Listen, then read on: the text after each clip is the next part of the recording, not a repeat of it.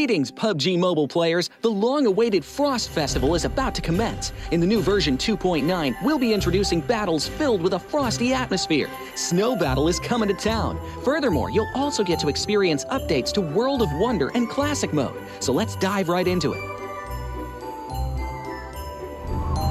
In the Frost Festival, we'll be bringing you a series of snow-themed content, including a new Snowy Village-themed area, fun interactions with snow pals, and snow-themed items for more gaming fun and excitement. When miraculous December comes, the frosty world will undergo some magical changes. Stay tuned for updates. Don't miss out.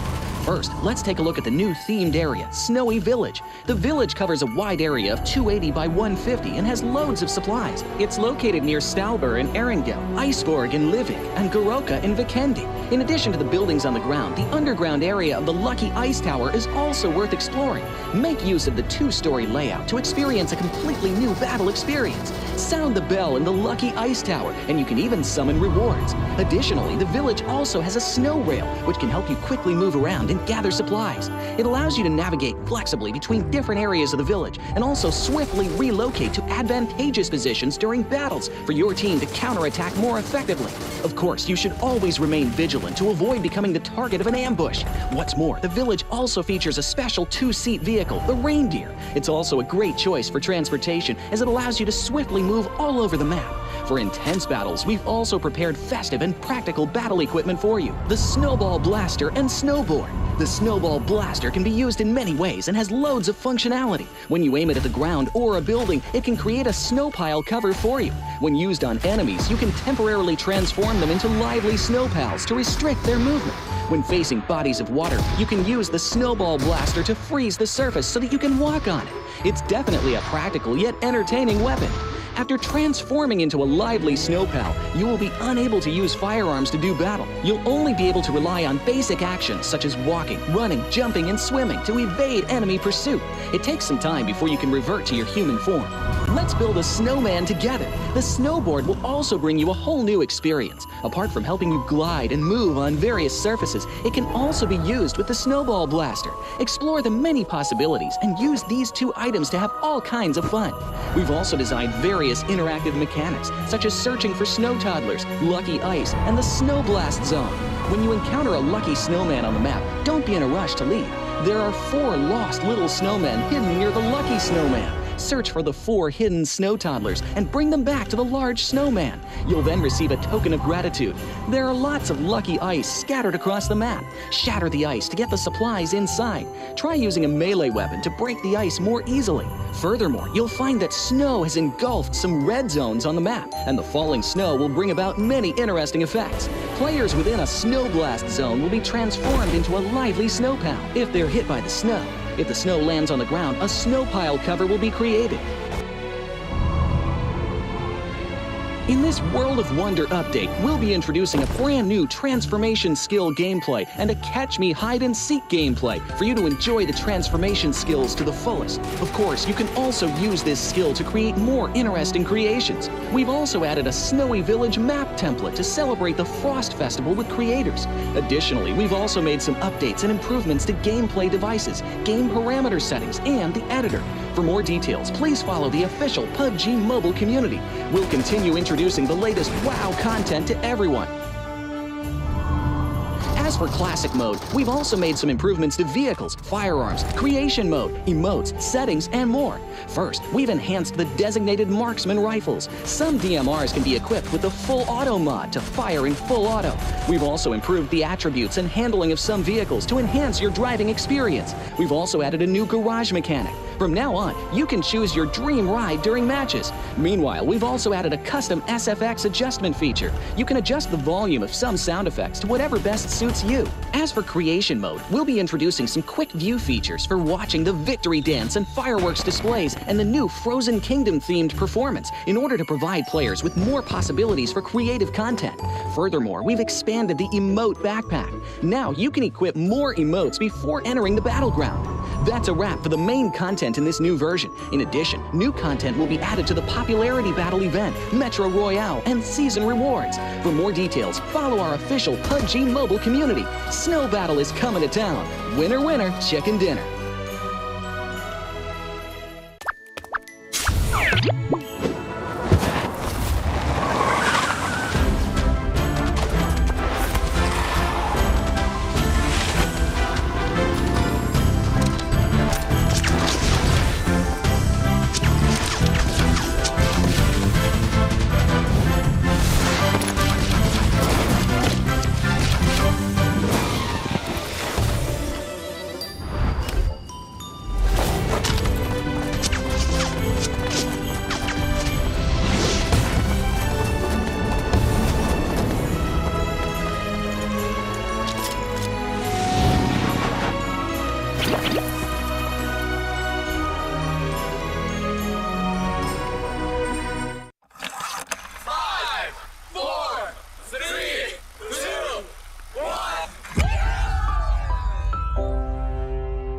past 5 years, we have witnessed the birth of countless excellent teams and players in all 5 major regions.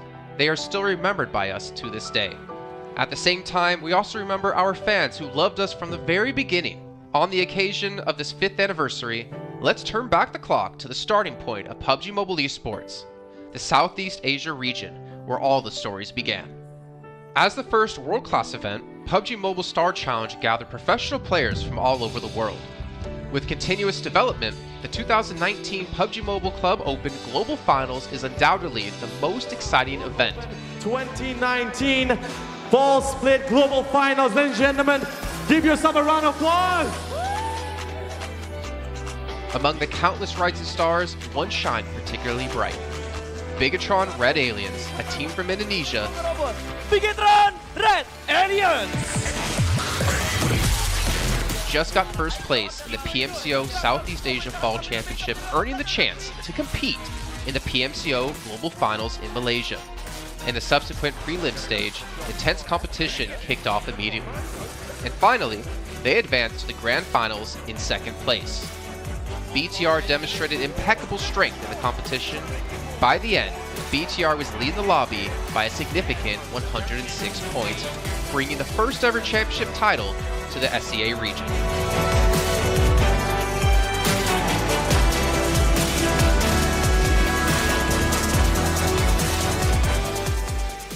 Di saat itu siapa yang nggak kenal dengan nama Bigatron gitu? Tim yang punya segudang prestasi, mereka juara dunia di PMCO Global Finals tahun 2019. Mereka banyak banget melahirkan pemain-pemain berbakat, Zuxi, Luxi, Ryzen, Microboy. Terus habis itu Zuxi, Luxi juga saat mereka menjadi juara dunia, mereka berada di masa prime-nya mereka banget. PUBG Mobile Esports always strives to develop and grow year after year. That's why we made sure to continue the support and build the SEA region. In 2020, the improvement of the competitive schedule introduced the World League, which later became the World Invitational.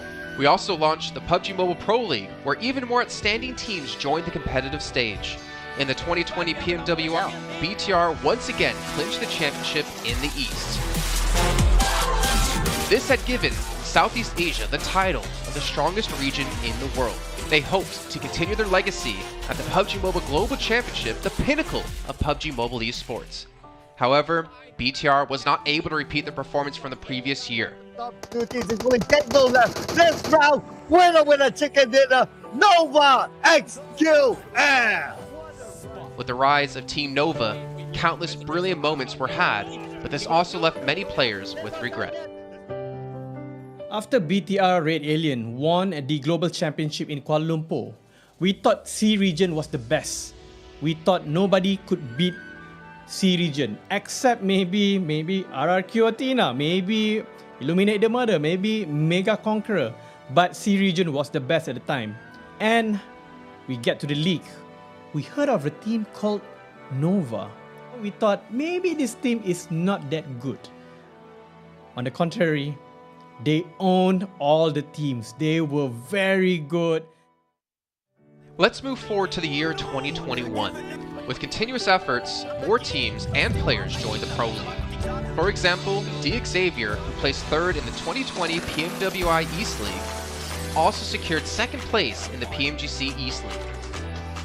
FaZe Clan also made their debut on the world stage. Có thể nói 2021 là năm thành công nhất của Dingo Xavier trên đấu trường quốc tế, khẳng định vị thế và tên tuổi của Việt Nam vô cùng mạnh mẽ. Còn với FaZe Clan, đây là năm đầu tiên họ đặt chân đến với giải đấu cao cấp nhất của PUBG Mobile, nhưng lại khiến tất cả những đối thủ khác đều phải dè chừng và e ngại. Undoubtedly, the year 2022 has brought the greatest changes to the SEA region. Vampire Esports emerged, dominating 2022 PMWI, winning both the main and after-party tournaments, while also setting records for most chicken dinners, most eliminations, and more. They were not only facing competitors from the SEA region, but from all over the world. Everyone was talking about VPE and wondering if they can maintain their performance at the Global Championship or if it was just a stroke of good luck. On the last day of the 2022 PMGC Grand Finals, VPE won 3 chicken dinners alone, moving from the bottom of the table to 6th place, achieving the best result for the SEA region. They pulled off another miracle, but sadly, it was not enough to win it all. In 2023, VPE continued their impressive performance. They once again won everything at the 2023 PMWI. 2023 PUBG Mobile World Invitational Champions, Vampire Esports!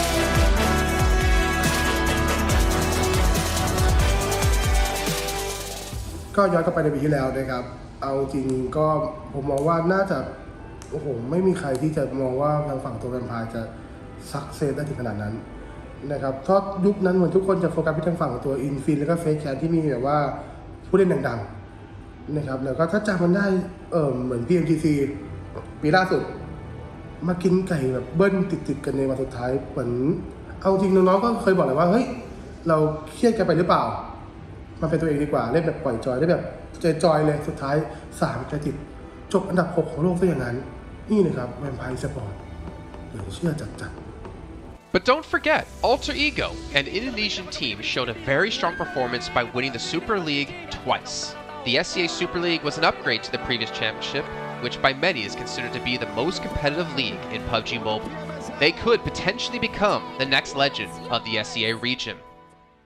Untuk dibilang legend, gua rasa belum sih untuk Alter Ego. Walaupun mereka sempat ngedapetin back-to-back champion untuk di PMSL 2023, itu menurut gua hanya sekedar untuk ngasih pembuktian gitu bahwa Indonesia tidak kehabisan pemain berbakat. Ya mungkin contohnya Rosemary gitu. Datangnya dia ke Alter Ego tuh bener-bener jadi ujung tombak untuk Alter Ego. Dan gak berhenti di Rosemary. Masih ada Alpha juga yang didatangkan oleh Alter Ego untuk mengisi kekosongan atau kekurangan dari Alter Ego. Dan gue rasa PMGC 2023 ini akan menjadi ajang global championship pertama gitu untuk Rosemary dan juga si Alpha. Jadi wajib banget kita nantikan performnya mereka di PMGC 2023. Dan please di notes pastikan tonton Alter Ego sampai akhir. Of course, there are many more teams we haven't mentioned, but these teams will all take part in the 2023 PUBG Mobile Global Championship. So what do you think? Who will be the ultimate winner in this year's PMGC? Will they be from SCA? Well, there's only one way to find out.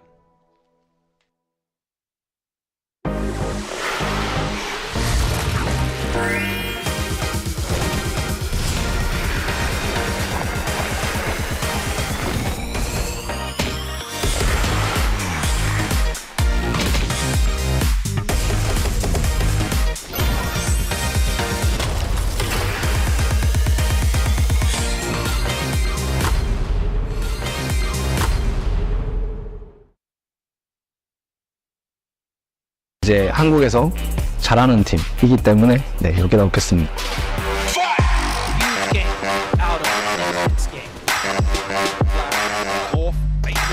Oh, XZY absolutely on the swivel. It's time for them to shine now. Aaron Gale, are you kidding me? I mean, faced with a cold. Level kita orang kat sini lah. So lain lah. New Alliance might just be going down here and now. They lose Flax as excellent. ไม่มีนะไม่มีรู้สึกเป็นส่วนตัวกับทีมไหนสักทีมผม New team? Yeah, they're kind of newcomers. We haven't really met them before. Can you challenge us? Yeah, new challengers. Oh, Red Force, the Galaxy looking to try and hold them off, but it's... Who do you think is the strongest team in Quebec? Next Ruya. To the northeast, but here comes Next Ruya. Right on to Nongchim. Red Force, who have tried to send back over the water.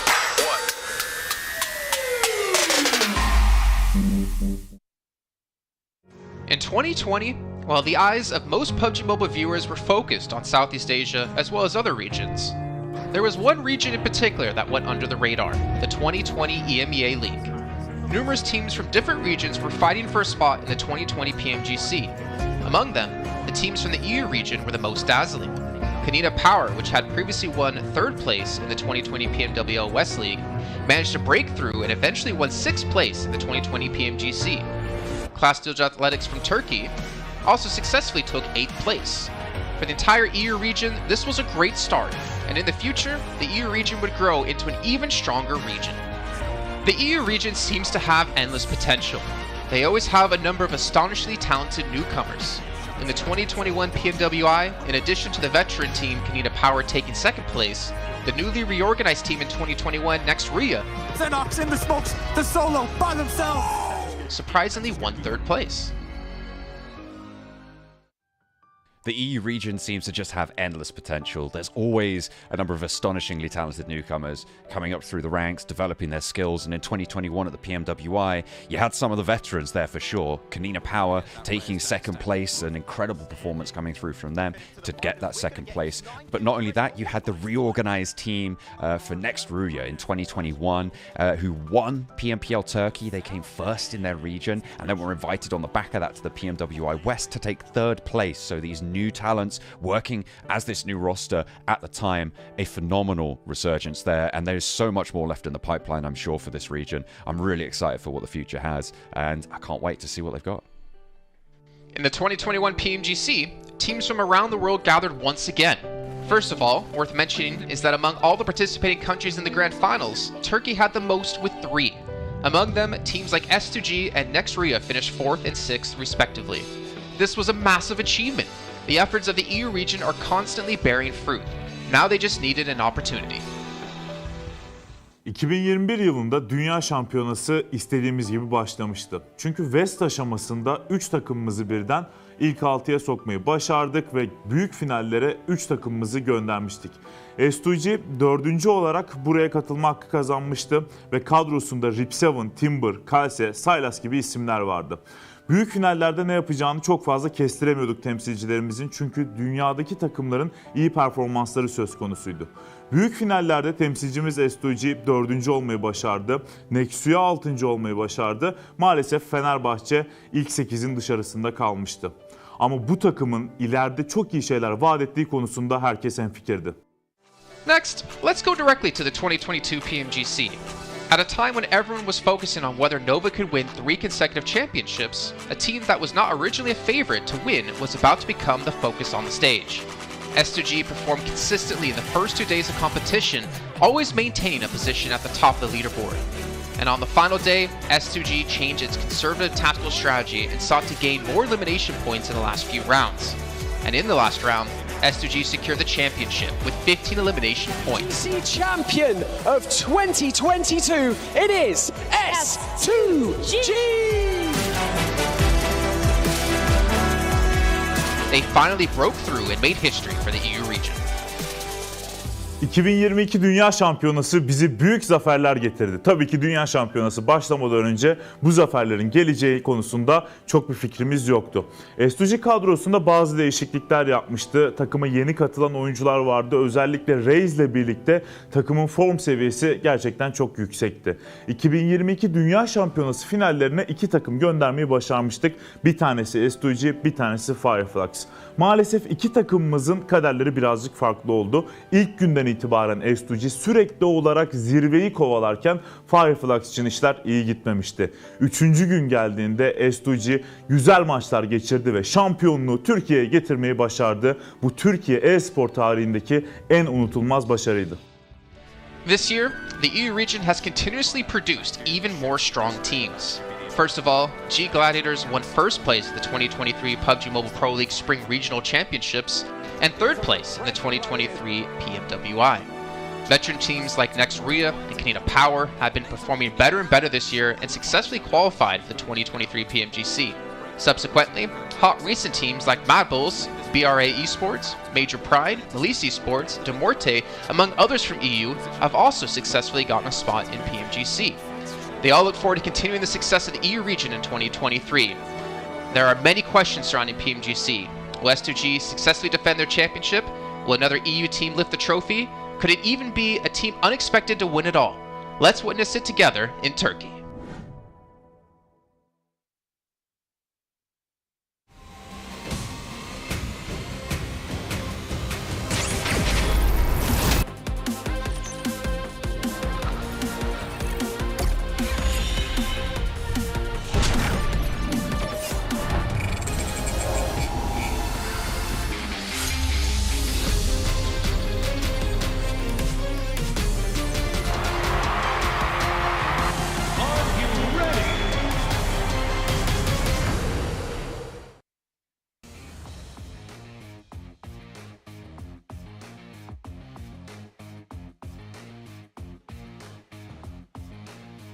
While most teams find glory in attaining chicken dinners, one team finds that consistency is key to propel them forward. And this team with me is Major Pride, who managed to rack up over 50 points yesterday. Sorry, over 54, around 54 points yesterday, putting them right behind BTR. Only 18 points divides these two teams. And with me, I have Nomi.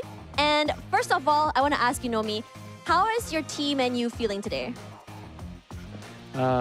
Спрашиваю, как вы чувствуете себя сегодня? Как вы чувствуете? Да, как вы себя чувствуете сегодня? Отлично, так же, как и первые 2 дня. Уверены все. They feel real good, just like the first 2 days. So yeah. They feel really good, just like the first 2 days. I mean, honestly, I wouldn't be surprised because you guys jumped up 2 places, putting yourself right behind BTR. And let's talk a little bit about your team in terms of playstyle. So how does your team manage to consistently rack up points despite only having 1 chicken dinner yesterday? Как вашей команде удалось подняться по очкам, постепенно подниматься по очкам, несмотря на то, что вы имеете только 1 chicken dinner? Нам просто каждую катку первые 2 дня удавалось стабильно набирать свои поинты на киллах, вот и все. They just keep getting kills, you know, that's how they constantly get the points. Yeah, that's how it is.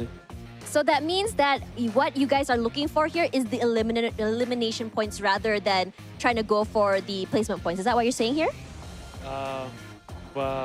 Она спрашивает, вы идете на elimination points или же вы хотите именно занять определенное место?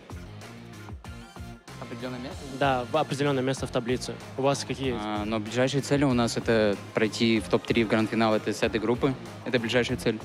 The closest goal they have is just to be the top 3 of this tournament, of this ranking. So yeah, they're going for not elimination point, the other points, yeah. The other points as well. So rather they're trying to find that nice balance through it from aggressiveness as well as survivability, which I think it's really good because you guys have been very, very consistent throughout the entire day yesterday. So let's talk a little bit about, you know, your secrets. Is there anything that you guys changed in terms of your playstyle from day 1 and number 2? How did you adapt to the other teams? Давайте поговорим о ваших секретах.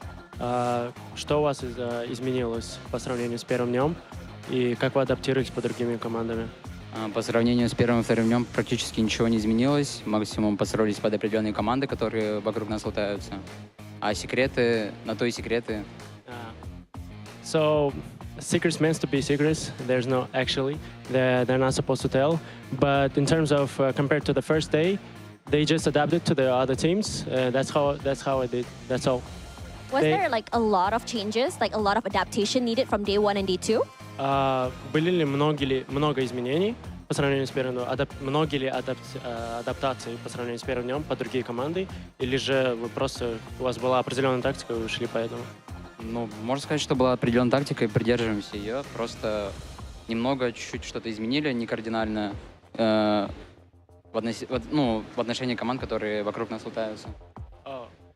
They don't have like specific tactics. They just adapt it. Depends on how other teams is loading. So yeah, they just go for it. All right, just going for it. I think it's really good that you guys have a lot of pages in your playbook when it comes to adapting to these other teams. Okay, let's talk a little bit about what you guys have on for today. You guys are on 2nd place right now, 18 points behind BTR, which honestly, if you guys can maintain this today and tomorrow, you're practically already on your way to Turkey. So, what are your team's expectations and goals for the 2023 PMGC? Какие ваши ожидания и цели на этот турнир? Вы практически на 2-м месте, всего лишь остаетесь на 18 очков от 1-го места, и вы уже, считаю, практически в Турции. И вот какие ваши ожидания и цели на этот турнир? Ну, ожиданий у нас никаких нет, есть только цель. Это вот, как я уже повторяюсь, пройти с этой группы в топ-3 в гранд-финал. Поздравлять нас еще рано, что-то пройдено только половина пути. They don't have expectations, they have only the goals to be top 3 of this tournament and be on the Grand Finals. So it's too early to say because it's not the last day. Yeah, we still have to go. And I like that mindset. Honestly, thank you so much for spending time and answering these questions because that mindset is really important because they're kind of focusing on the now instead of thinking too far ahead. Regardless, this is still Group Yellow, the group of death dubbed, and there are so many strong teams on board today. So now I'm going to toss it to our panelists to really just rack up and just give us the predictions of today. Which team do you think will be able to end the day strong? Will BTR continue to be a number one?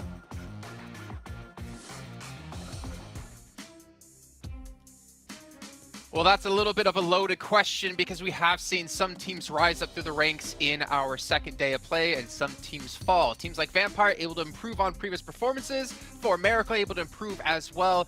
Honestly, I still think top 3 is up for grabs for quite a few of these different teams. I'm your host, Jason Kaplan, joined by my handsome gentlemen. My handsome, not yours. They're my gentlemen. Seven Worlds Gaming and Cameron Davis. Seven, man, we're into day 3. Things starting to heat up just a bit. How are you feeling about the day? I'm feeling great, man. I'm actually glad that we got to interview Major Pride. I'm looking forward to seeing how they perform today. Is the pressure going to get to them on being top 3? Or are they going to continue on this performance and maybe go after that first place from BTR? Yeah, and Cameron, I like how realistic Nomi was as well there in the interview, right? He's like, well, we still have more days to play. We're not confident we're going to hold on just top 3 just yet. He's taking the day by hand, and I like that. Yeah, especially considering how close it is on that top section, right? Currently sitting at 100 points, but less than 20 points is all the way down in 6th place. And when you see teams like Vampire Esports have 50 plus points in a single day, you really know how vulnerable you can be if you're not constantly putting up the points yourself. Now, we've talked about Major Pride's strategy and how it leans to a level of consistency, which is why they're in the mix where they are right now. But it is something that they need to keep their head in the game and focus, just like all the other teams here. Yeah, focus is what today is going to be about, especially if you're Bigatron, who had their ups and downs and tribulations yesterday. But before we fully hop into what's all happened yesterday and, of course, what's coming today, I got to remind you again about our lovely little sponsors, Infinix GT10 Pro, our official phone here for PMGC 2023. It was born, not created, it was born, so be a little bit scared of it. For professional esports players, you guys can dominate the lobby by picking one up for yourself. And while you're sitting there using your lovely new device, you can check out TikTok with the tag PMGC 2023 to see some behind-the-scenes stuff. Hopefully, Tashbun is going to be doing some interviews as well. Everything going to be up on there. And if you ever do post about PMGC, well, make sure you guys use that hashtag as well. Not to mention, the Frost Festival is going on in Game 7. Have you been able to pick it up yet? Have you been turned into a snowman to become Maxman? I don't want to talk about it. He doesn't want to talk about it. That kind of means he probably got destroyed at it. But to be fair, watching him play when we were in Poland together, he was dominating. But you guys can step into the enchanting snowy village where you can revel in the exhilaration of gliding down the slopes on a snowboard. Not to mention transporting enemies into snowmans. But we're thrilled to present the all-new Frost Festival version of PUBG Mobile. So make sure you guys go update and you go play ASAP. Because while you're playing, we also have the 2023 Popularity Annual Gala. Now, popularity, obviously something I was in high school, so this doesn't include me, but PUBG Mobile's introduced a brand new competition and exclusive honorable rewards. So from the 15th of November up to the 15th of December, players will have to go through 10 rounds of these 1v1 matches to compete to be the first ever PUBG Mobile Popularity Annual Gala champion. And of course, outstanding players will get some exclusive rewards, and you guys get to watch them have those exclusive rewards because you weren't as good as they were or not as popular as they were, like me in high school. And then the Pagani collaboration is going on in PUBG Mobile. I know you guys want to pick up your sweet vehicles. We've had so many collaborations so far, but make sure you're ready to rev up your engine with the iconic Pagani Imola and Zonda R models. But just try to not be run over, because I know, Blink, if you're out there watching, I remember our times playing together. I remember the times you run me over. Maybe a little bit more, be a little bit more fun being run over by the Imola this time. But that is going to round out our lovely sponsors as we can kind of focus ahead in towards what's coming up today, gentlemen. BTR still holding first place, looking strong. Major Pride holding second place, looking pretty damn decent here. But Seven, I'm gonna have to go straight to you on this again. Every single day, Vampire, they have started to climb up the leaderboards.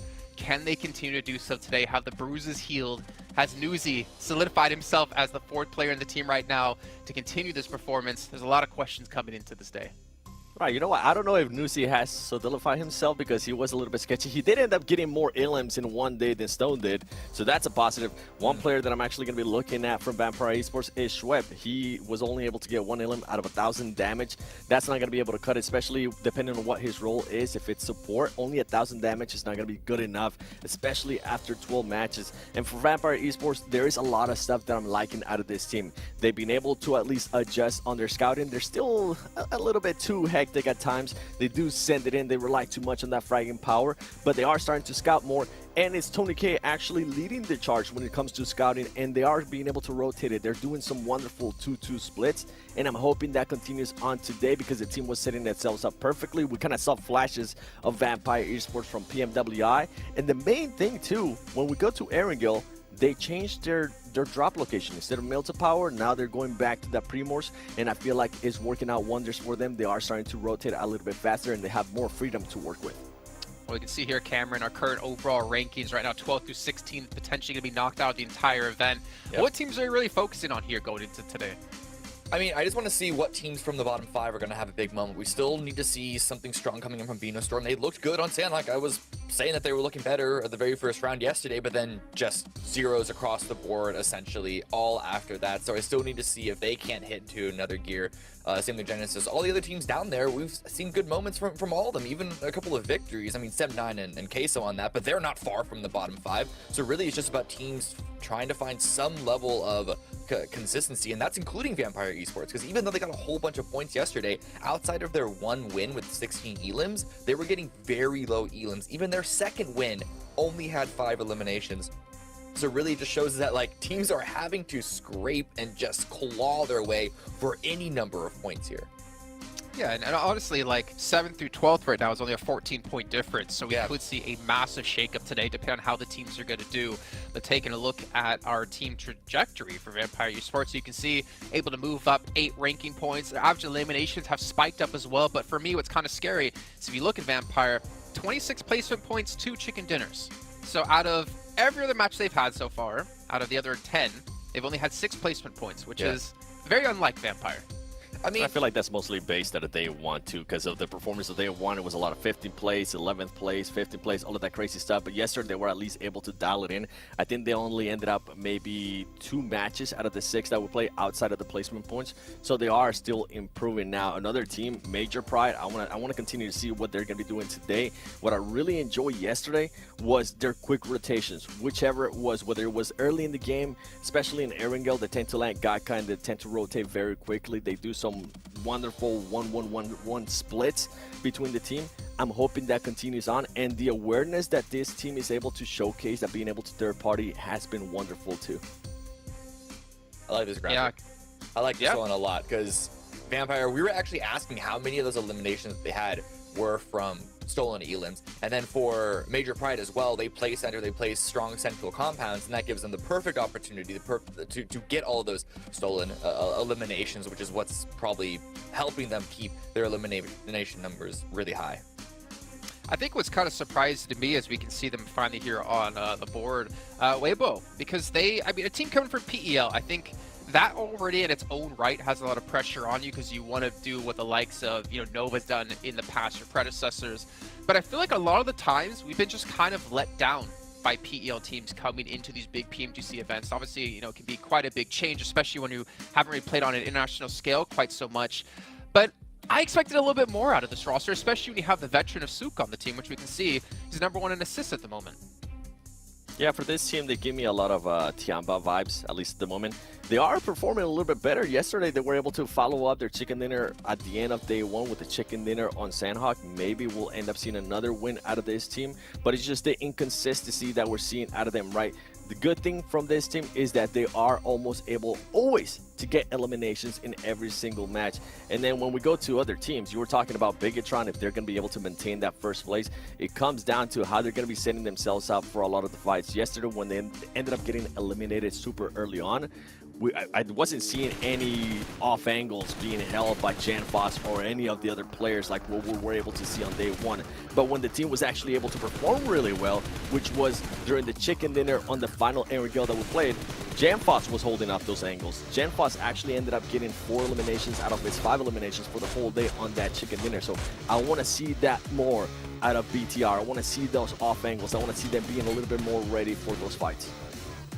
I think for me, Cameron, is that Lepar, as we saw the top eliminator at the moment, I think he's been kind of one of the biggest standout players so far in Group Yellow. You think of you High Boy, I think of him as being the star player. Genfo's the same, but Lepar has really been putting in the work.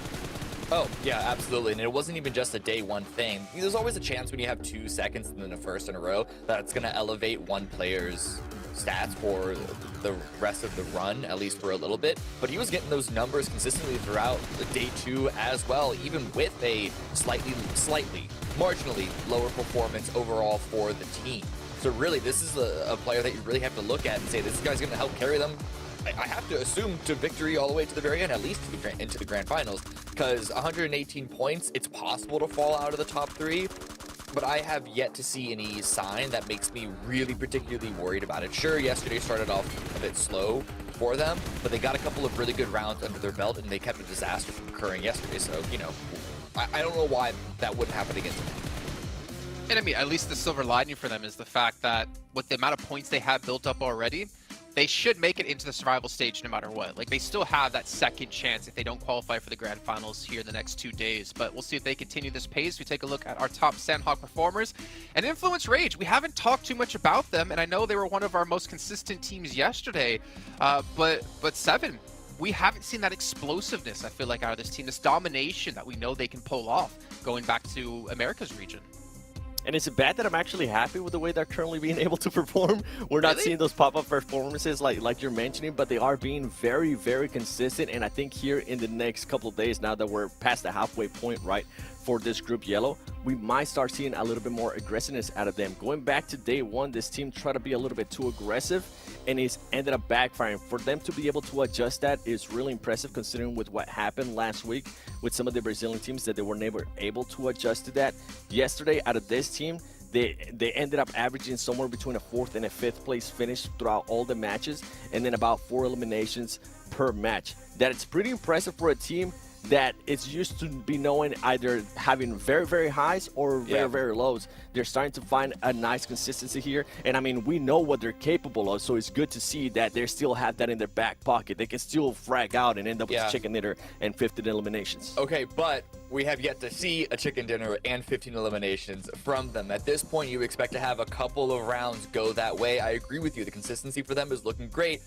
But in order to be a world-beating team, you need to be able to grab opportunities that are given to you in order to have those huge rounds that round out the overall average points total. See, I think one thing Seven mentioned, Cameron, that I actually really appreciate is that if you look at Brazil, when it comes to like firefighting, I feel like they are going to be one of the strongest regions, and if you're going to be a team that want to compete in PMGC, that's the perfect region to get that experience with Alpha 7, with Loops there, for instance, Inko. The fact is, they know they can fight people. Yeah. But I think, as Seven's kind of alluding to, they're working on that, getting consistency down, getting to the late stage to make them like a more all well-rounded team. Now, but I also agree with you, Cameron. We haven't seen that explosiveness out of what we know the team can be able to pull off. But maybe that's something they're kind of working on, and that kind of gets me a little bit excited now, actually thinking about them the next 2 days and in the Grand Finals if they get there. Yeah, I mean, if this is an active effort on their part to shore up their potential weaknesses going further into this event, because like BTR, even if they fall out of the top 3, it's incredibly unlikely for them to end up into the bottom 5, though the cutoff is slightly above 100 points from the previous 2 groups. So it's possible, but very unlikely. But even so, I don't know. Part of me is worried that, like, this is another level. This is an entirely different level of competition, and it's always possible that it's just they've been trying to go for those big plays and it just hasn't worked out, especially with the number of times that you see them lose a player early. We saw them get 12 elims in one match, so it's hard to know everything, every little micro factor that goes into every single play. I mean, in Brazil, maybe they would have had pop-off games already, but here, because of the caliber of the lobby is higher, maybe they're not able to do so. But I have a feeling that they're going to have one of those today. But let's head over to our commentators and we can finally dive into our first match. It's going to be our only Sandhawk of the day. It's going to be brought to you by Zute and John Allen. That's right, it is indeed. We are going to dive on into the first Sandhawk and the only Sandhawk of today.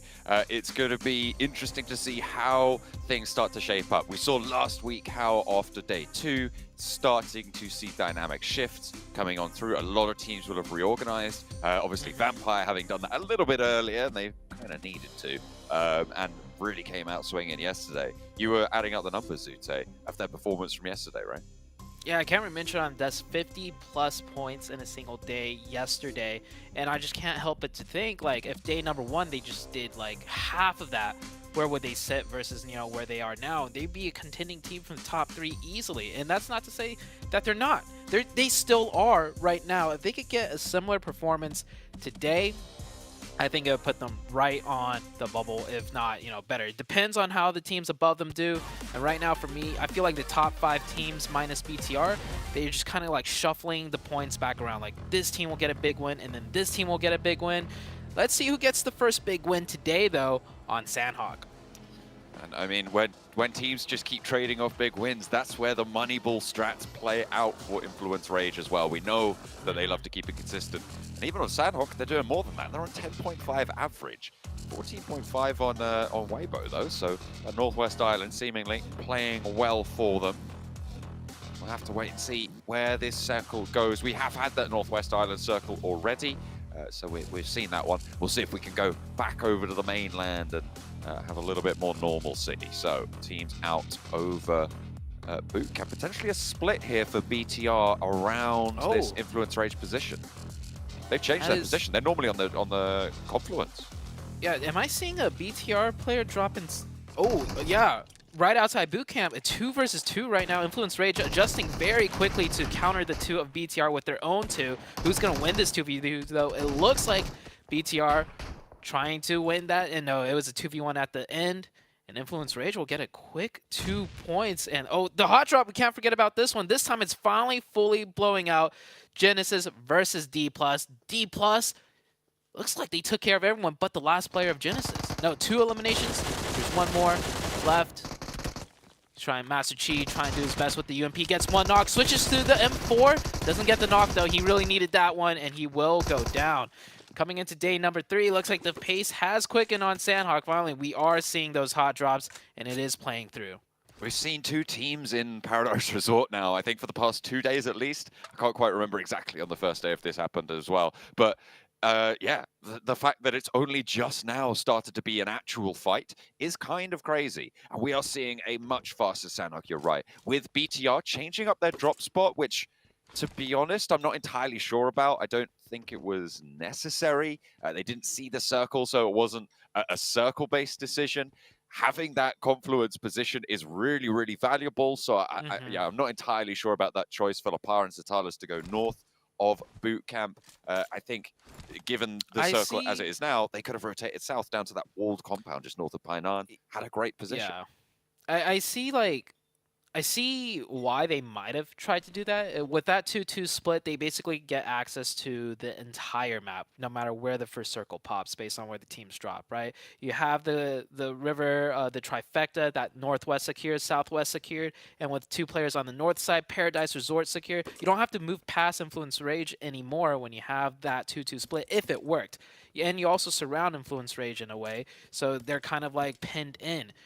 Kudos to Influence Rage, though, for adjusting and, you know, spotting that out very quickly. Usually when a team, you know, changes their drop and encroaches on you at the last second, you know, when you're not expecting it, you default to just grouping up. But Influence Rage made that call, made that adjustment, and luckily for them, they won that 2v2. It could have gone either way at that small little compound. I think it really came down to who picked up the guns.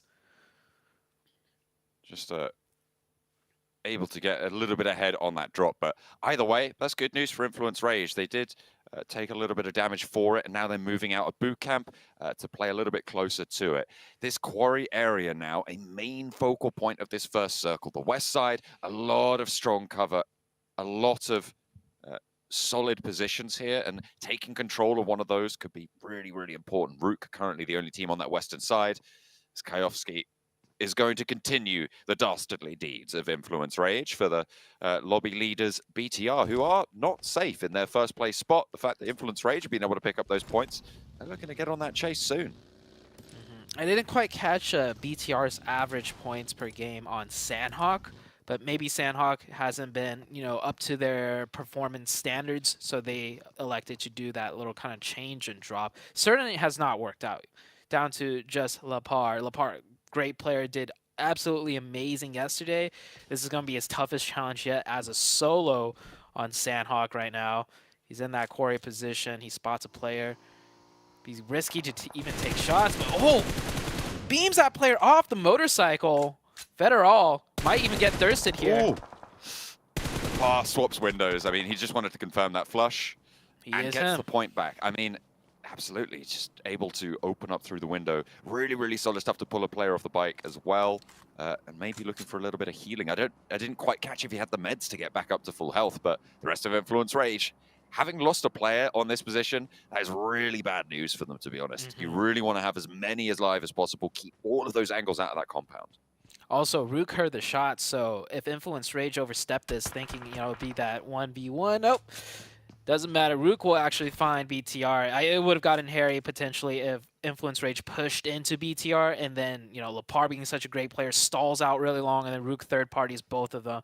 But that won't be the case. But man, Lepar with an amazing shot. We didn't really catch the beginnings of it, but I know for sure the player on the motorcycle scouting that compound was not going in a straight line.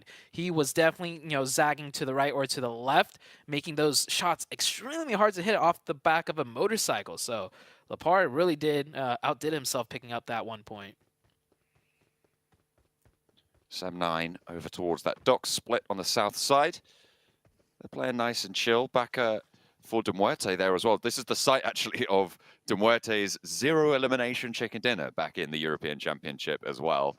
They were able to heal out in cave on the low ground to actually put themselves in the running to get those qualification spots. So a really, really solid position for them. Good memories on that south coast for them. So SCM, better watch out. Although Kenny's already on the inside of that cave, so they can't take it freely just yet.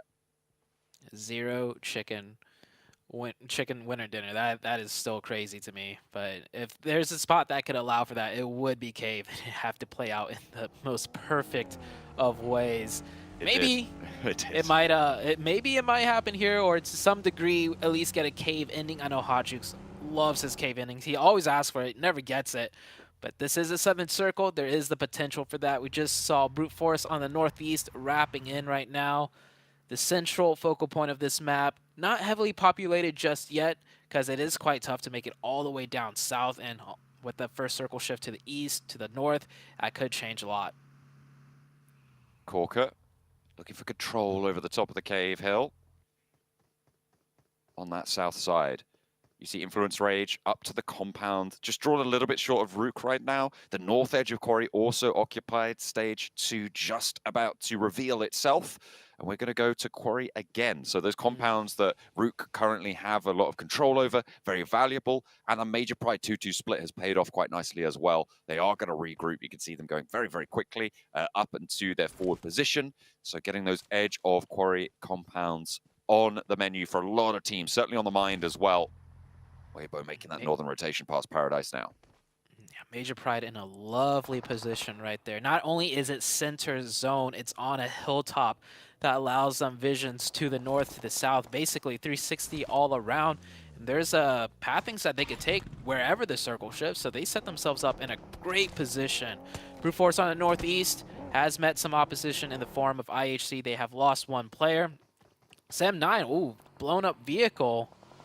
Not sure if there was a casualty there, as De Muertes do have 4 up, but on the other side of the same things, Queso catches one of the Vampire players off guard, and it is quickly traded back here, though. A little bit too far forwards there for Schweppes, unfortunately. Does get knocked and immediately flushed. Tony K trying to divert past the Vibes players who are on the other side of the river at the moment. Everyone trying to get across as Queso are eliminated. Vampire down to 3, losing one of their players, and Vibes playing as a 2 right now on a 2-2 split. Both relatively close to one another, within about 150 meters, and they have got vehicles, so they are very much within support distance. And the fact that they've been able to take down a player from Vampire really assuages that threat from the western side. The question is, how much further in can they go? They'll have to push in just a few moments. This crossing from the southwest to the east through that bridge, or there's 2 bridges, is so difficult. There's always teams right around the corners of those areas, and even if there isn't, the further you drive in, you're passing through high ground, right? There's the hilltop on the northern bridge just south of Pinon, and then there's that huge hilltop on top of Cave. So both bridge crossings are very dangerous, very hard to execute. We've seen this plenty of times before where teams do struggle quite a bit if they do have to make that rotation. It looks like Vampire still on the other side, just has crossed the bridge. They get that compound for themselves. they're still on the edge of the zone with many teams in front of them on the high grounds. Muerte playing between the two hilltops right now, have fully regrouped over Vibes on the west side. Disengaging there. Vampire moving a little bit further south to get across. They have now got that compound away. DRS behind them over in Camp Charlie, still yet to cross, so they'll have to get through the water there. Not an easy move to make with the number of teams on that southwest corner. Meanwhile, over on the northeast side, Brute Force and Weibo have been on these long rotations, waiting to get into the circle, jousting back and forth with one another, as Brute Force kind of taking the brunt of the punishment at the moment. Weibo having all four of their players alive, sure, a bit of damage tagged onto Gap, but we're still in stage 2. It's very healable out in the blue zone. Ado trying to crawl back in. I'm not sure if Weibo Gaming rotated this way to target Brute Force or not, because Weibo is coming in from the northwest. They are purposely wrapping over to the east. This might be a pathing strategy for them, or break into this type of circle, and just so happens Brute Force is here. But Brute Force lost one to IHC. Potentially Weibo Gaming put the 2 and 2 together to know on the northeast side there's some fighting to be had, and they're picking up the scraps down to just the one player now. Weibo Gaming really getting these elim points. Blue zone is ticking just a little bit here. The last Brute Force player should go down very soon. He does catch a knock though. Tries to go for that confirmation. Not in time. Weibo Gaming pick up 3 elim points. We'll get that revive. And a hard shift to the west. This might actually work out for Weibo because now they can wrap and swing around again.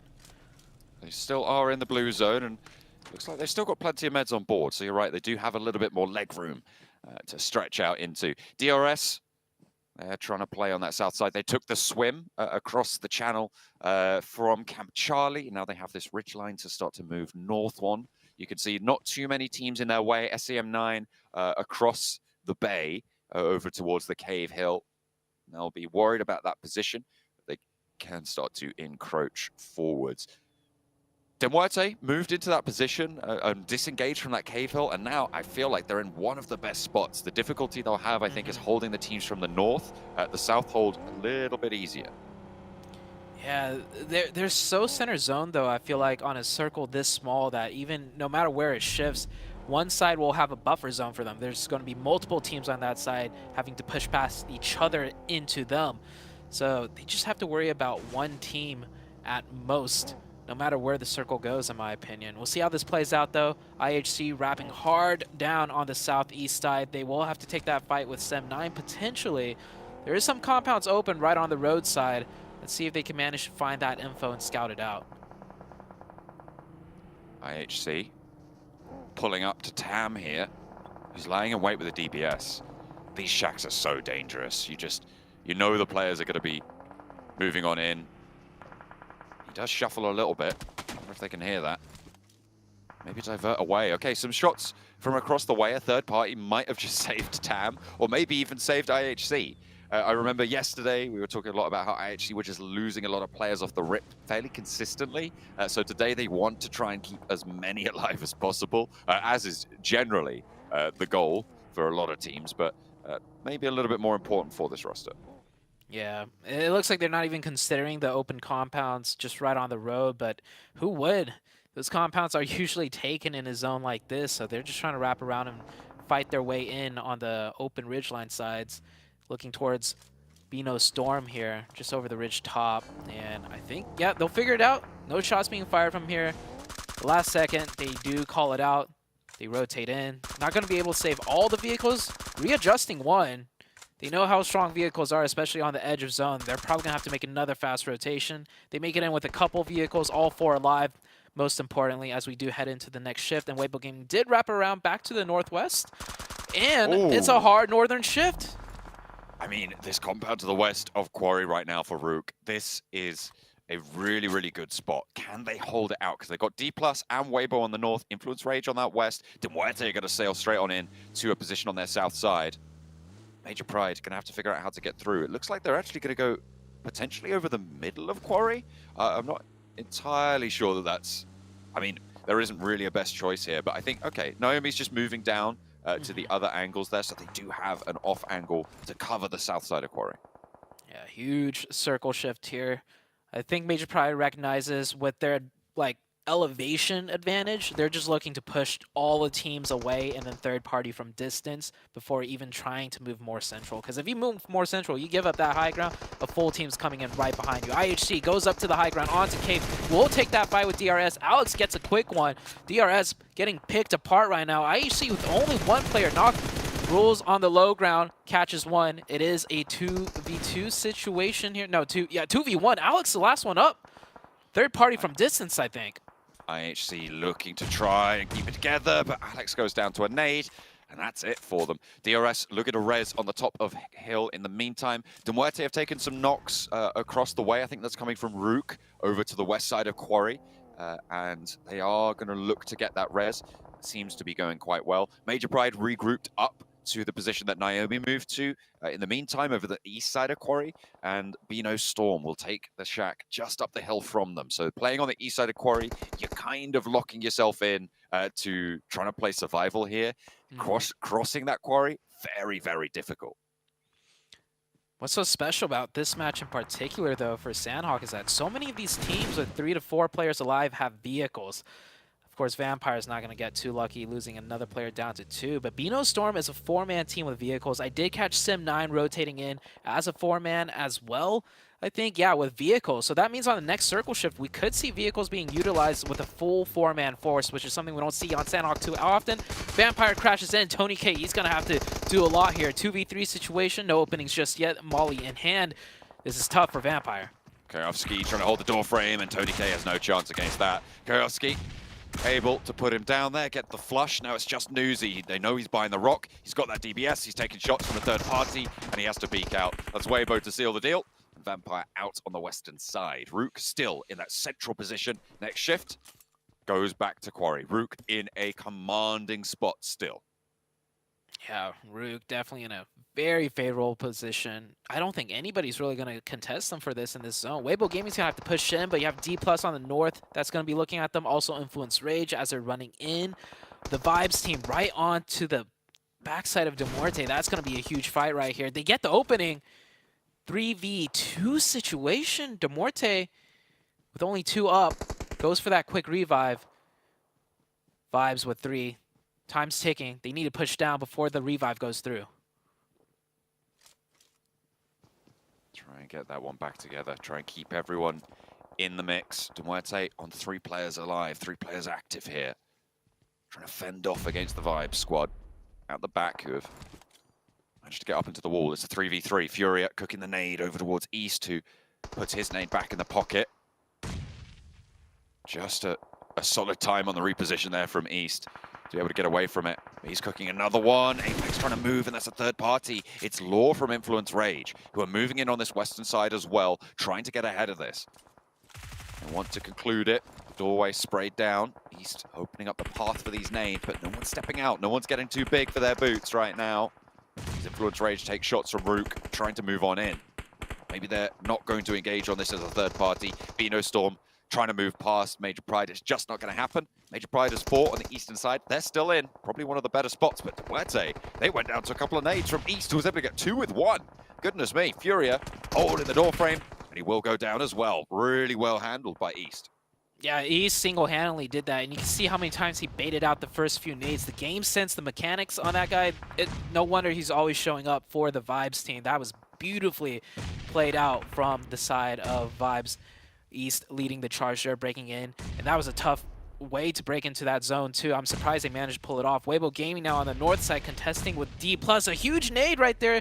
Another opening, 3v4 situation. They bring it down to a 3v3, and look at the ground Weibo Gaming has made. So aggressive. Needs to be careful though on that ridgeline side as one player does get caught, another goes down. Weibo Gaming had a chance, but that chance is not going to be afforded to them. Sook last one up.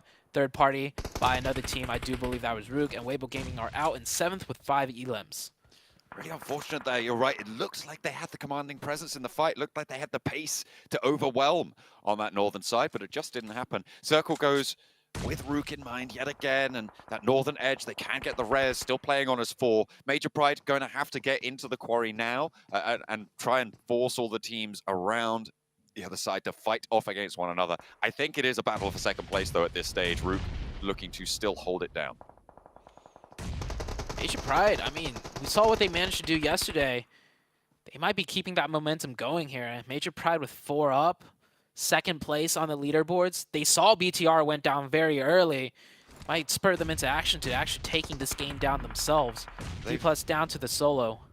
They've gone for a 3. They've moved 3 players already across the north side of the quarry. Really, really fast. D+ were embroiled, and now D+ have gone down to 1. A couple of nades from Major Pride's north of that. The north side completely dominated still by Major Pride. Nomi can look to regroup through as well as vibes start to fall out in the open. 7-9, Rook, and Major Pride, the major factors in this circle.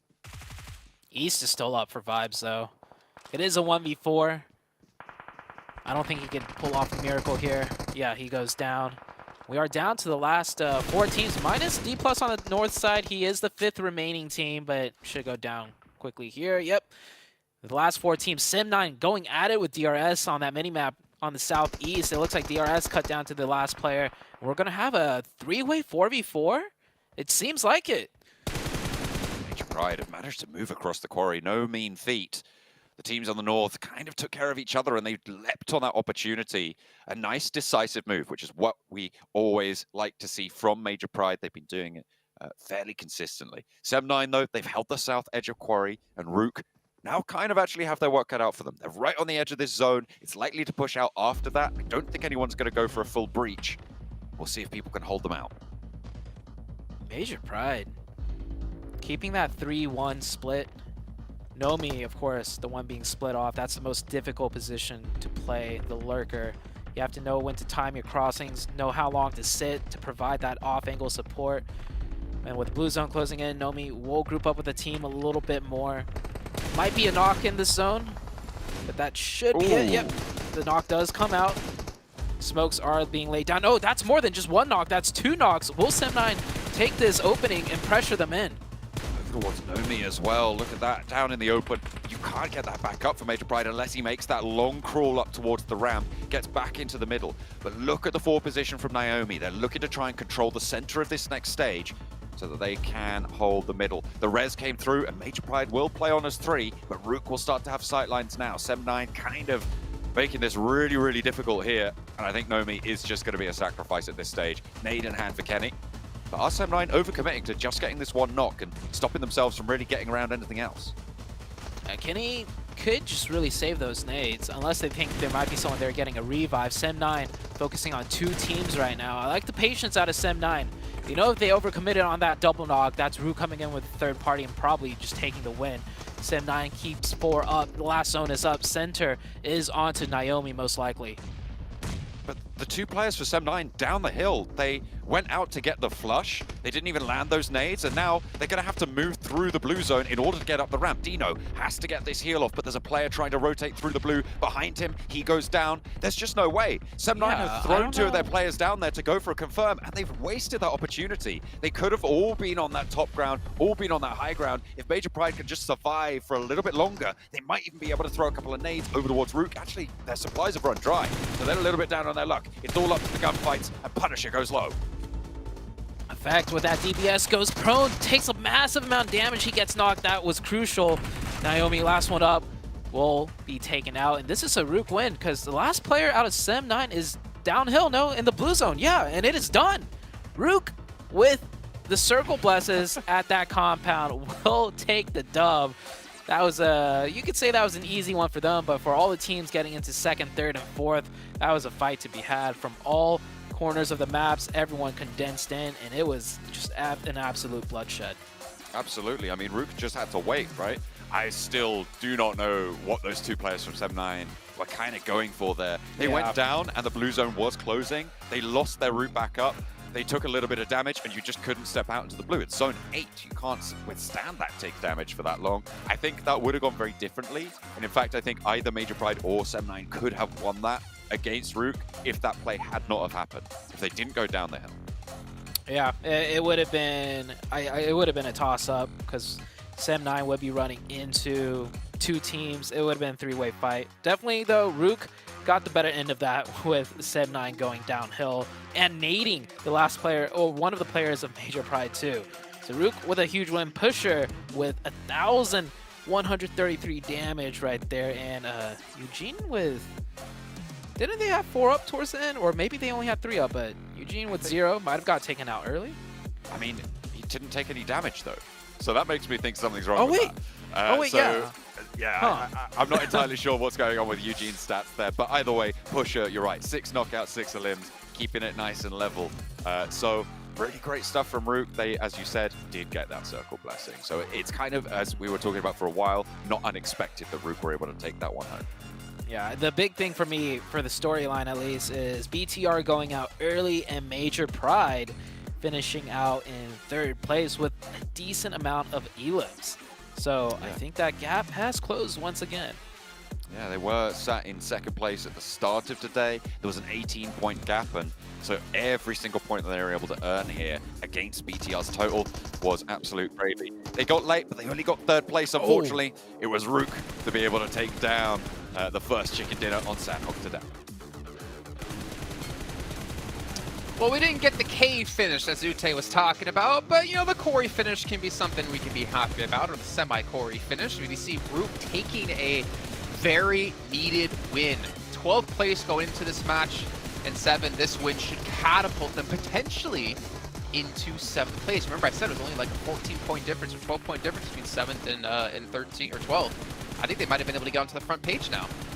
Oh, 100% they should be able to get to the front page. And it's good to see that they're able to carry the good performances from the end of the day yesterday to here on the final match. Yeah, given that they were circle blessed, but the proactiveness that we saw of that team for the longest time, I was like, okay, are they getting any eliminations? And then we end up looking at their elims, end up with more than 10 or more.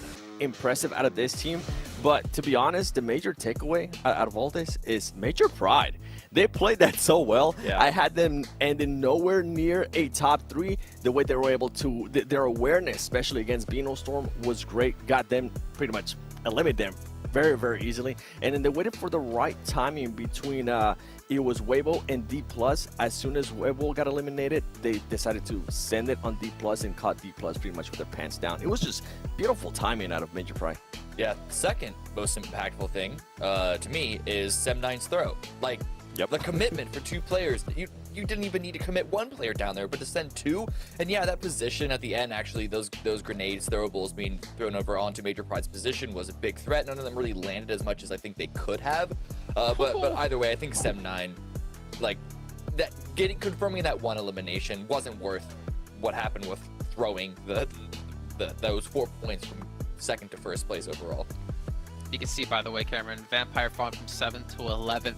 But I'm going to go one step further. The 3rd most impactful thing about that game for me, D+, man, Paradise. They finally took the fight against Genesis. They wiped them out. They finally looked more confident. They got a lot more eliminations than we see on average for them. It's nice to see D+ have some life back in them as they're currently up to 8th place now as well. I think a lot of teams, Sem9, D+, Rook, even Major Pride, to kind of solidify their spot in 2nd place, had a very important match for them to either help, maintain a position or to move themselves up the leaderboard finally. Yeah, and for D+, it comes down to what you said. They were willing to take the fight. They were actually, I think Cam said it perfectly too when we were watching the game, is that we're willing to actually play to win the game. They weren't being too passive, and that's what we want to see out of that team. As soon as they ended up getting the knock, they decided to actually fully push onto GE and make sure they eliminated them. And the way they were able to do it without losing any players works out wonders. Yeah, it really was just the amazing timing of the cross from Major Pride that cut that run down.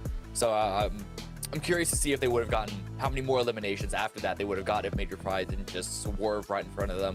But going over to Erangel, we see the top performers here. This is where you really kind of want to expect Bigatron to unlock themselves, because the start of this game for them was not good at all.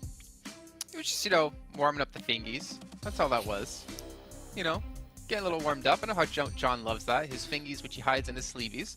PUBG Mobile, though, the Game Awards has been nominated as the best esports game. You guys can go vote for that, and it's going to end by December 7th, so make sure you guys get the votes in. You can even do it on your new Infinix GT10 Pro, which was born for voting for PUBG Mobile to be the best esports game.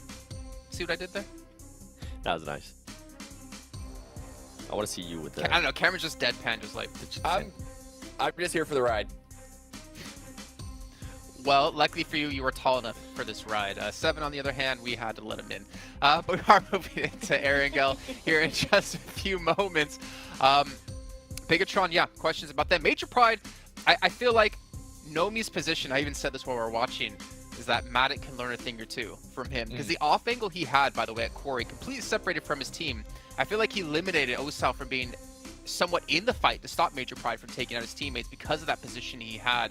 I think we see Major Pride just have a really good understanding of positions they can take, a really good understanding of like where all the teams are around them. Like when they took out Beano Storm, they knew their backside was completely clear and they could play around this.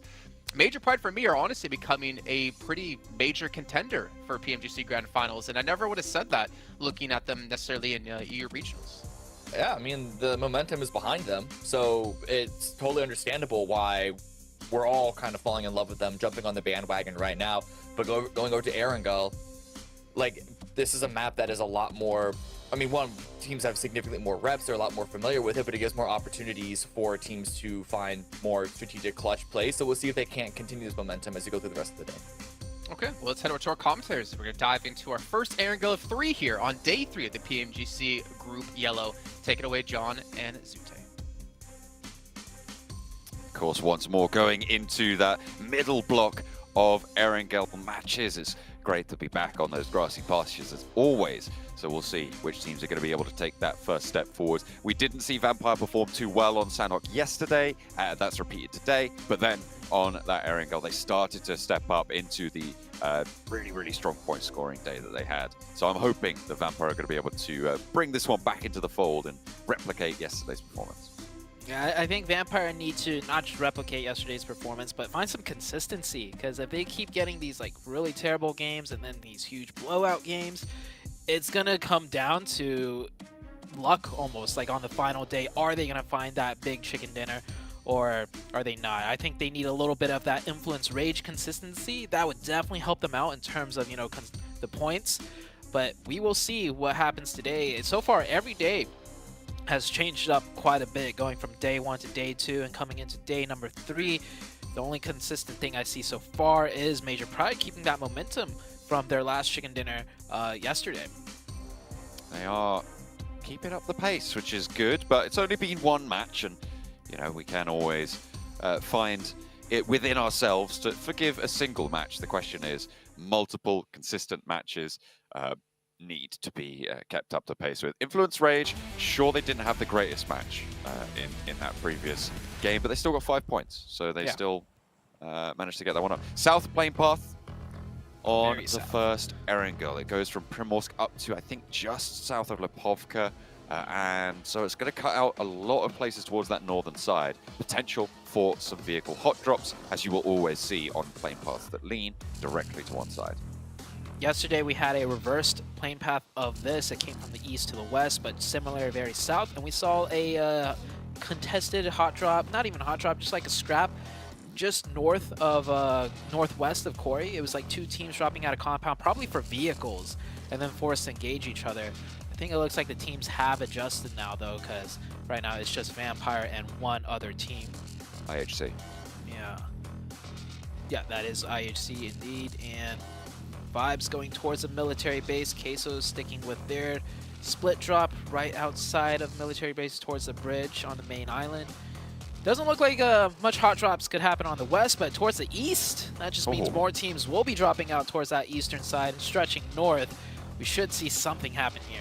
I'm counting at least 4 different teams moving in that central group over towards Shelter, and the circle does go east, keeps a lot of the military island in, but mostly on that mainland. Could always go south, but we'll have to wait and see. Still, that area around between school and up to mansion is really, really hotly contested. It looks like they have just about managed to extricate themselves from one another, but I'm still looking at Genesis over on that west near to D+, near that school and apartments area. Still could be a little bit of trouble in that spot.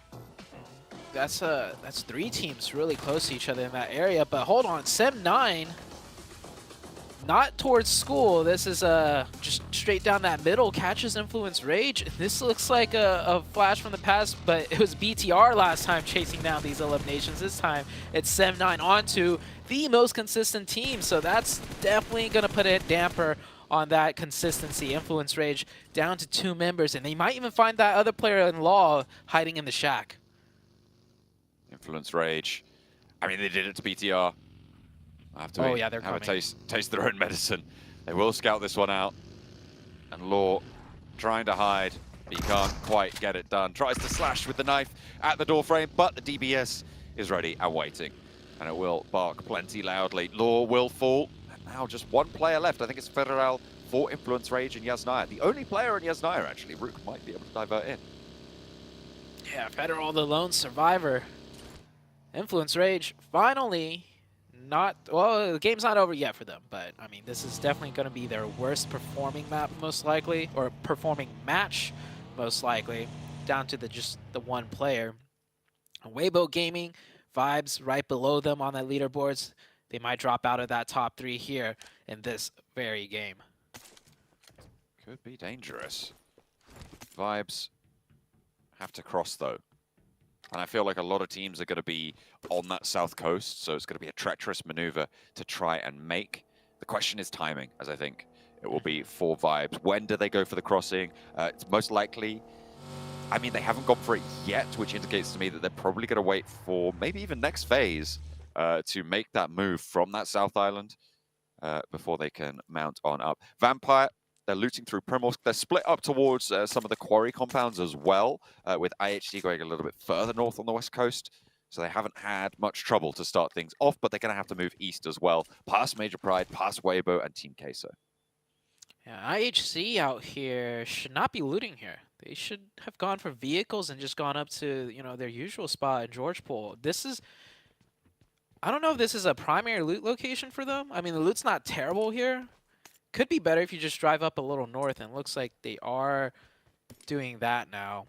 Or they might go for a fast rotation, but with the circle so far east, I don't think they really have any circle priority in getting into a favorable position.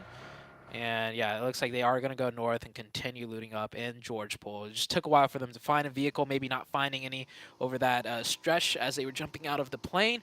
Weibo Gaming rotating out of Pachinki already, going to a more central focused position. The teams around the bridge still there, so Team Queso, DRS. Well, DRS isn't on the bridge, but just a little bit off of it. The military base crossing, like you mentioned, will be difficult, especially with the circle being this far south. It does prompt a lot of teams to hover around the bridge locations.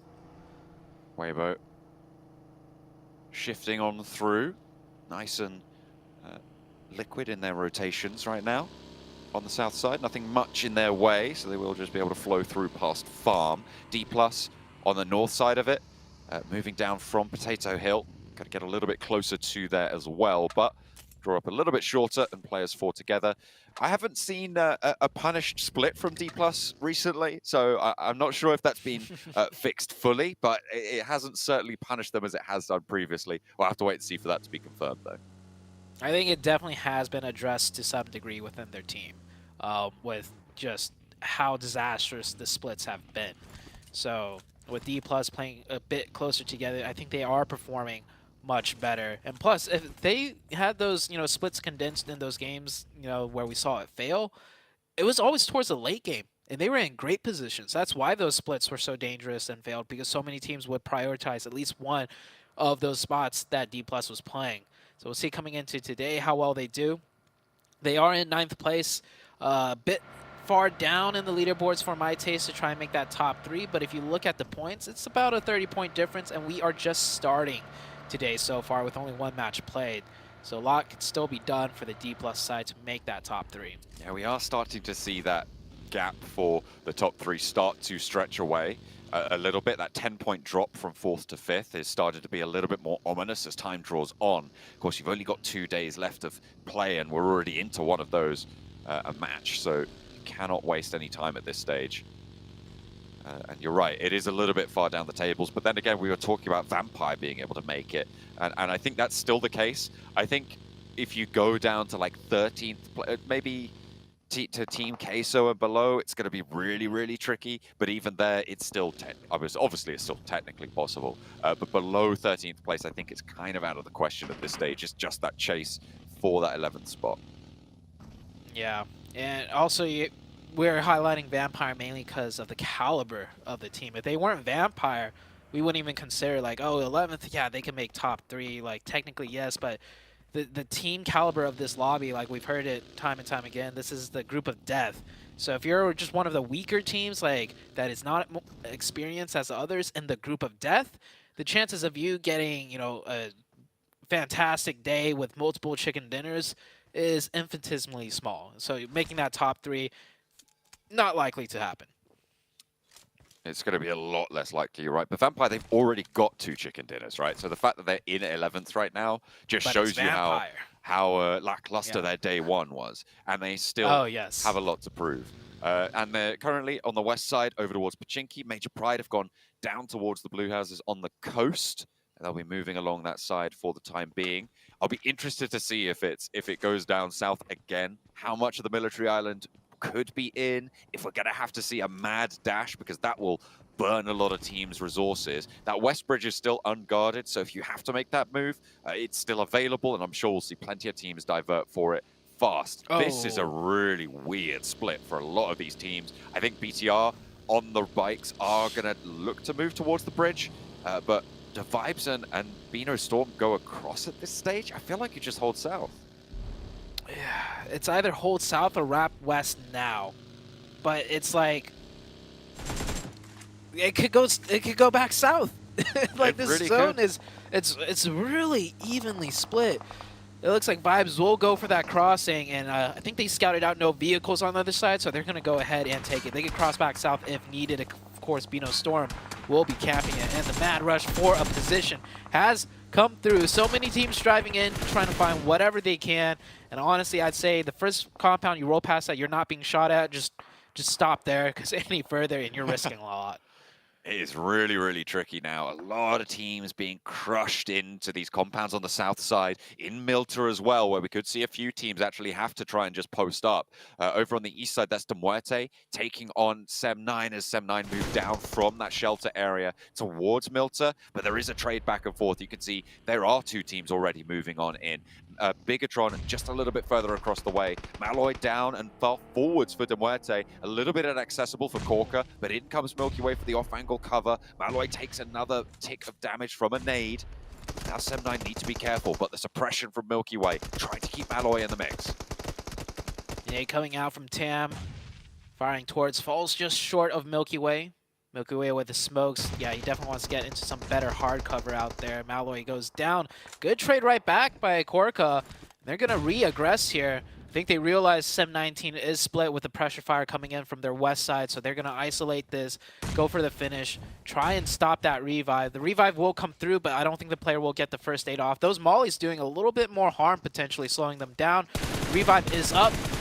Falls back down. Mikhail with that DBS. Maybe could get a first aid. No, another nade. Mikhail getting no luck and trying to stay in this fight. And Tam trying to eject out of here. Gets a quick couple of shots and a knock. Down to 1 HP though. And the nades are good out of De Muerte. Kenny isolated on the other side of the road, just gets out of there with a buggy, but he's taking damage. I think that's from BTR on the hill, and he will fall. Sem9 out of action. De Muerte down to 3 players. Corker can get rezzed here. Shouldn't be too much of a problem. Now, are the rest of the teams going to be able to find a location? Because Genesis have started to split over the hills to the northwest of Milta. BTR are playing split on that south side. You can see the compounds that they control right now. Really, really important in this next circle. Team Queso, Big Milo playing that split again. Yesterday, he redeemed himself for sure, showing he can get the work done. So they're going to continue with that 3-1 split. And it's very obvious he is the designated off-angle player trying to do more for the team. A very tough role to take on as a circle. I mean, it just shifts right back into the center. Military base kind of out of question. The bigger question is, can we see a bridge ending if it goes south? I mean, it's certainly possible. Vampire holding off IHC on the west side. IHC did, in fact, go up to South George in the end, so they took your advice, grabbed some vehicles, went up there, and then rotated in late.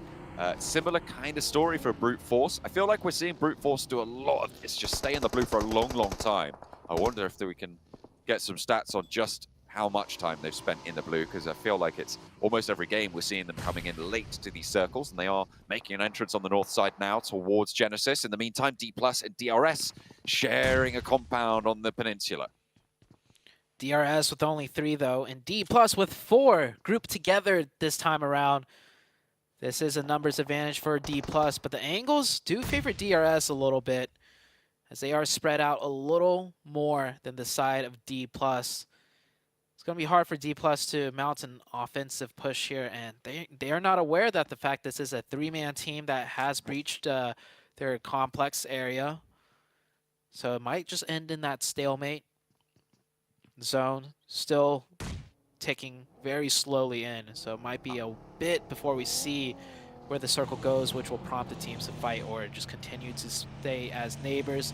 Brute Force coming in very late from the northern side, looking around, trying to control all the open terrain to open up their options. I'm looking at what Vampire are doing right now. Sure, Brute Force are coming in late from the north side, but Vampire, they had a position on the west behind Major Pride. They've diverted to the west bridge. They're now on the military island and moving across the north side of it. I'm not entirely sure what the goal is here. I mean, it must be to go across the east bridge, right? I mean, it has to be. But how are they going to make this work? I mean, it's a really interesting call. I don't know. I'm going to have to wait and see what the idea of it is, because it feels like a little bit of a misstep. But maybe they know something I don't. I see a potential line. I would love to have the mini-map up to explain this, but for the viewers that might be able to get it, there's that ridge line right outside the gas station at the bridge complex. And from the southern military island, you can see if there are teams there. So maybe they're hoping to swim into the center of zone, potentially. That could be the only thing that comes to my mind, because fighting in from the southern side of the bridge, it's not good. It's not free. That's the problem. It's not a free rotation. I'm very confused by it, to be honest. I'm really interested. I mean, you could see it on the minimap now. Vampire on the south side. They were just behind Major Pride out on the west, but now they held out IHC. We saw that earlier. Yeah, so this is crazy. This is crazy from Vampire, and they're going to have to move. So we'll see what their plan is from here on out. But it keeps a lot of water in this next circle, Zute. So for everybody else in this lobby as well, this is desolate land. Yeah, and treacherous waters too, because we're going to see teams elect to go for that water play. Look, Major Pride already doing so. They might go for that swim up to that gas station ridgeline that I was just talking about. That's the only viable play from the west side in that water now. And it could work out, because the thing with D+ and DRS right here, they're kind of just barely enough in the zone where that better position, further down, they might not go for it. No, D+ spots it out. They are going to elect to take the superior positioning. Great choice out of D+. All on bikes. Just that little ridge on the beach side will give them enough cover to make it here. And, oh, what a great rotation out of D+. Launching over the ridge straight into the gas station, too. You can't do that with any other vehicle. Oh, never. Oh, he didn't make it. Okay, I thought he did. No, the first player did. There were two bikes, right? And I think that was the second player. He hopped out. You can see that bike down there on the left. Actually, a lot of shots coming through from Vibes over on the bridge. A really nice high ground there as BTR trying to hold off against Brute Force's crash. They sail straight on through from the north side. They were on the hills northwest of Milta. They managed to find a route through. Genesis couldn't quite take them down. And Genforce a little bit too far forwards to hold out on his own. They're going to have to wait. Ravenclaw and the rest of Vampire as well starting to move across the bridge now. Maybe this was their plan all along. They know where this circle's going to go, and they like to play the back of the bridge. So they'll crunch these teams on the bridge, Beano Storm and Vibes. But the high ground is dangerous. Beano Storm still lying in wait. Ooh, being patient with his shots right there. Newsy doesn't want to give away his position. Oh, leans and scopes to the left. Misses his chance. He's going to have to go fishing there. I don't think Vampire's expecting two teams here. They're probably expecting at most one. They've already dealt with Beano Storm out of the picture, so if they spot another player, they might get a decent idea that, hold on, this doesn't seem right. It might be a second team on the bridge. On the other side of things are heating up in the land. It looks like Brute Force is going to control that compound. IHC stuck at the shack on the outside, and still so many teams here with strong positions. Major Pride have been swimming over to the bridge for the whole time. Look at this angle from Doc and nade over to Schweppes. That should be on the money perfectly. I wonder if they know where it's come from as well, because he hasn't given that gunfire away. Tony K seems to be unaware, but a banked nade drops into the middle. That might be a little bit more obvious. The next one sails over to the stairs, and Tony K just about evades the full damage of it. But he's got another in the pocket, and so does East. Two players from Vampire going down, and Doc's position, he can now start to step up. He can now look for these trades. Doesn't want to go down, and actually Newsy is going to be most likely to find this nade over to east. Smokes are still bloomed, and the high ground's still completely unnoticed, but they're aware there's another team on the bridge. Oh yeah, Doc is going to cross over here and get the finishes. One more nade.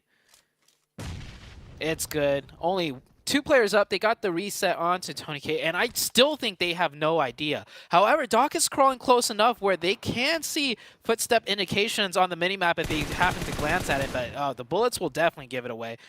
Still 2 players up, I think, for Vampire, but they're pretty much done and out of this fight.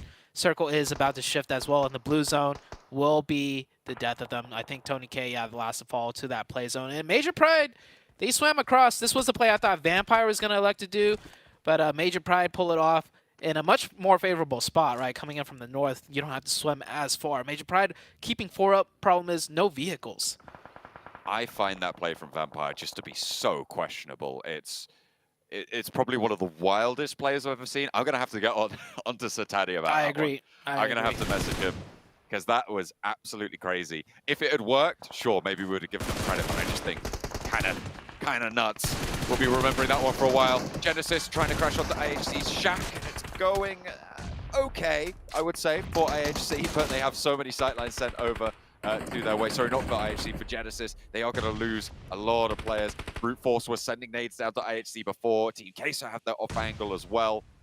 They'll be fighting for this position. BTR in a really strong spot now. Yeah, BTR in a great position. Brute Force really trying to thread the needle through that shack with those nades, or thread the nade through the... Wait, thread the needle through the... Hold on, I'm just going to say, they're trying to throw the nades into the shack, but it's not working. Weibo Gaming in the distance with 4. Weibo Gaming have yet to really make a huge play, and they're going to have to soon if they don't get the zone. They do have 4 players up, though. But a lot of teams have been cut down. Now we're into the last 10 or last 11 teams. Vibes have made their way across now after their defense. Major Pride struggling against Nolbu, but he's only able to get 1 before the flush comes in. Naomi needs to crawl into some cover because D+ are going to launch some nades out this way. Vibes not quite in the greatest position to be able to find this. Smoke starting to bloom. They're not taking any chances here. And Dino's going to enact the res onto Naomi. Naomi still further back for Major Pride, and will be looking to hold it down. Playing the off angle seemingly quite well for this roster. Yeah, Naomi, a very strong player. His damage number proves it too. And like I mentioned earlier, the most difficult role is that off angle. You have to be able to think for yourself a lot because the team can't see your vision. Sometimes you have to make the important calls from your position because you see stuff that your team doesn't. Naomi definitely the player up to task for it. On the northeast side, Rook, the winners of the first game, staying strong as for. Demorte just down to Milky Way, and they are going to pressure this in. Just keep their push going. Corker down, and Default now has backup from Rami.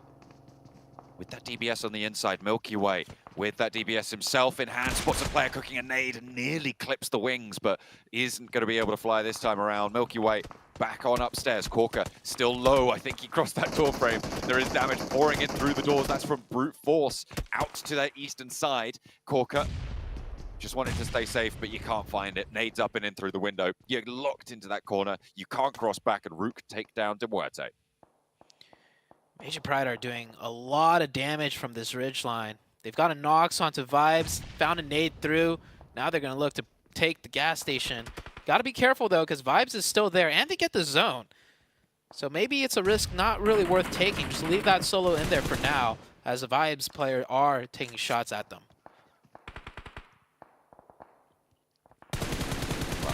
Trying to survive with Fabian in the gas station. Major Pride still taking knocks out on their western coastline. And Team Queso and Bigatron, really the 2 teams in these really strong positions up to the north. Team Queso 4 players, Bigatron with 4 as well. But Major Pride have been fighting through. And Vibes, by the way, are climb up these tables over these last couple of matches that we've seen from them. They're in 3rd place right now, with Influence Rage taking that dip. They're on 6 eliminations. They're really keeping up the pace with Mongolia. Yeah, Vibes doing great for the region. Of course, STE being such a strong team, Vibes also stepping up to the plate. Weibo Gaming getting caught in a tough spot. This back off angle from West Carry is doing great for Genesis. Because if Genesis was all in the shack, this is an easy breach in for Weibo Gaming. And Genesis had no real fighting chance. But Carry really dampening that push out of Weibo Gaming. Trying to get a confirmation. Weibo Gaming looks like they could be reset to 4. Rook now having to make their mad dash. And oh, this is one full send if I've ever seen one. They're getting cut to pieces. It is a tough move to make, and it will not be successful. Rook eliminated. The shots from Brute Force just a little bit too much to bear. Weibo trying to cross from this western edge as well, over towards Genesis. Everybody trying to cinch in, but it's Team Queso really holding out this northwestern side right now, with Gianti from DRS, the last player alive for them as well on that western edge, just trying to stay alive over on the beachhead. It's going to be really, really tricky stuff. Ming crawling around out there. Not having the best of times for Weibo. Sook taking some long distance shots for that mini, running extremely low on that mini ammo too. He's got to be careful because Wyman hasn't been able to make that cross yet, and I don't think he will. So if Sook gets knocked, that is not going to be a likely revive. But Wyman also not in the zone. He's going to have to make that cross, and that smoke he threw earlier is starting to dissipate. Does manage to just make that mad dash. Finds himself on that tiny little ridge line that you can see that buggy, and both of those players posted up behind. Brute Force now from the northern side, taking nades over towards Genesis and looking to poke their nose in towards that Bigatron hold on the eastern edge. Will be pretty important to make their next move carefully, concisely. Need to be accurate with their play now. About to head into circle number 7 here. Fabian staying alive. Major Pride did try to finish that out, but Vibes team stopping that short. There is still the solo of DRS. I don't know if Major Pride realizes that he's still there. They were taking shots towards that direction earlier, so they just have to keep in mind that that position isn't fully flushed out yet. But as a solo, Yanti isn't going to try and do much if he keeps getting the zone, which he's going to have to hope he gets the next one. Oh my He goodness. does! Team Queso as well in that brilliant compound position, but it's going to be Brute Force and Bigatron both staring them down. Daggers from the off angles there. Major Pride from the south side have a difficult push to make. They're going to have to strafe across that Weibo and DRS solo hold area, and I don't know how successful they can be. I wonder how much utility they're going to have to make it. I think it's doable because there's that ridgeline on the beach. If they could get there, I mean, Ganti is the only real opposition. Of course, crossing over towards that ridgeline is going to be risky with Queso. But Queso, if they wait it out, Queso's going to be concerned about BTR and everyone else on the northeast. This is very doable for Major Pride if timed correctly. The big thing for me is all the teams with the most amount of players all lost the zone. Brute Force, BTR, Vibes, Major Pride. This is going to be a big push out of all 4 of these teams. There is that little hill as well, just to the north side of the road. I don't know if it will have exact cover for Brute Force just on the edge here. But here we go, Vibes rolling on into the last player from the plus. And they're able to take him down with no casualties. They can get the healing done, and then get a move on. In the meantime, nades in from Major Pride. A third-party attempt onto this push forwards, and maybe timely made as well. A nade over the top finds Apex, and now Doc and Baron low on the inside. More nades looking to come on through as well as they drop those smokes to keep their position up on the wall. Nice and secure from that northern side. Major Pride continue to bombard and slow down the players, crucially, from Vibes. Remember, these players do not have a lot of time to play with. Burn onto the inside, and Major Pride making their bid for freedom towards that beach. Yeah, I'm so happy to see they didn't get too distracted from potential eliminations there and went and pushed over the wall, because even if they take out Vibes, there's nothing much for them to play for there, so they recognize the task at hand still. They will go down to the southern beach side. Sook with a nice knock from distance onto Effect.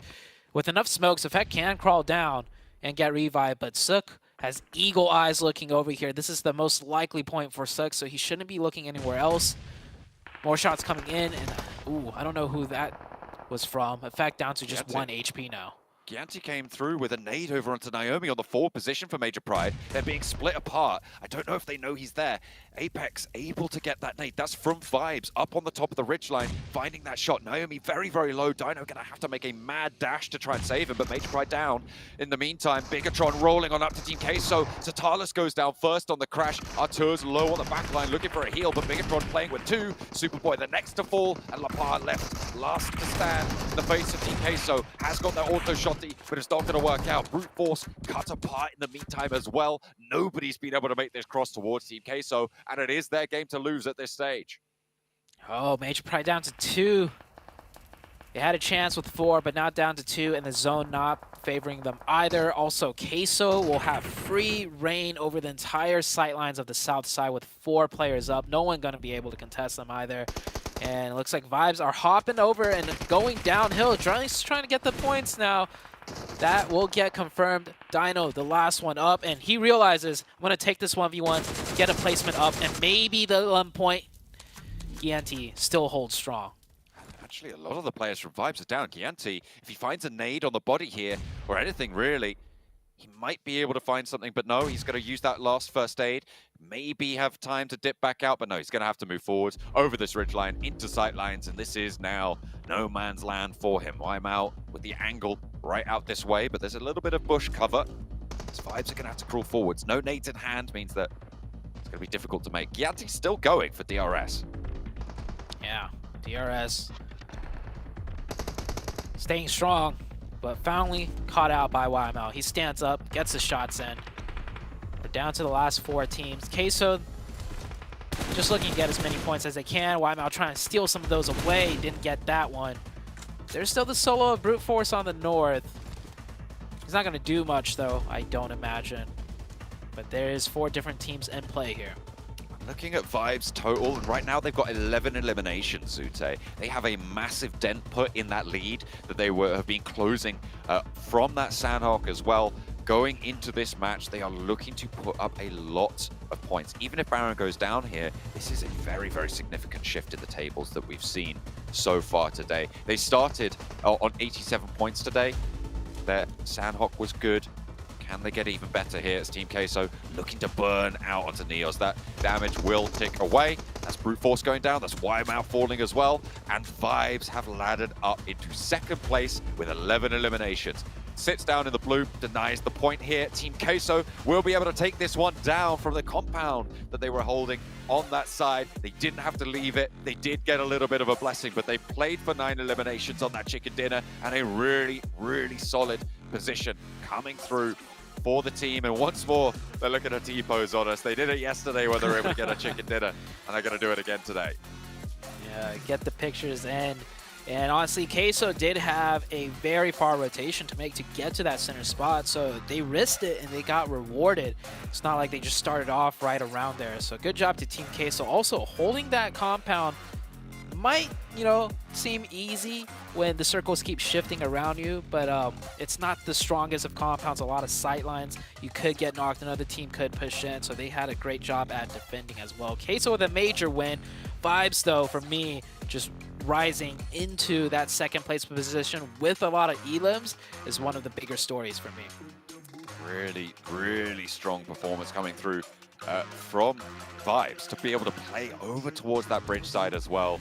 And I think, speaking of the bridge, the one thing that we are just going to be continually questioning is the vampire play in that map. Yeah, everyone and I think blow up Sir Tanny's DMs right now. Yeah, absolutely, because what was going on there, I mean, you were trying to piece together the puzzle, but I feel like I was certainly floundering to try and justify that sort of a play. I don't know if you were as well. I wonder if the desk has any ideas as to what happened, but for me, it's just a misstep. I don't think we'll see that happen again on that sort of a circle. I mean, if you think the circle's going to go to the military island, sure, it's a great play, I think, but I just don't think there was any way it was going to happen.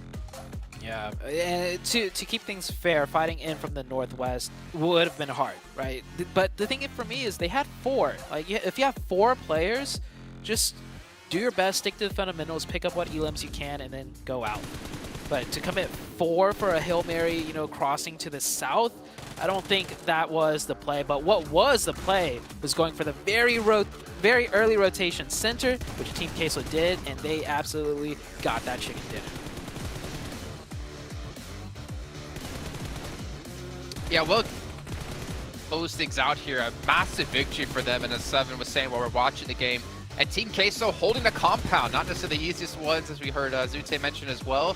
But I think the punishment they put on the Bigatron before the cross, they knocked and eliminated one player before BTR made the push, was really the key to victory there.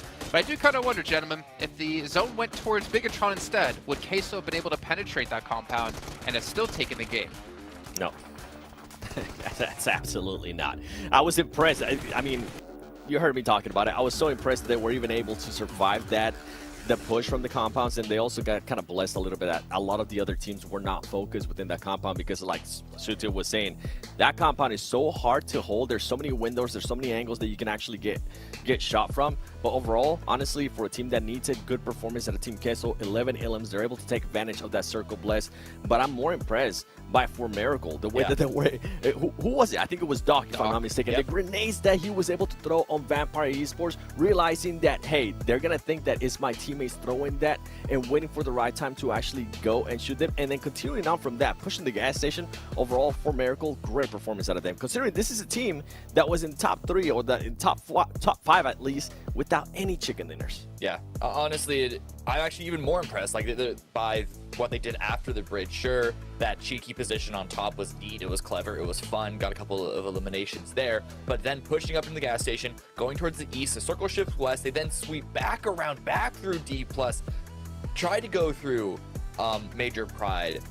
11 eliminations, really good performance by them, and having to go through so many different trials and tribulations for that, and it's going to put them in 3rd place. They're going to jump right back up, and again, it's just because of how tight this entire leaderboard is still looking after all of these games. But they have 114 point. They broke the 3-digit break. I want to give a shout out to Major Pride as well, because we had the zone shift out down towards that bridge on the east side of Military, right? But then you see Major Pride swim across towards that bridge. They actually get up onto land yet again. They defend, or actually they push into D+, who was already handicapped by For Miracle, who took down a player getting into the gas station, but they're able to defend that position, use smokes to shoot over as well to keep DRS at bay, to try to put as much pressure down Nomi as well, trying to play an off angle. But then obviously, like you mentioned, Cameron, getting kind of shot in the back by For Miracle as they had to rotate towards the zone. Honestly, a lot of teams put down a pretty good performance. I think Bigatron was the one I kind of felt bad for because they had such a great position. It's just the zone went away from them, and they had to kind of play things out with the game they were given.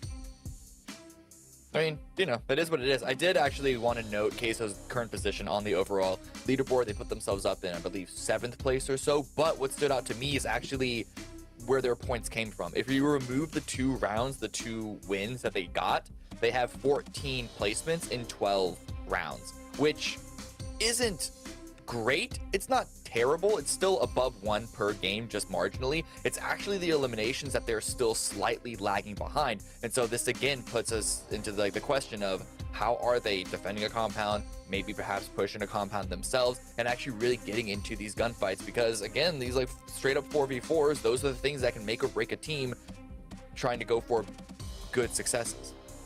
I'll say this though, still better than Vampire, who only has 6 points outside of their 2 victories when it comes to placements. So at least doing better than Vampire, but it is a very good point. It's about the consistency that we're looking for. And speaking of consistency, I gotta be consistent in my sponsor callouts, because Infinix, the GT10 Pro, you guys can pick one up, which was born for esports professionals. You guys can pick one up for yourselves and dominate the lobby.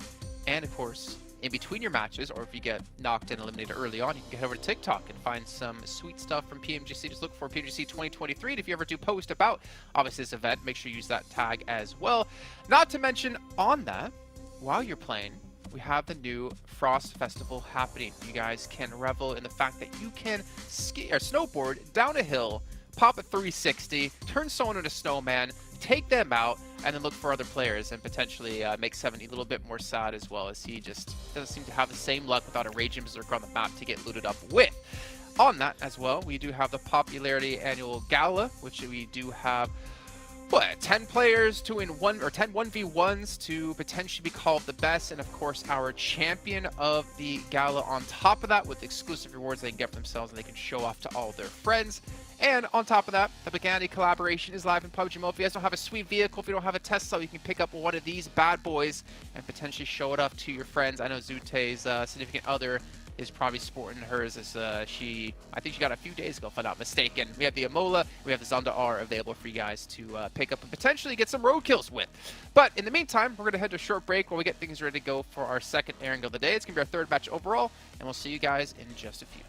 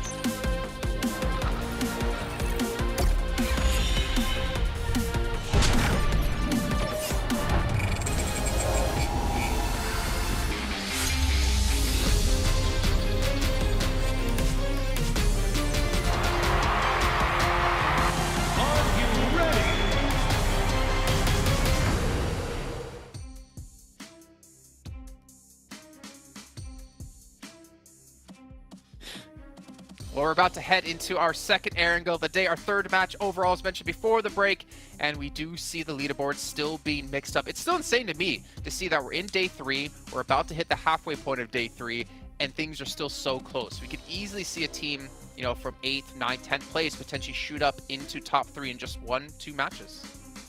Yeah, for me, I'm actually going to be looking at a team that's no longer in top 3, and I was kind of praising earlier in regards to their consistency. Influence Rage, that's right. The two performances that we've had at the start of the day, yeah, they were able to get some eliminations in Sandhawk, but kind of backfired there in Airgill. Please show us something here, Influence Rage.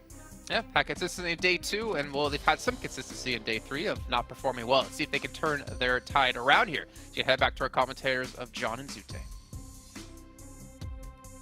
Hopefully they can start to step up, because losing that top 3 position is going to be a little bit of kick up the backside, hopefully, for them. Maybe give them a little bit more firepower into the remaining Erangels of the day. Obviously, Vibes playing really, really well. I liked Cameron's breakdown of their set of rotations that they were able to achieve over on that eastern side. I really enjoyed watching it unfold as well, as much as I was kind of rooting for Major Pride to be able to clinch it out as the European representatives, but it just wasn't going to happen in the face of Vibes and their strength. Yeah, I think Major Pride and Vibes did the absolute best they can with the situation given at hand, and they maximized the amount of points that was possible in the match. A team that didn't maximize any points at all was Influence Rage that Seven was talking about, but we saw what happened off drop. They lost 3 players off drop, so it was going to be a given that they were going to get knocked out of the top 3. Question now is Influence Rage going to kind of switch their gears now and go for a potential big chicken win versus a nice consistent placement until they catch back into the top 3? So we might see a gear change now out of Influence Rage. Maybe not this game, but maybe the next, depending on where they are in the rankings, as we do get a very nice playing path going straight down the middle, north to south. We are seeing a little bit of a development in the bubble positions as well, right? Because third place now 114 points. The drop-off is now to 97. That's fairly significant. That's up to 17 points total difference between third place and fourth place, which is starting to become a lot more ominous. As I said, time keeps marching on. It will not slow down.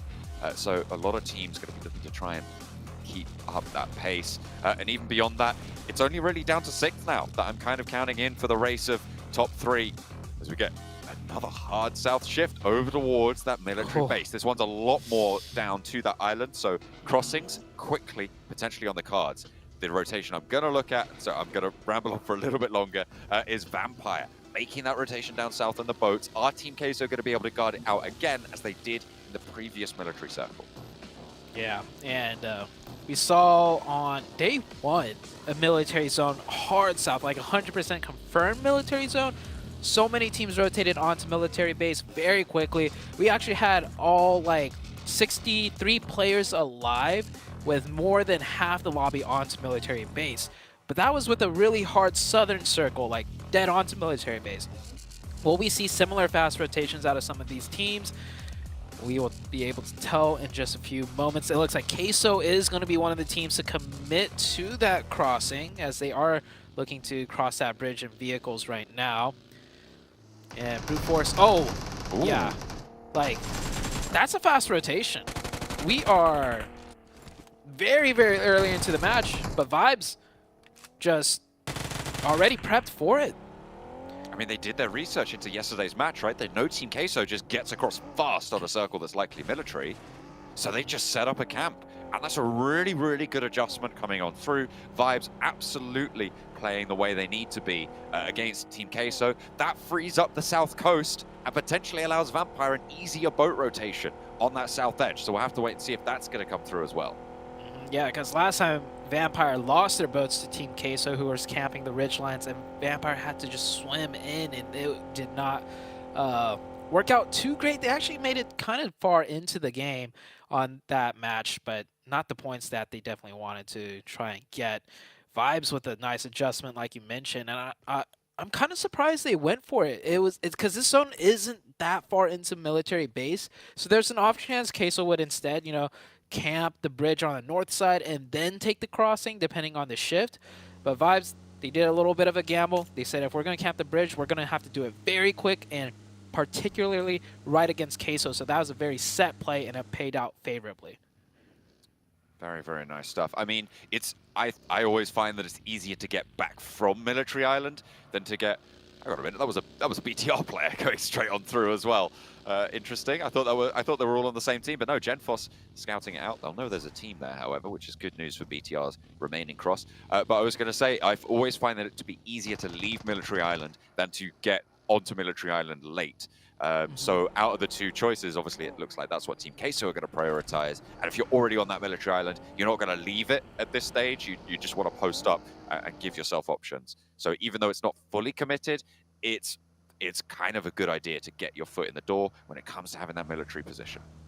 Yeah, and another thing to reinforce that was a set play from Vibes is the fact that right after that, they went back to loot. So it's not like they looted and rotated fast to camp the bridge. They camped the bridge to wait for Queso. If probably like 2-3 more minutes passed, they're like, okay, Queso isn't doing that fast rotation. We'll leave, we'll go loot, and then we'll see what happens. But they waited. Queso did what was expected. They got the quick points, and now they're looting. So great job for Vibes. And I really want to emphasize that because these little, quick set micro plays is going to be the difference maker into whether or not you're in the top 3. And Vibes are a team to be able to call shots like that.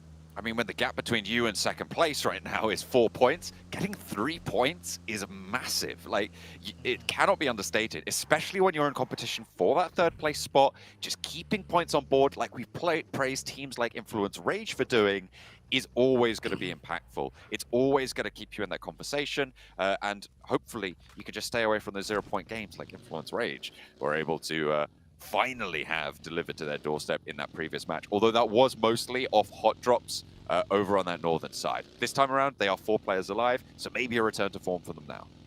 Yeah, I hope their confidence isn't shaken too much because they dropped out of that top 3. Sometimes the standings do have a huge mental impact on the teams that influence such a veteran team.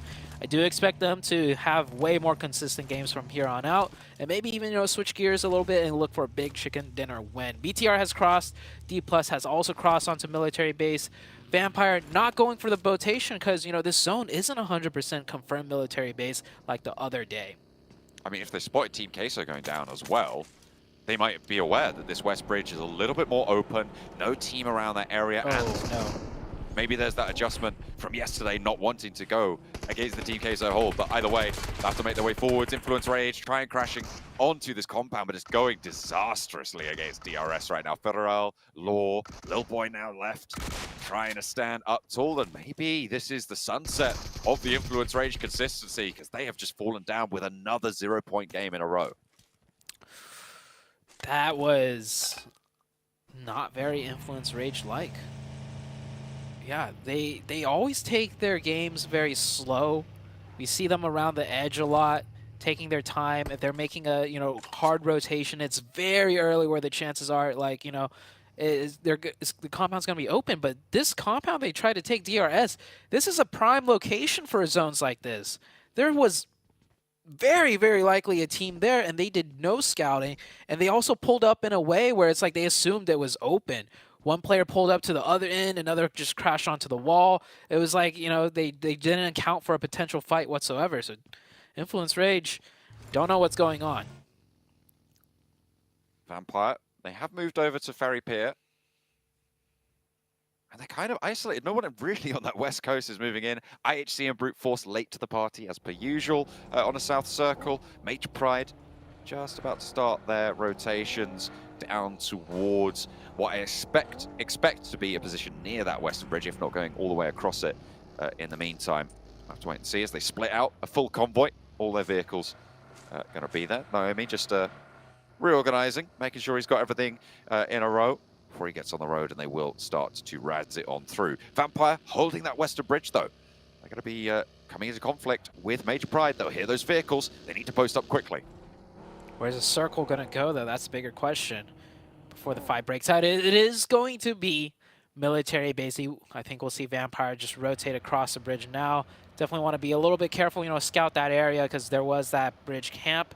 But they'll soon realize it's clear. They'll take it across. And I don't think any team is going to look to bridge camp unless if they're one of the later teams across the bridge. Vampire should look for a nice position more central here. Weibo Gaming looks like they're going to just swim across and then play from the beach side. Might be able to catch some vehicles too if they make it inland fast enough to secure some on the roadsides. I mean, there's a couple of compounds as well that they can get to, but they have to get there fast. And before teams like Sem9, like Genesis, who are crossing on that bridge right now, to be able to get on through. Vibes contesting C block right now with Bino Storm and the military base on the south side. And meanwhile, over on that west bridge, Vampire seem to have started to put a cinch on that west bridge rotation from Major Pride as well. IHC still down, and that's Rook, all the way in the northwest side, still in North George. It worked out last time as far as bridge crossing is concerned. They made it across the bridge because they went in so late. Thing is, they did it once, and VOD review is a thing. Will any teams take advantage of that? Last time, IHC also crossed extremely late, and they definitely watched the game back there to see, to time their crossing, how good it was, and they would have noticed there was still one more team behind them in the form of Rook. We might see IHC set up a trap play here if they're not going to be able to make it across the bridge anytime soon. Still a couple of teams on that mainland, but they are becoming fewer and further between. Major Pride holding up short, but they're going to have to cross, so an opening pick would be brilliant. Vampire taking the top of the bridge. They know how effective that could be. They learned their lesson last time, hopefully. Now they just continue their hold. Schweppes up on those rafters. I think that's Ravenclaw out on the off angle down to the southwest, and Newsy in the compound out to the east. So you've got Schweppes and Tony K on this bridge, looking for those angles, waiting for Major Pride to make a mistake, to try and capitalize on it. I was thinking Vampire will rotate more central with that zone shift and not camp the bridge. But they have decided to go for that bridge camp. We'll see if they get any points off of it. Maybe at most they're just looking to deter teams coming from their backside. If they did their VOD reveal, they'll realize teams will still take that bridge even way late into the late game in the blue. Genesis now breaching onto the DRS compound. Shots are ringing out. Genesis, he's weaving, and he is committing to this. Genesis going in for the crash, the 4v4. Can DRS get another successful defense? They already got one knock here. So 4v3 situation. About to make that 2. Knock isn't there. The players are swarming the building. He's forced to hop out. He's got that DBS. Will be able to get the flush first. They've given up the building on the inside, the top floor dispossessed from Gianti, but DRS still playing as 4. Genesis going to struggle. The circle goes to the north side of the military island, actually keeps IHC in on the north side, but in the meantime, the scrap continues to find itself in the conflict here, but they are close to this circle edge, which means they have a lot more time to play with on this engagement. They can look to close it down. DRS looking pretty healthy to be able to do so. Yeah, and they have the util from Influence Rage as well coming in from Yasnaya, so the util is definitely there for them to throw. If they run out, they could probably run to a crate and pick up another one. One player goes down for Genesis, only one up now. Genesis should be eliminated. They are taken out. DRS, that is 8 elimination points, I think. Yeah, 2 squad wipes and you do get 8 points. That's a lot given how tough the competition is in trying to secure those points. And they still have 4 players up. It is still pretty much early game. They will have been able to get full resupplies as well because they were both crash plays. They were both right close by, so they'll be very, very stocked up on those supplies, on those meds, on that ammo, everything that you're going to need, the utility as well. But they are on the north side. They're going to have to cross. How do they get through? Because the bridges pretty much out of the question at this stage. The swimming also very, very dangerous. It's a question of how long can you last at this stage. I think for both IHC and DRS. Maybe IHC have a better time of it. The west side of that military island coastline, a little bit less populated, a little bit less dangerous. With that bridge position being held by Vampire and Major Pride, it hasn't been overwhelmed just yet. In the meantime, BTR trying to make their way across the coastline as well. Sem9 arriving at the perfect time just as BTR was leaving. I think BTR might have been questioning where to go, so they hovered around for a little bit, not able to camp out that bridge rotation as effectively as they would have hoped for, but they get that ridge, which is a decent spot in a zone like this, and they keep all 4 players alive. Sem9 make it across, yet to find a spot in the zone, and well, Rook, your very late crossing across the bridge is impeded because Vampire's camping out Major Pride. So Major Pride have just been trying to outweight Vampire, and they're gifted with another team pushing behind them. Rook probably not going to send their other 3 players over, but Major Pride are going to pull the trigger on this rotation. They're going to go forwards. I'm imagining we're going to see them tumble out one side of the bridge. With the reposition from Vampire, they know the blue zones push them off that. Sitting in 8th place, though, so they have done some decent games so far. Weibo Gaming here, only 1 elimination so far. I do think that knock player in the water was due to Weibo Gaming, so that second point should be coming in. Weibo Gaming, their advantage, though, is playing into the late game with 4, but Vampire's here as well. And Vampire have been looking good this match. They've been looking a little bit better than the last match, certainly. Tony K close, hits the deck, dodges all the damage from Gap, but not from Sook, unfortunately. That's a quick flush out as well. So Vampire down on 3, trying to fend off this aggression from Vampire. Sook goes down. Schweppes lands the nade onto the target, a little bit far forward and out of the zone. Kind of going to have a tough time here to try and go for this res. You've got IHC to worry about in the meantime as well. Demo is still there, and Weibo cannot fully commit here. Demo does go down, and that is going to allow them a little bit more breathing room, but Nuzi has taken the opportunity to move up to Gap, get this knock, and Weibo are starting to suffer now. Vampire take the high ground away from them, and Ming tries to repossess it, but it's not going to go well. Ravensfall goes right on over, but it's just taken down in time. Ming is there to save the day. Into the smoke he goes to try and crawl away, to try and survive, but Schweppes is low as well, and the duo from Weibo trying to piece it back together. It's looking good. Vampire on the last legs. Vampire still with 2, though. They could easily turn this around. 1 nade, and the numbers are matched. Nuzi's on that higher ground. He could have the sightlines for the nades, the DBS in hand. A little bit long range. That nade could have been disastrous. Does do a lot of damage. Isn't enough. Nuzi's already down on the top side, and Weibo Gaming will clutch it out, but they do lose 2 members. And with all that noise, BTR is here to look for more points. Yeah, they've rotated back all the way from the southeast side. Goodness me, they're looking at third party again. This is the aggression that we've been missing from BTR yesterday, and they look for more. Find 2. That's 7 eliminations now that they'll be able to add to their total. Playing on this northwest side, they do have a little bit of open ground to cover, though, Zute. All these spearheads have been done with just a 3-man push, by the way. Even onto Sem9, Satar sat back and was just watching for info, looking elsewhere. And this time around, once again, Satar sitting back, being the anchor player for the team to make sure everything is staying the same on the spot that they just left. And the spearhead being led by Superboy, Genfos, and the third player is just... Man, they're doing so good. This is the BTR out of day number 1. Just keep taking those fights, and they get a nice zone shift, too.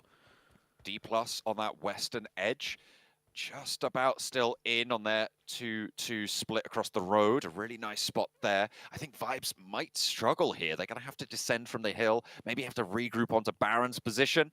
And BNS, Bino Storm on the east side, they're only playing as 2.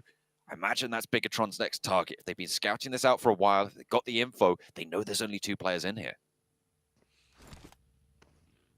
Bino Storm realizes that the team from the north will most likely push them. And I think from all the noise that has been happening out of the BTR camp, they know it is BTR on the north side. They have the work cut out for them. Just the two duo defending. D+, that's a split that I don't mind, okay? That 2-2, close enough to help each other out. D+ making into the late game once again here with 4 players alive. And they get that zone right onto their backside on the west side.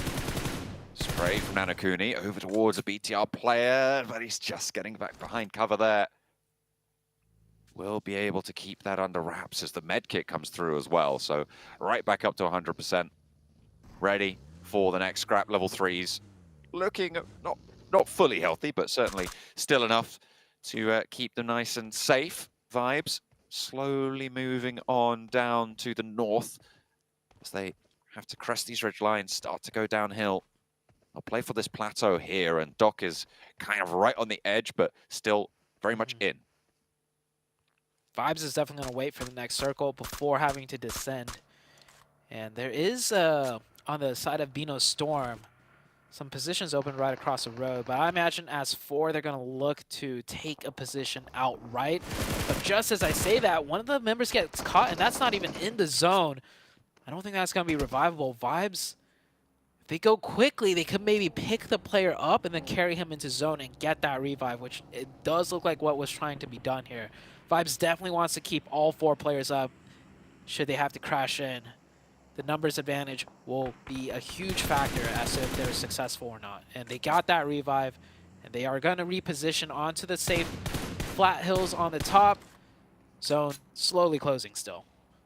I'm taking a look at the teams that remain alive right now, and look, it's all of the top 3. So that bubble is going to move upwards fairly significantly in this match. It depends really on what Major Pride can do, because I feel like Vibes probably going to have a better time of it after they've got this res. They're going to have a little bit more power on the south side, but there is a difficult descent ahead of them that we've been talking about for a little bit now, so maybe they're going to be curtailed here with only the 4 eliminations in tow.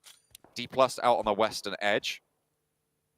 Have been in this 2-2 split for a long, long time. It hasn't been punished, and to be fair, it is a very reasonable 2-2 split. I think you go for this more times than not, certainly.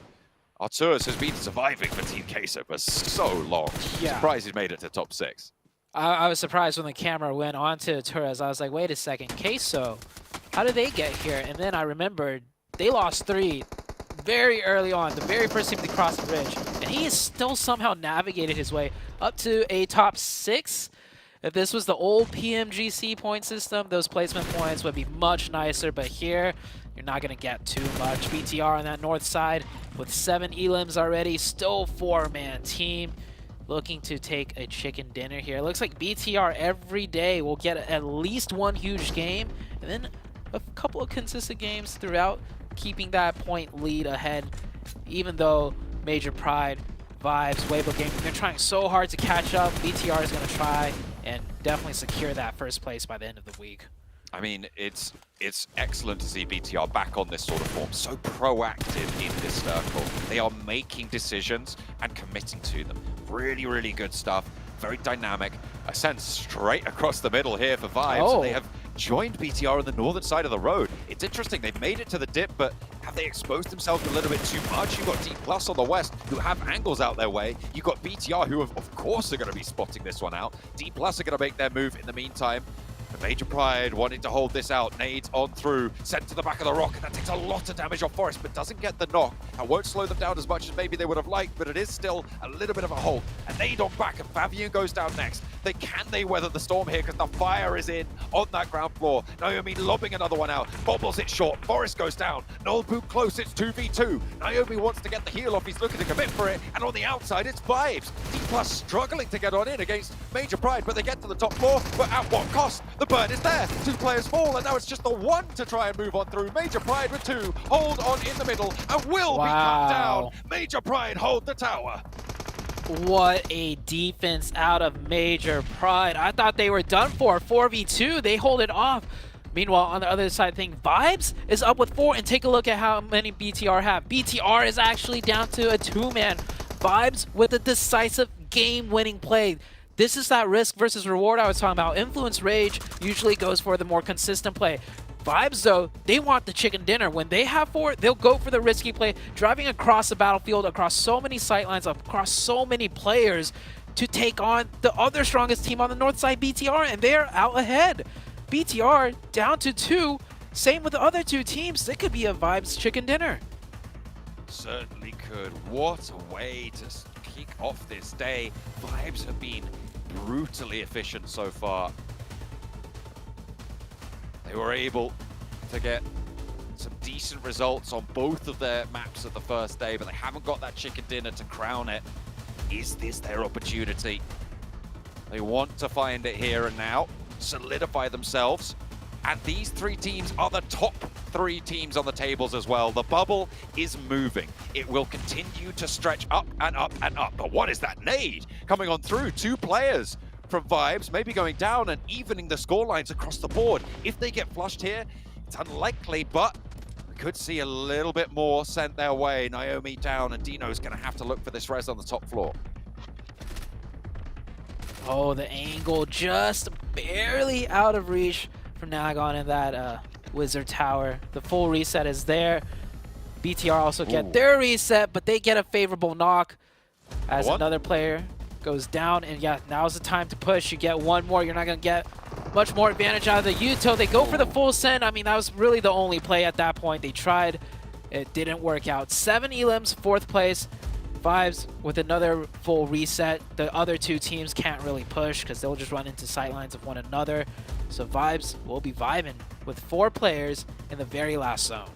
Major Pride only have 2 smokes to try and make this one work. I think you're right. This one will be looking solid to go the Vibes direction.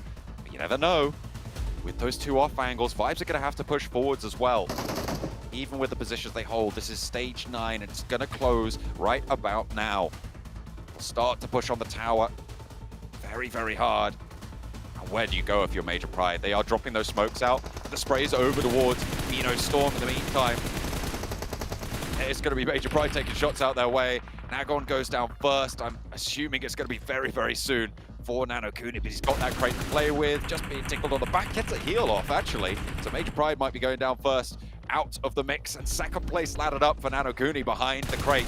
Looks for the shots around the edge, but it is bleed out time here as Vibes continue just to encircle this zone and close out a 3rd strong match in a row with a chicken dinner to put themselves up and a high elimination count. They could be very much right next door to taking that top spot on the tables. Yeah, if BTR didn't have a great game themselves, I mean, Vibes would have surely, I think, maybe passed them up. But either way, Vibes, that last push, I don't think anyone saw it coming, especially BTR. They probably thought they had everything under control on the north side. I mean, there was no teams on the north side. They took everyone out. But then Vibes from the south, driving past 3 teams pretty much, to just take that northern little ridge. It wasn't even a strong spot either. Immediately when they got there, BTR could have still won it, but Vibes got a quick 2 finishes. The nades, the Yuto was great. East, his name keeps popping up for me, and for good reason. The MVP of that match for the side of Vibes. For Miracle Vibes, a really strong chicken dinner that sends down the hill to get to that north side of the road is what won them that match. I absolutely loved that hold from Major Pride on the tower as well. Off against, I think it was D+. To be able to play 2 players on the inside, those nades, so well placed from Major Pride. They did incredibly well to survive. They racked up a couple of points for that as well. And the fact that BTR, Major Pride, and For Miracle Vibes all alive late into this game moves the bubble higher. I've noted it a couple of times during the match, but I feel like it cannot be understated how impactful that's going to be as For Miracle Vibes put not only their chicken dinner crowner on today's performance, but their first chicken dinner on the board. Oh, I'm lagging really bad. I'm lagging out. What a performance there.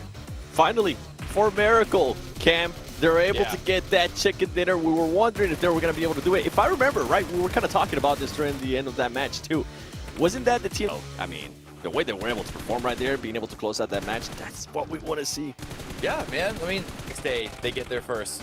win on the board, but they weren't even really needing it. They were acknowledging it themselves. They were getting so many good rounds.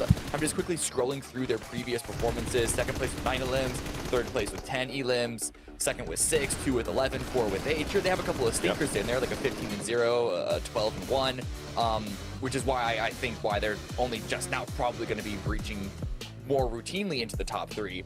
But it's these constant, like, dynamic, hard Hail Mary swings that we're seeing this team make time and time again, like with the bridge play previously. Sometimes it doesn't work, but when it works out, it is a beautiful thing to watch. Absolutely destructive to the lobby. Yeah, and something that the casters were pointing out that I really enjoyed too of that bridge camp that you're talking about.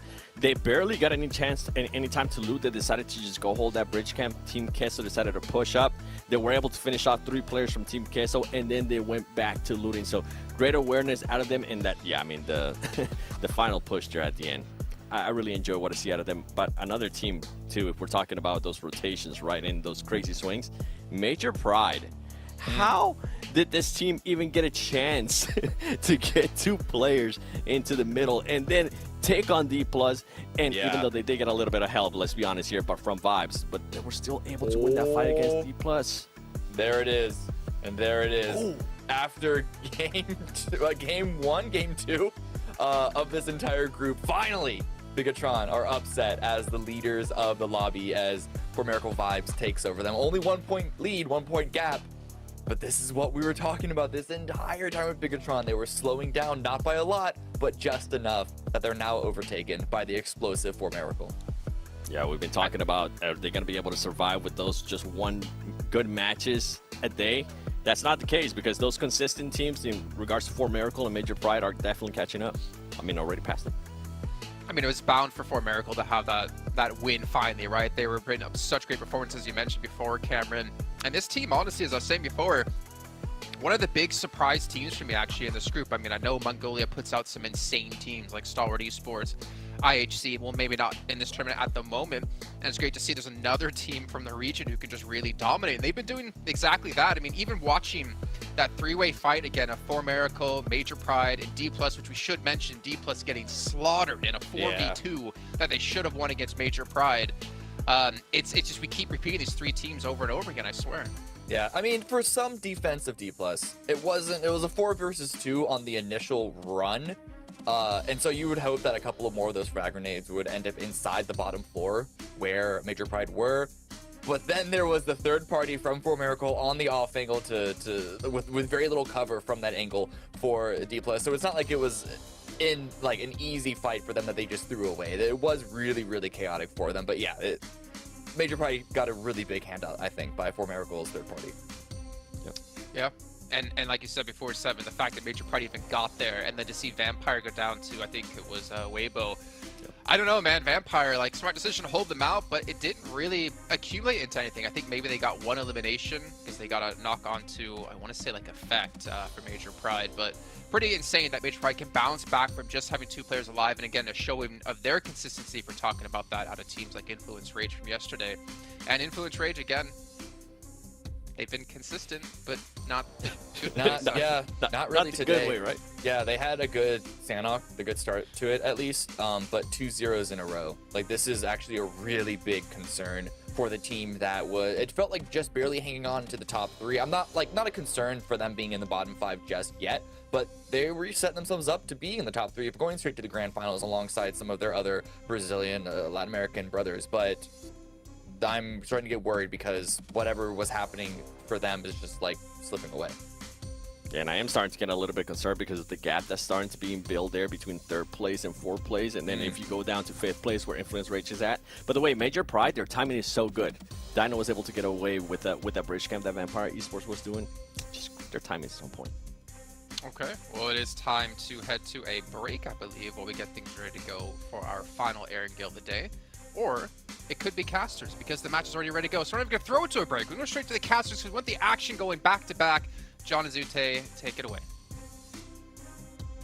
Some eventful Erangels. We've seen quite a few military circles on the south side of Erangel so far here in Group Yellow, the Group of Death. Seemingly the circles are going to be living up to that name.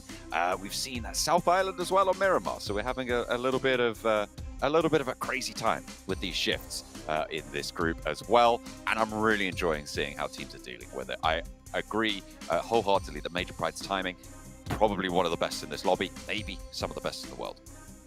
Yeah, best in the world. Well, I mean, this is the world stage, so if they have good timings here, then the timings are good.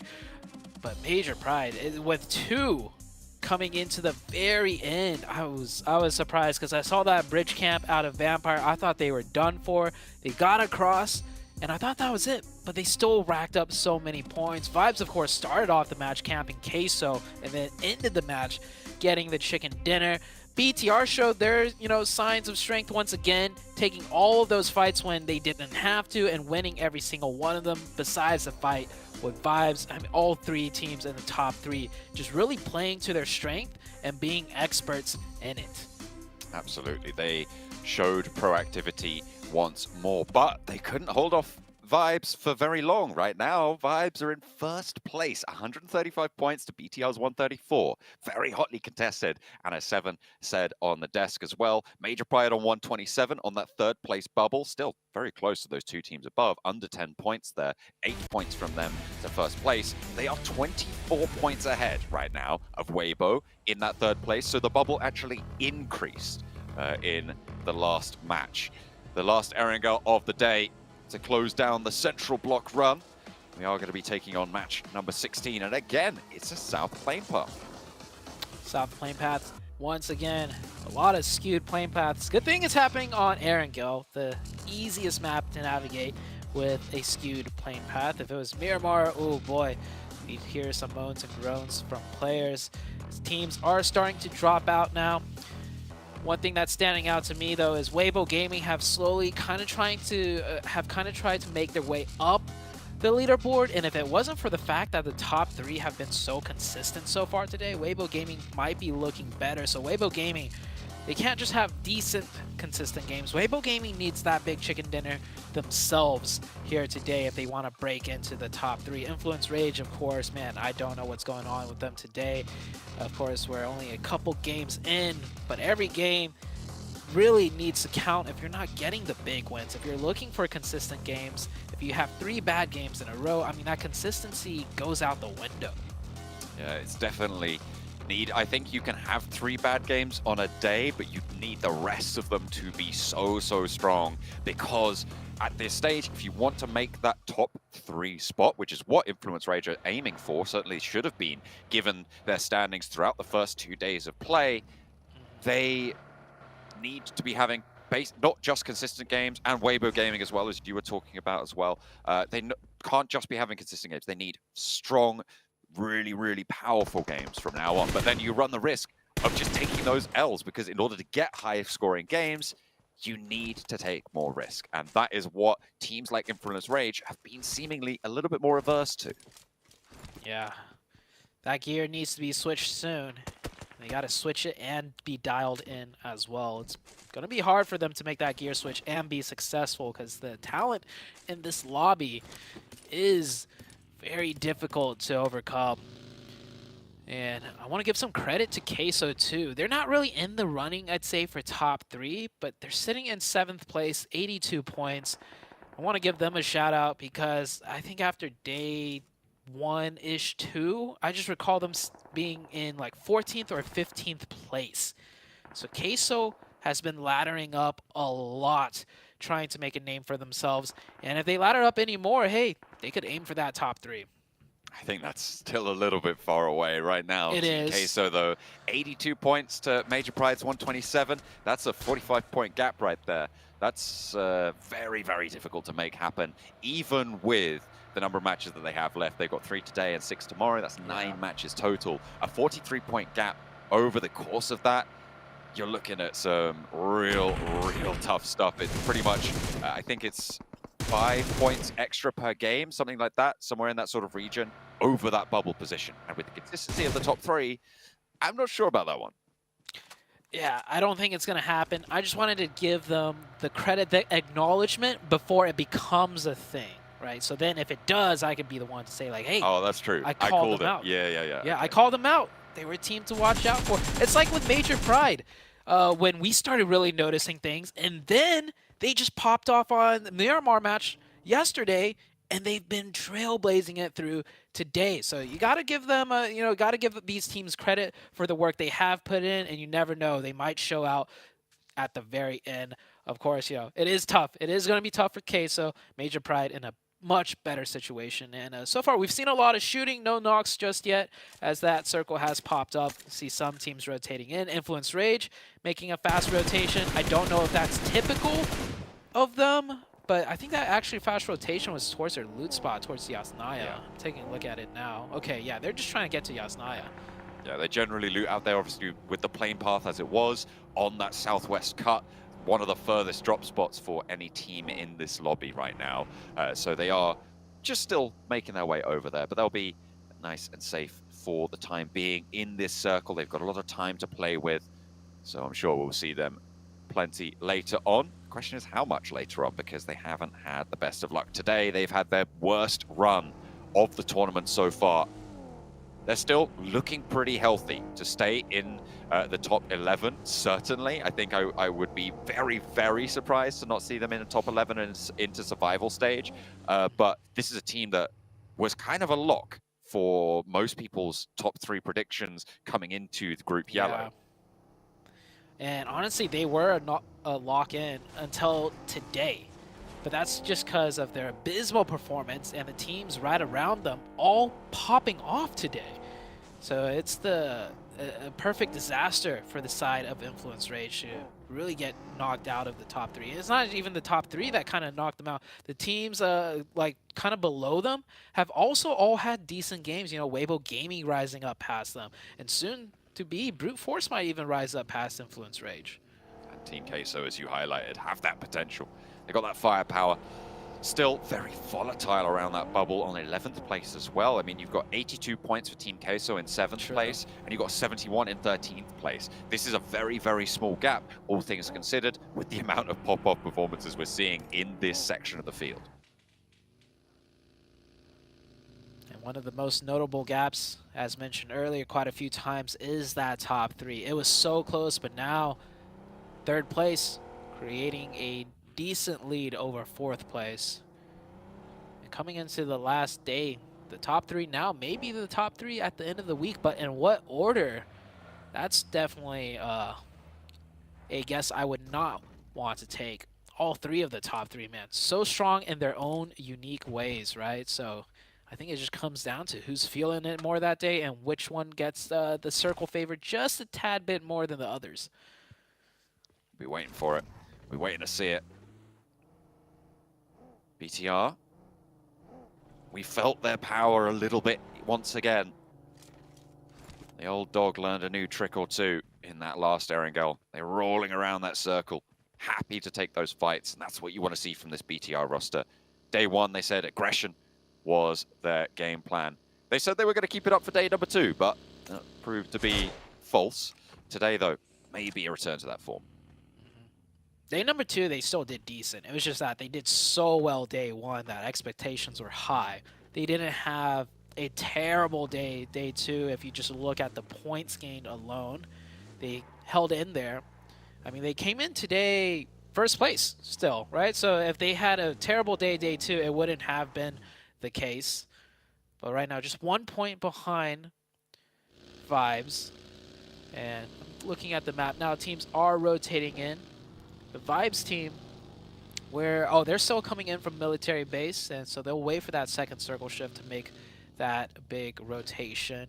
As the center of the map, not too compacted, but all throughout just evenly spread. I think all the teams playing towards a potential shift towards their side, and if they don't get it, they'll have a different plan in mind. Teams starting to group up now. No real early conflicts to be seen.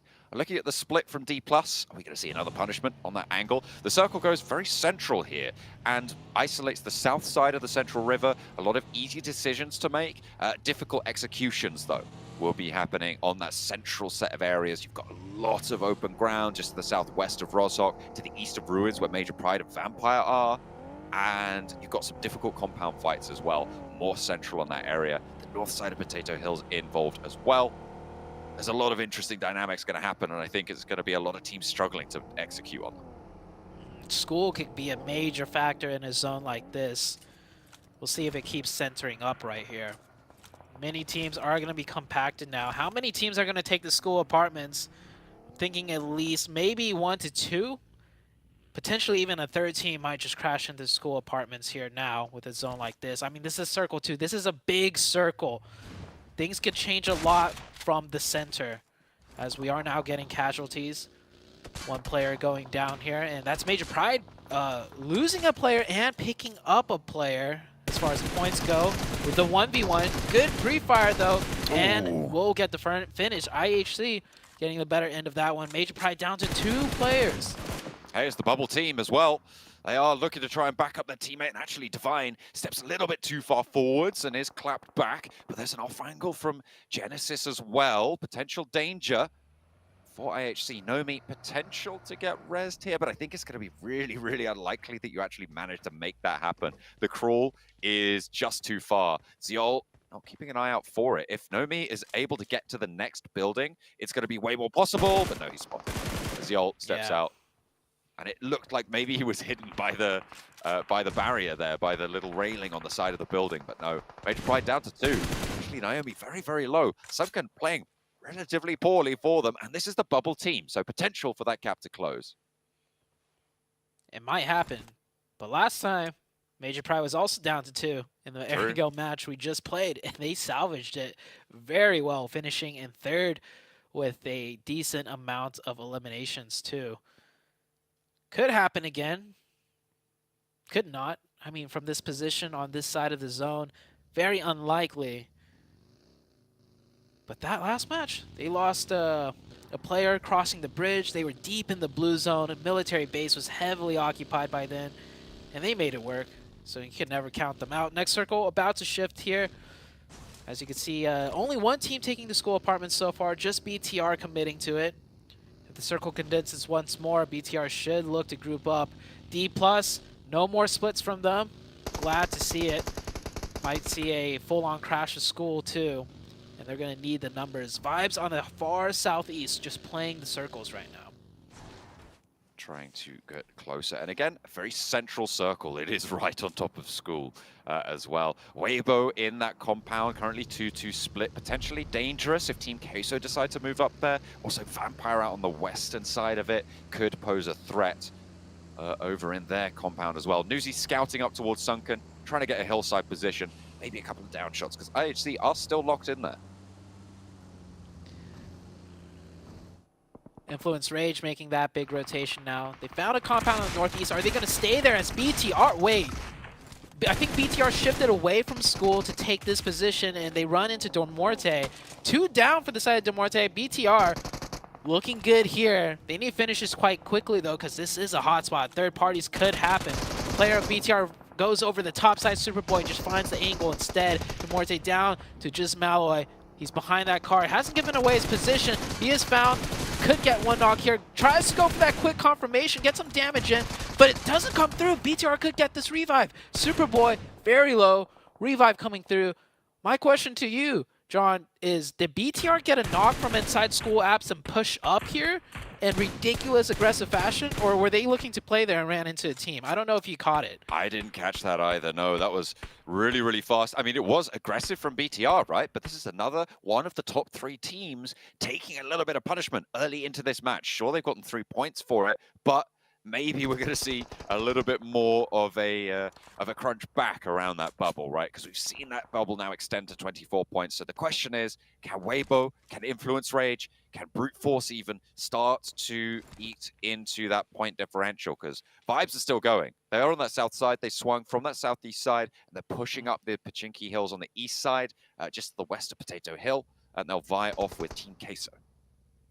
I'm watching the minimap, and Sitar branched back into the school apartments, so there is a likely chance that they got a knock and just made a ridiculous aggressive push. That push, I almost say, is not a good one because you are kind of really disadvantaged.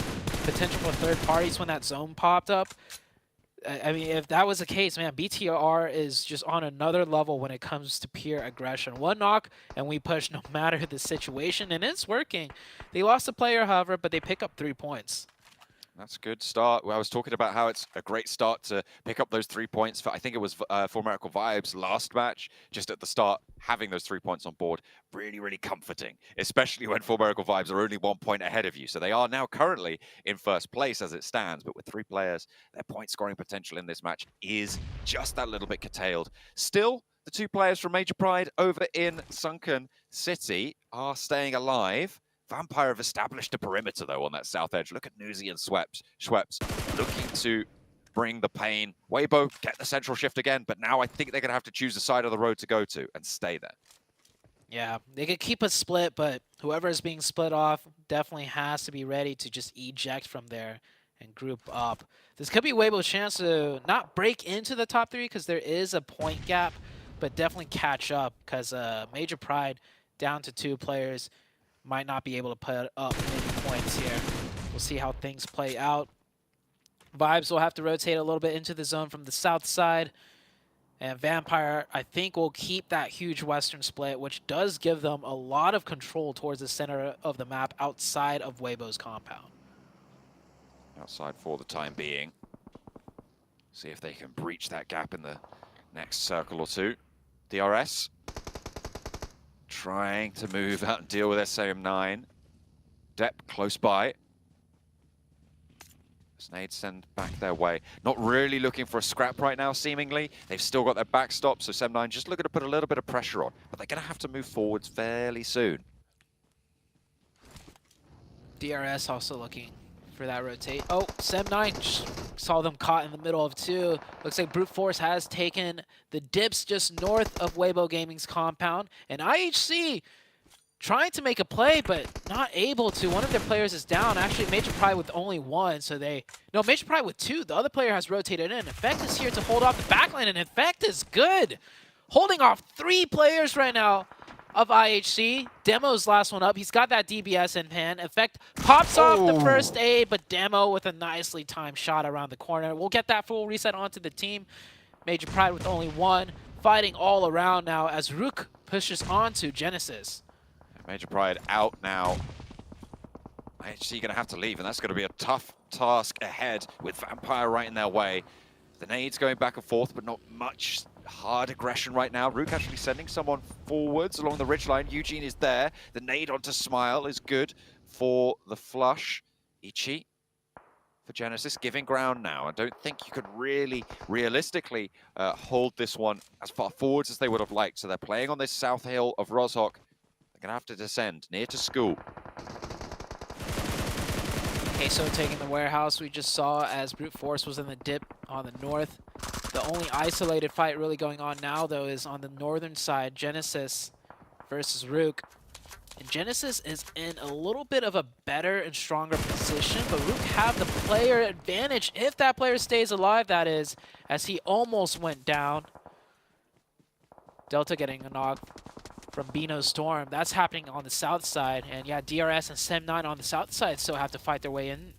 That's a 3-way fight that might be happening right here.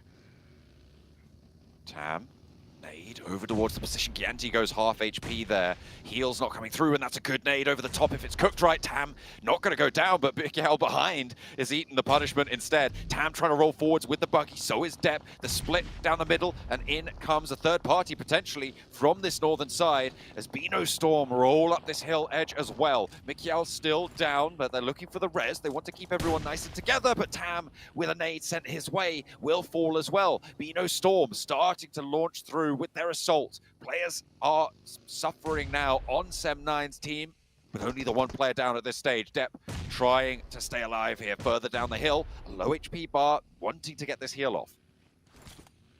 Bino Storm with a beautiful nade right onto the opening of SM9. SM9 driving around the buggies, just trying to get info, trying to bait out shots, and a great shot from Divine rips the player out of the buggy, and at that point, I think SM9 is just going to have to give up this one and just find a spot in zone to survive in. And oh man, the nades are so good out of Bino Storm.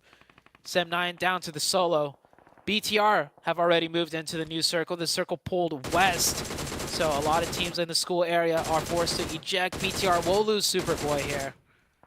They are going to take that all the way down. There's 2 players now left for BTR. Team Queso, Weibo sharing that central area. The shift goes out. Vampire happy with this one as well. They get a lot of that hillside under their control. Rook trying to take care of Genesis, but Influence Rage taking care of the remnants of BTR as well. 2 players go down to a nade and a third as well. It's disaster strikes as they try and take down the final member of BTR. Just the one left remaining. It's Genfos. He gets that heal off, and now it's just Little Boy up on the high ground. The spray downs are there. That's actually D+ stealing away a bunch of those eliminations. Man. The 4 points are in, and that is so sad for Influence Rage. It looked like they had a good time of it, but D+ roll in and ruin the day. Genfos on the off angle now trying to move up onto the high ground, spots the player, looks for the nade, launches it towards Lil Boy on the cook. Can he get it right? It's right on the ridgeline, but it doesn't quite tag the full damage. Instead, it's only a little bit. Genfos puts another one forwards, tries to scare him. The nade is cooked. Lil Boy with the DPS gets cut down, and Genfos claims victory. Genfos absolutely demolishing the Influence Rage team. Unfortunate he couldn't confirm all 4 points, but he was the one to take down all 4 players. A 1v4, a true 1v4, as he was the only player up alive for BTR. They may have wanted a couple more points than the 5 elims they got here, but that's a highlight clip in the books for BTR, and he's not done yet. It's not just yet. He could still get something happening here as D+. A little bit worried to take on this force in the form of Genfos, and he's still putting out damage. He is still alive. Goodness me, he has that 1 first aid left remaining. D+ trying to just get ahead of this one. Instead of taking the fight at an unfavorable angle, they're going to lose Forest on the 4 position. This is Weibo with a third party. Osal as well, being suppressed on the angle. He has to move further up the hill, but it's finally spotted. D+ shredded down to 2 players. Sorry, Fabian is still active on the off angle, but he's got a fight to deal with Kenny, and it will not go his way. Kenny steps up and sprays him down. Just the 2 players from D+ are there, but another off angle shot comes through over to Kenny to take care of him. Everybody in the southeast side suffering. Beano Storm staying alive as long as possible. It looks like they've got all 4 of themselves still going. BTR almost had the run right there. Weibo Gaming almost took down the player that took out BTR. He was 1 HP. If Weibo Gaming landed just one more shot earlier on, BTR could still be in this, but that is not the case. D+ will salvage up with 2 players on the east side. Vampire have been very quiet, but of course with the zones constantly to their back, they have been putting out very well-established circle control, just pushing everyone away. So they'll stay alive with 4. With how many elim points though? 0 elimination points. They're going to need to pick up a lot more because they are in the 11th place. 4 Miracle vibes as well across those fields to the northeast side of Pachinki. And they're going to have to get across soon as well. They'll have to figure out where they want to crash. As Rook moving in, so are the remnants of D+, who have managed to get 2 players back onto their feet, but maybe not quite as favorable as it could have been. Into the smoke, they're repositioning, they're just trying to find their way in with these vehicles. Genesis trying to hold the angle, and Forest goes down to it. Mernat's there, Weibo maybe unaware of their neighbor. I think they should have known at this stage. Maybe they were just willing to give this one over, but Mernat will be burnt away by this Molotov in the corner. If it spreads correctly, I think it might have just missed on the tag. I mean, the concrete keeping him safe there. Osal with a nade now cooked. Beano Storm trying to move in. In the meantime, Mernat does go down. Now, Forest can get rezzed on the angle. If Osal can make the cross, he does. Osal with a nice execution with the molly first to stop the potential push. Follows up with a nade. Here's a nade from Team Queso. Reyes with a good one to just stop the team of Rook pushing in. No knocks, however. And Queso, they have 2 more stronger compounds to fall back to. That might be the case here, as yeah, they will concede the warehouse and let Rook push up a little bit further. A 1-for-1 nade trade. You don't see that happen all the time. But that's Queso with 1 player down on the left side, which is the isolated side. Weibo Gaming chimes in with a distance knock the third party. Vampire, I see them in the distance in the back. They're looking to see if they can wrap around and maybe get some third party action going on. Get a position out in those headshot hills to the north of this compound. it's really, really tough to make these moves. But if you can get through whilst the teams in that compound are fighting, you're going to have a lot better of a time. You have to be worried about the teams further south, though. Look at the high ground that they've got. This is the compound out to the west that that Vampire have been holding for a long, long time. Nobody else has contested it.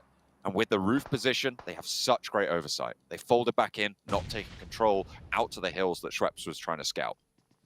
Also, I see Tony K on the south side, outside. Oh, I think we might have lost you a little bit there, Zute. Tony K on that south edge.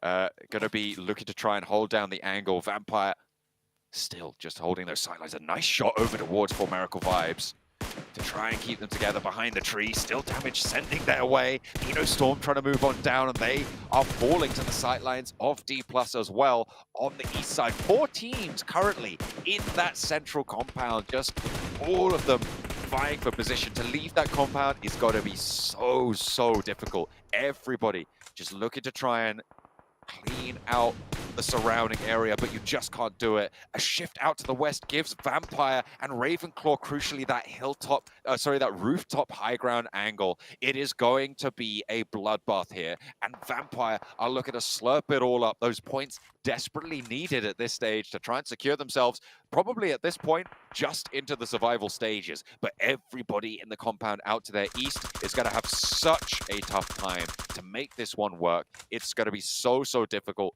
for them to leave this position. Vibes take a knock up the top of the hillside, and it is just a tricky rotation for them. The vehicle's providing little to no cover right now. Tony K on the high ground with that Mini 14, staying out closer to the blue and slowing them down time and time again.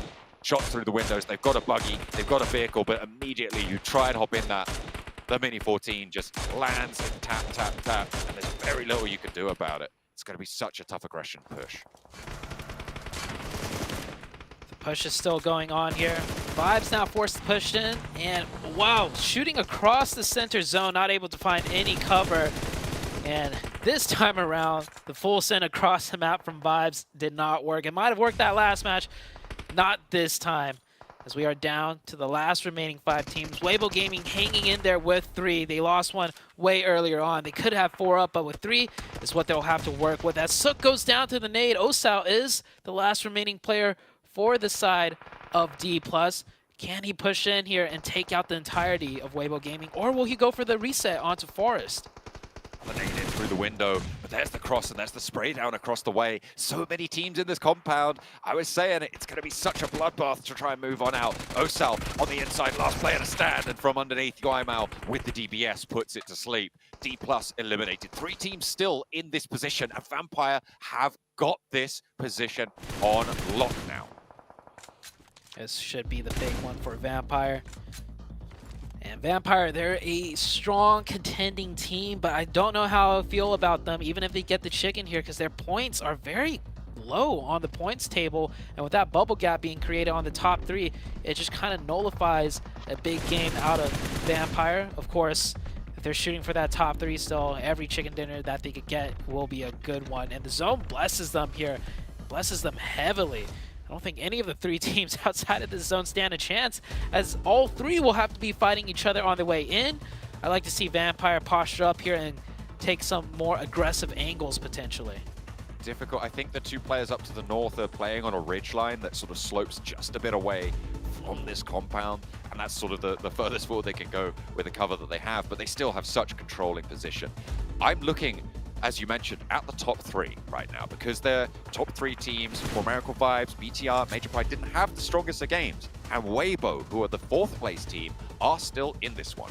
A chance to close that 24-point bubble gap that sat at the start of this match.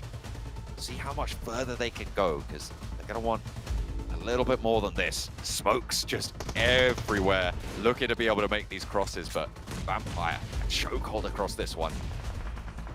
Weibo Gaming, the first casualty on this insane push out into the open. Queso and Rook going at it. Weibo Gaming just need to survive up to 2nd place. I think that's the best they could hope for. The compound fight is blazing. Rook seemed to be getting the better end of it, as Queso's down to just Big Lump Milo on the top 4. Weibo Gaming fully taken out there. They went for the cross. They went into the sidelines of Vampire, and here comes Vampire.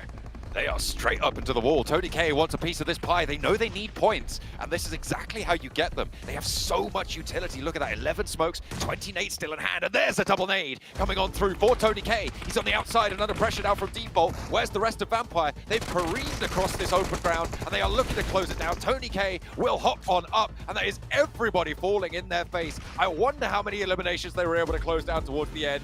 They're happy with it. Well, maybe not elated, but to be fair, they were just waiting this one out, trying to get the maximum value here. Vampire will close it down as we kind of expected, given those final circles. There's a relief to find a performance today to try and climb further back up those tables. Yeah, you can tell from their reaction that they wish they could have gotten more.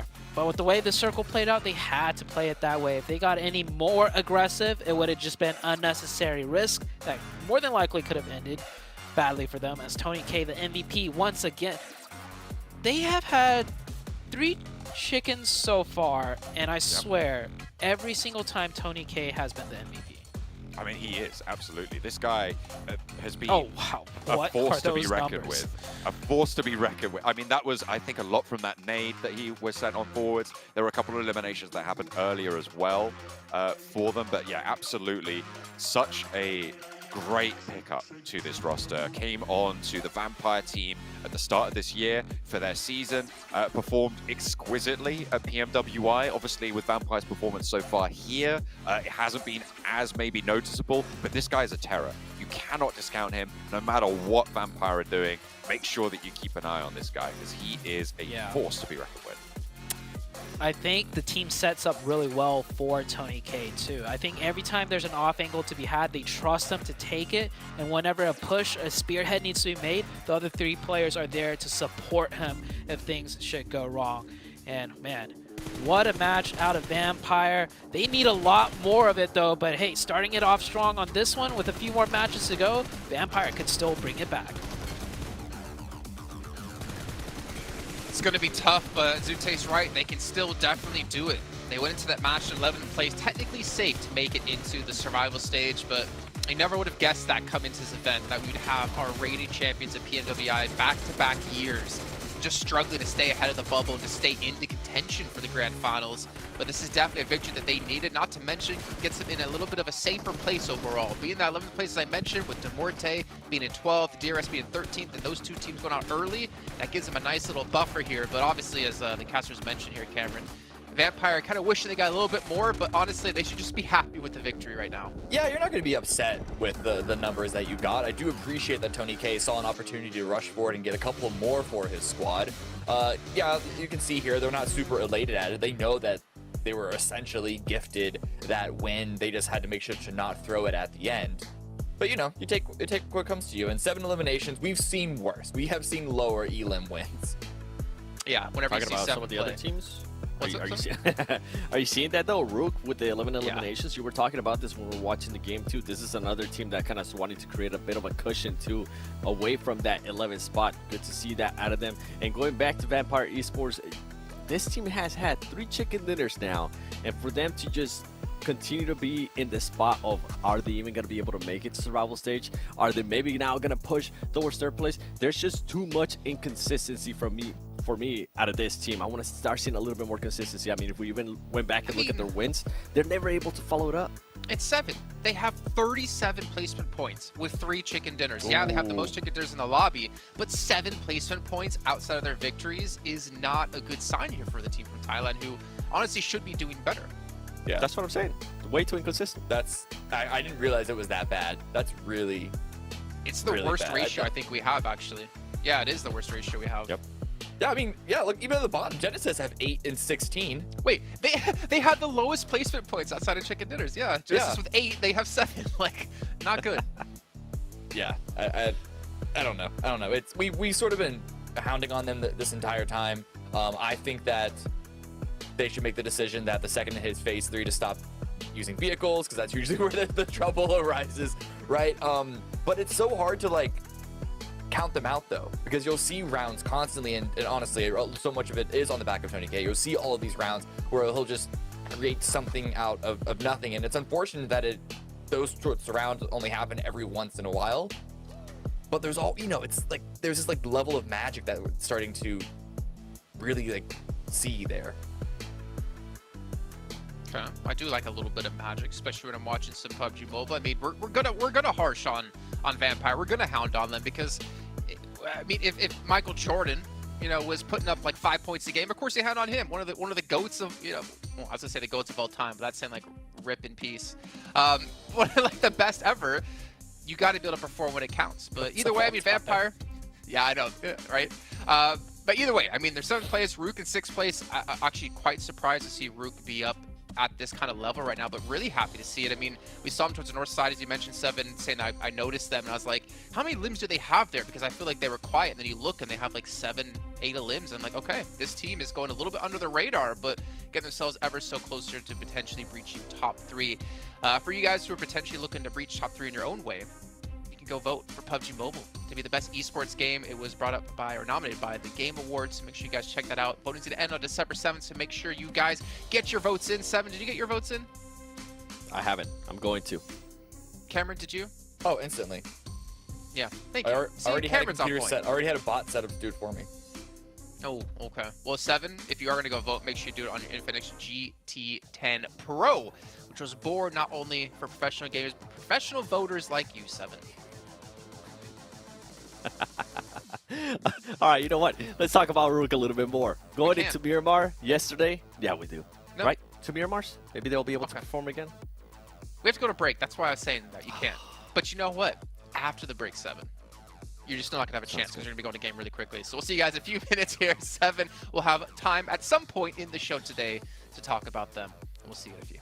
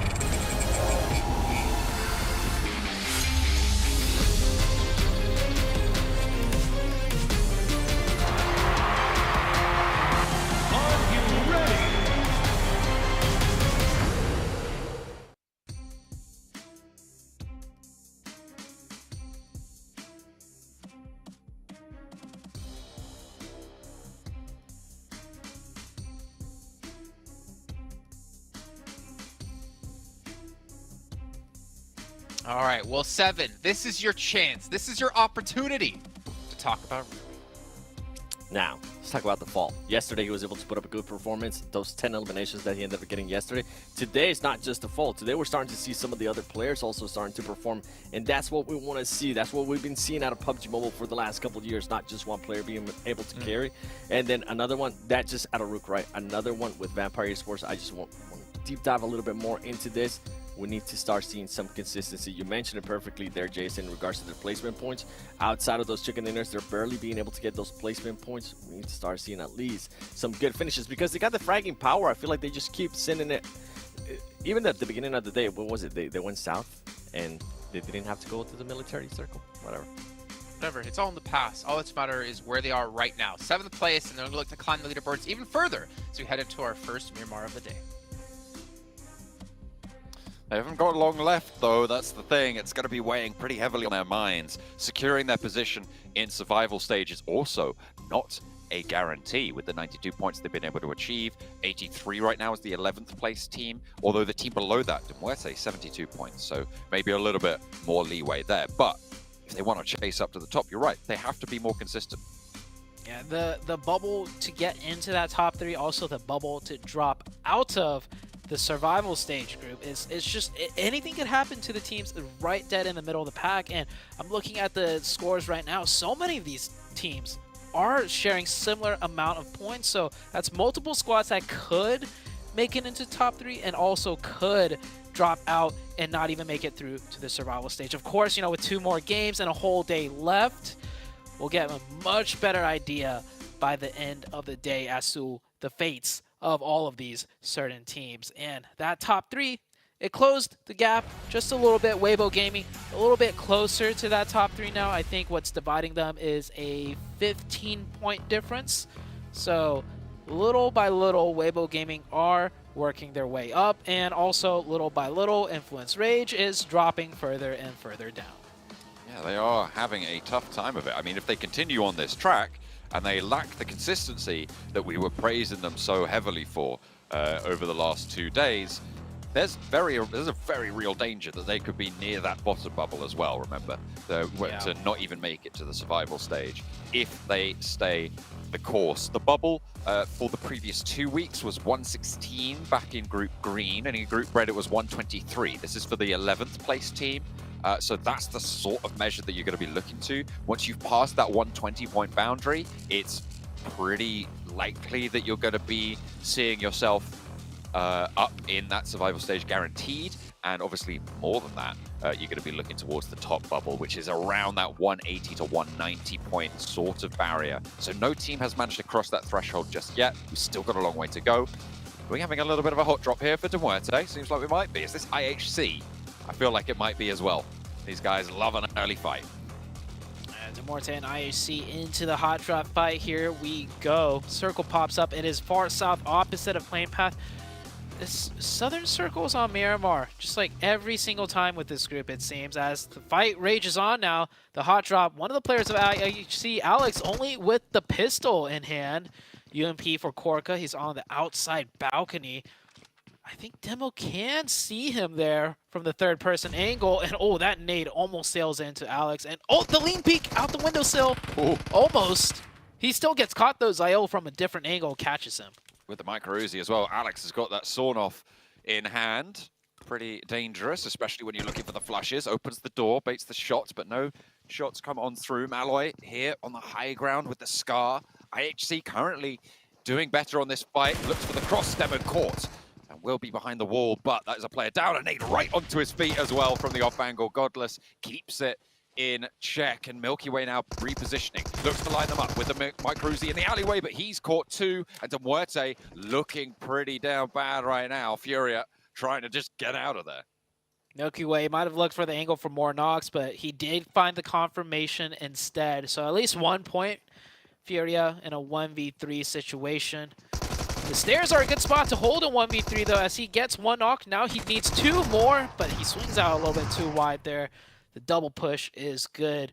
IHC pick up 4 quick points, lose 1 player, but at least the fight is finished over quickly, as this circle, there's a decent rotation for them to make still if they loot fast and rotate fast. Team Queso, the only team to have rotated in, but I do believe Queso is a team that loots Los Leones as well.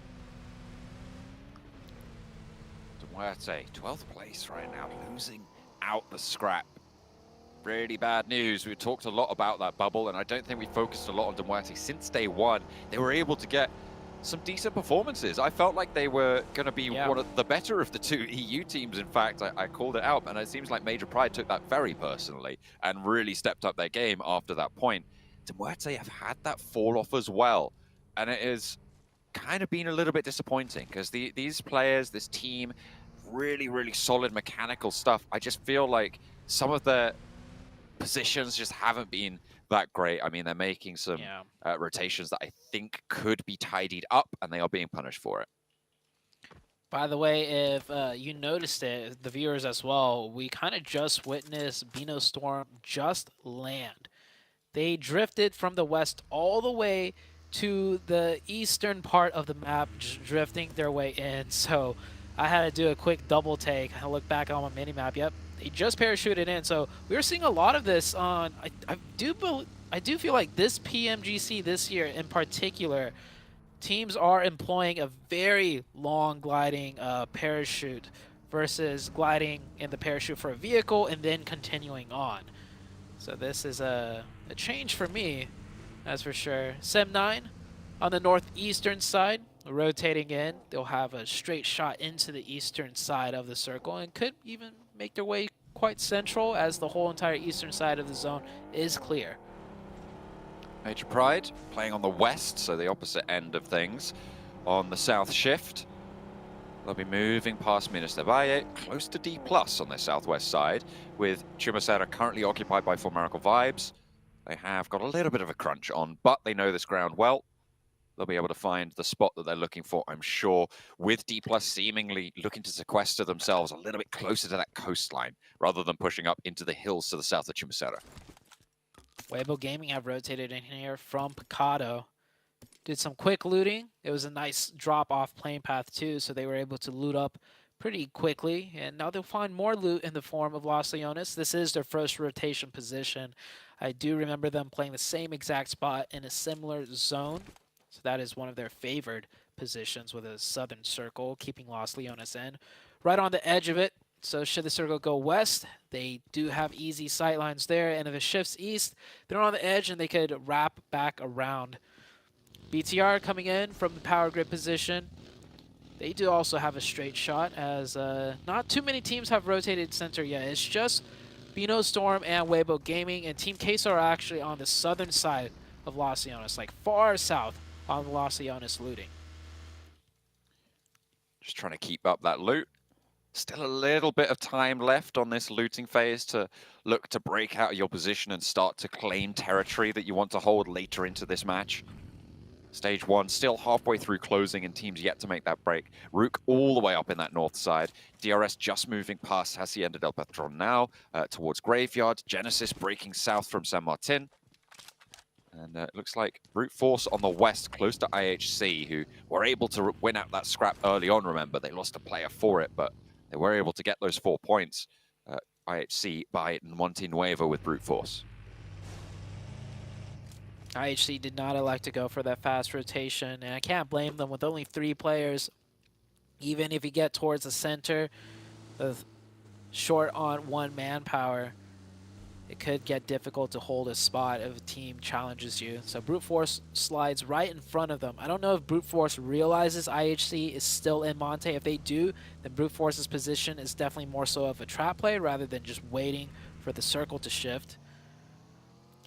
Major Pride on the southwest, outside of the zone. They're going to take their time.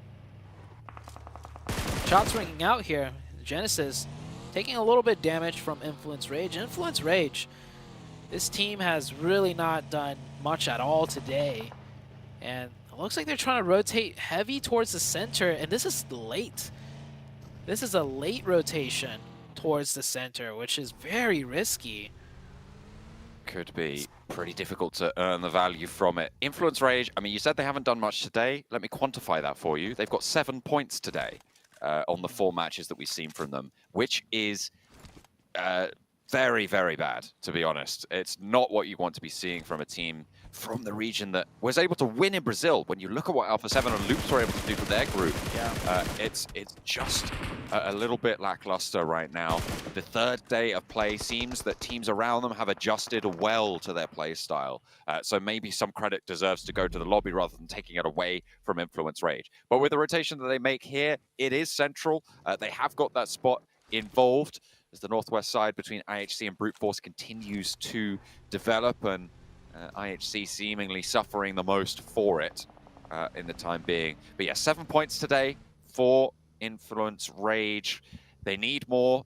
If they get 7 points today, overall, I mean, sure, they get 10 points today, they get 10 points tomorrow. I don't think they even make the bubble. It really comes down to this game right now to see what Influence Rage could do.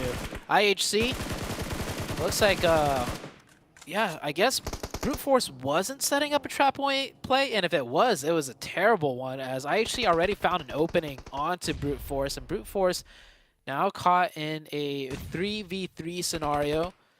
IHC looking to take down another here. IHC much more grouped up.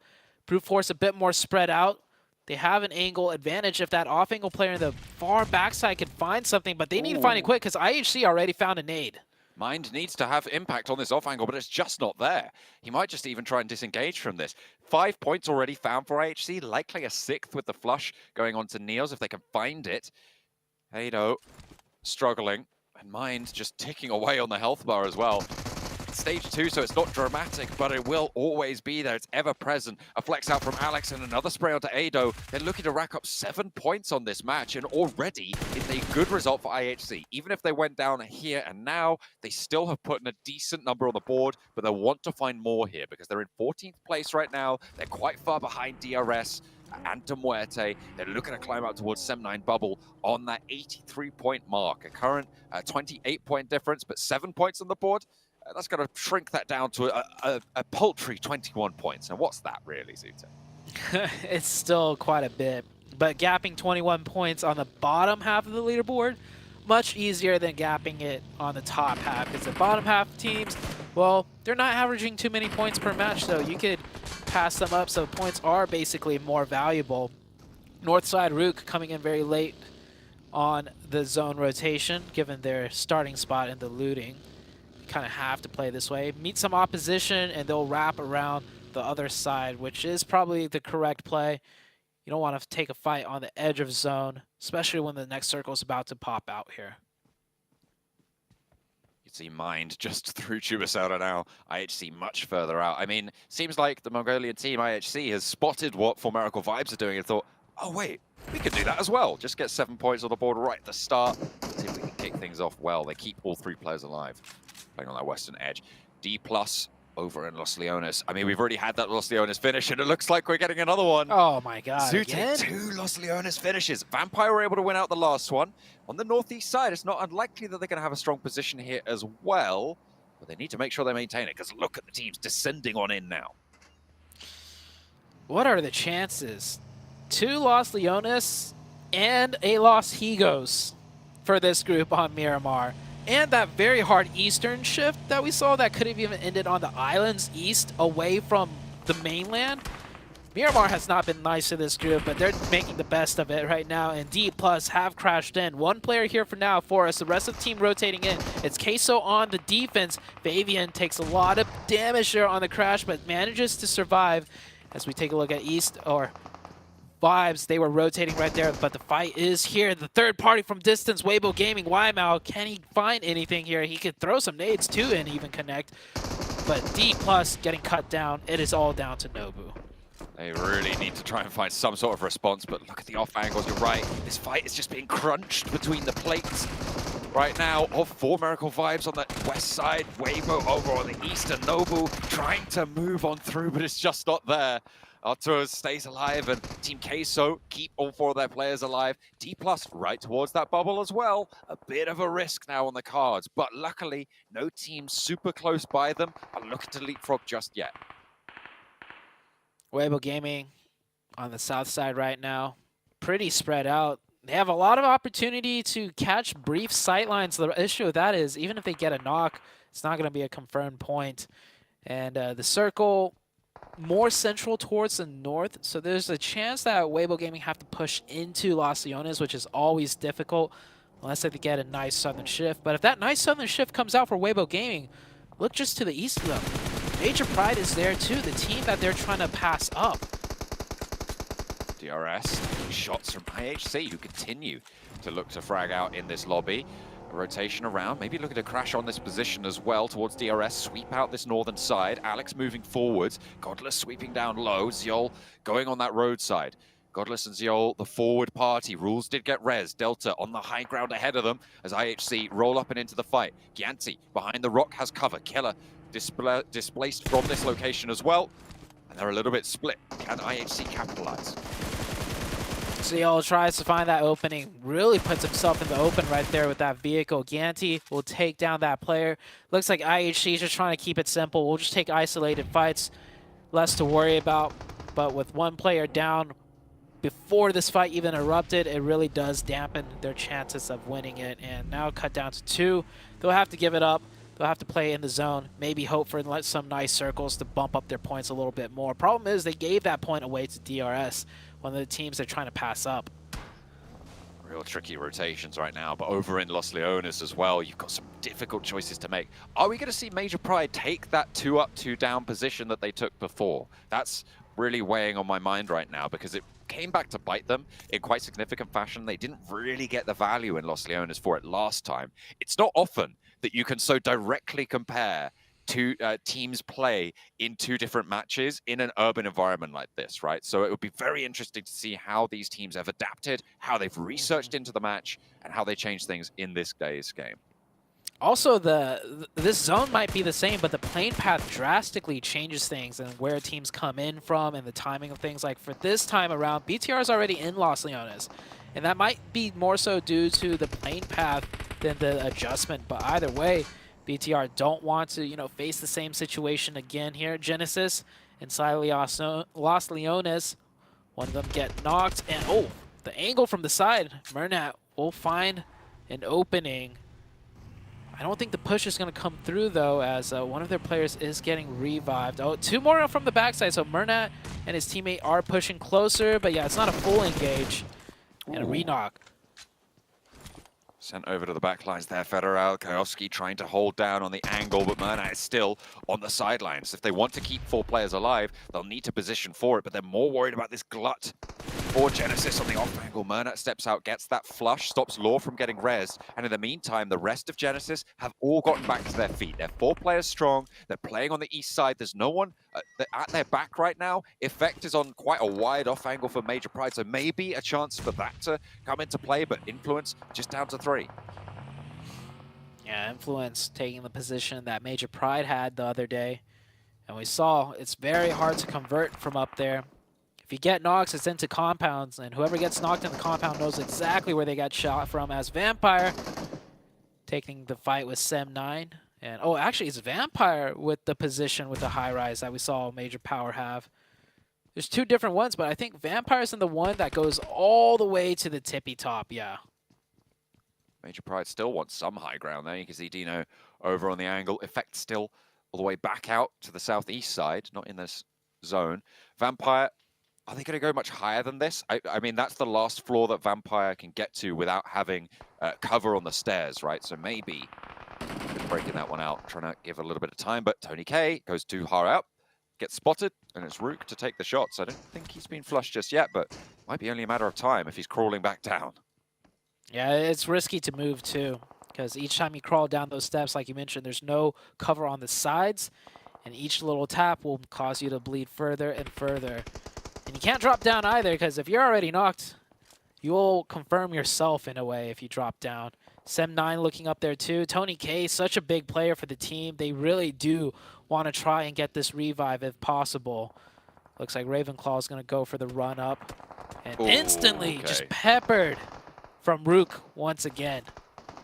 I mean, you got to know how dangerous this run is. They actually sent Tony K all the way up to the top, so instead of going down, they went up. Ravenclaw just throws it away. I feel like it's a little bit too risky to go for that push. You don't really have any smoke cover on those stairs either. But it's Tony K. That's true. It's Vampire Tony still K. have 2 players alive, though, and that's Schweppes and Newsy. We'll see if they can do anything to try and convert Vampire's performance in the last match into a consistent climb up the tables, but right now it's not looking super likely. Major Pride will not make the same mistake as yesterday. They haven't got up and committed to that high ground. They're playing as 4. They're pushing in from this south. Yeah, the circle has been shifting, by the way. It just keeps going into Los Leones, so nothing's really changing besides the teams on the outside having to join the party, join the Los Leones chaos here, as we do see the last player of Brute Force trying to find some way in.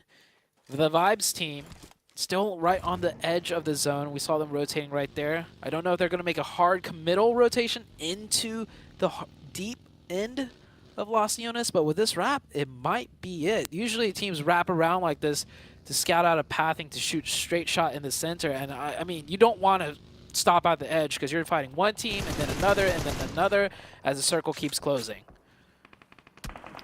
Shots across, and Influence Rage put up a point on the board as Major Pride lose 1. 3 players alive for Influence Rage still. Vibes trying to move on in. They are playing as 4 as well. A little bit split on the convoy. You can see 2 players a little bit further back. They get up to the apartment block. Have a little bit better time of the forwards too, though, because Genesis have spotted Apex up on that ridgeline, and they don't want to let him get down there. Doesn't have a vehicle, seemingly. Did hop out there. Major Pride diverting some attention to try and hold on this south edge. Moving on through the ground. Actually, just sending straight on through to regroup again. So 3 players still active for them on the buggy. Yeah, Major Pride pushing in to Los Leones initially as a 2-2, which I do like because they take 2 sides of a strong road pass. So if it goes east or west, they already have a position. But after losing that 1 player to Influence Rage, they don't want a solo player off on their own. There's no revive potential, so grouping up as 3 is the play here. Brute Force made it in, but just on the very edge. Mind also with no more meds. Not even a boost ticking. He's probably running around to look for whatever he can. Some bandages, potentially. As we are going to head into the next circle shift. Taking a look at the teams. BTR only have 3 players. Major Pride lost 1. Vibes still with 4. They're on the south side on the edge. And the other big team to watch out for right now, Weibo Gaming, does keep their 4 players up. They've been here since the very first zone. They are in a crucial position, not only in the circle, but also in the standings, right? This is a chasing team right now. They're 4th place. They're a couple of points behind Major Pride right now. With Major Pride down to 3. They're going to be a little bit limited, but in urban environments, I feel like it's just almost impossible to call these things always. I don't think anyone would have called Vampire yesterday. I don't think anyone would have called Bigatron doing as well as they did yesterday. It's so difficult to predict what's going to happen. There's so many different cases for what could. It shrinks onto that area that Major Pride have the south side of, but there's a lot of open ground in the middle of that. Yeah, it is. And if I recall correctly, don't let that compound in the middle fool you. Those long hallways, so to say, it's very difficult to get into. And I think the sides don't even have hard cover. It's like just open from the sides. So we'll see in a little bit if my memory serves correct here. Back in my days, we didn't have too many Los Leones endings. This team, or not this team, this group have had a lot more Los Leones practice than they probably would have liked.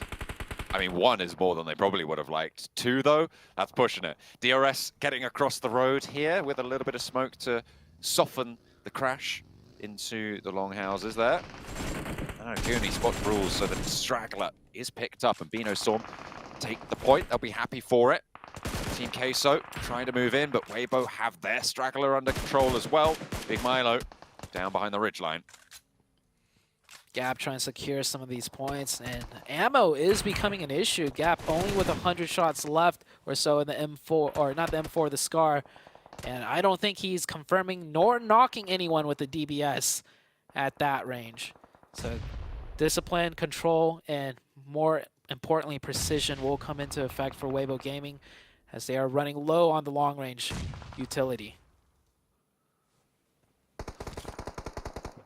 Major Pride still in their central location. Influence Rage also trying to hold off against Sem9.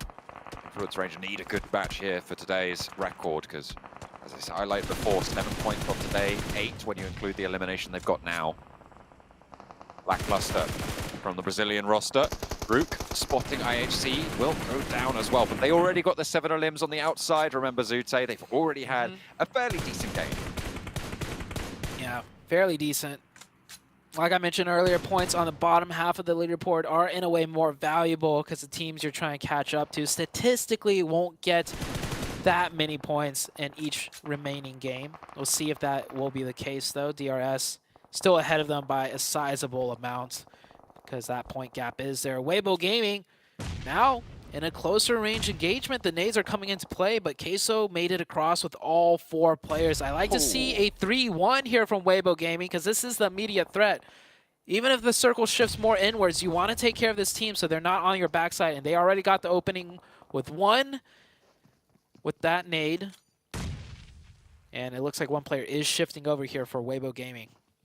They have got control of the north side of it. The smoke just to Reyes' left right now, keeping them safer from that angle. But you can see as soon as that starts to fade, it's going to be so much harder. In the meantime, over on the northeast side, Rook and Vampire, the remaining duo for Vampire, looking to try and res to keep 2 players alive, but an aid in through the window doesn't quite connect. It looks like there's only 2 players for Rook as well, but Schweppes is back up immediately. A knock sent back their way. There are actually 3 players for Rook as they managed to find that res as well.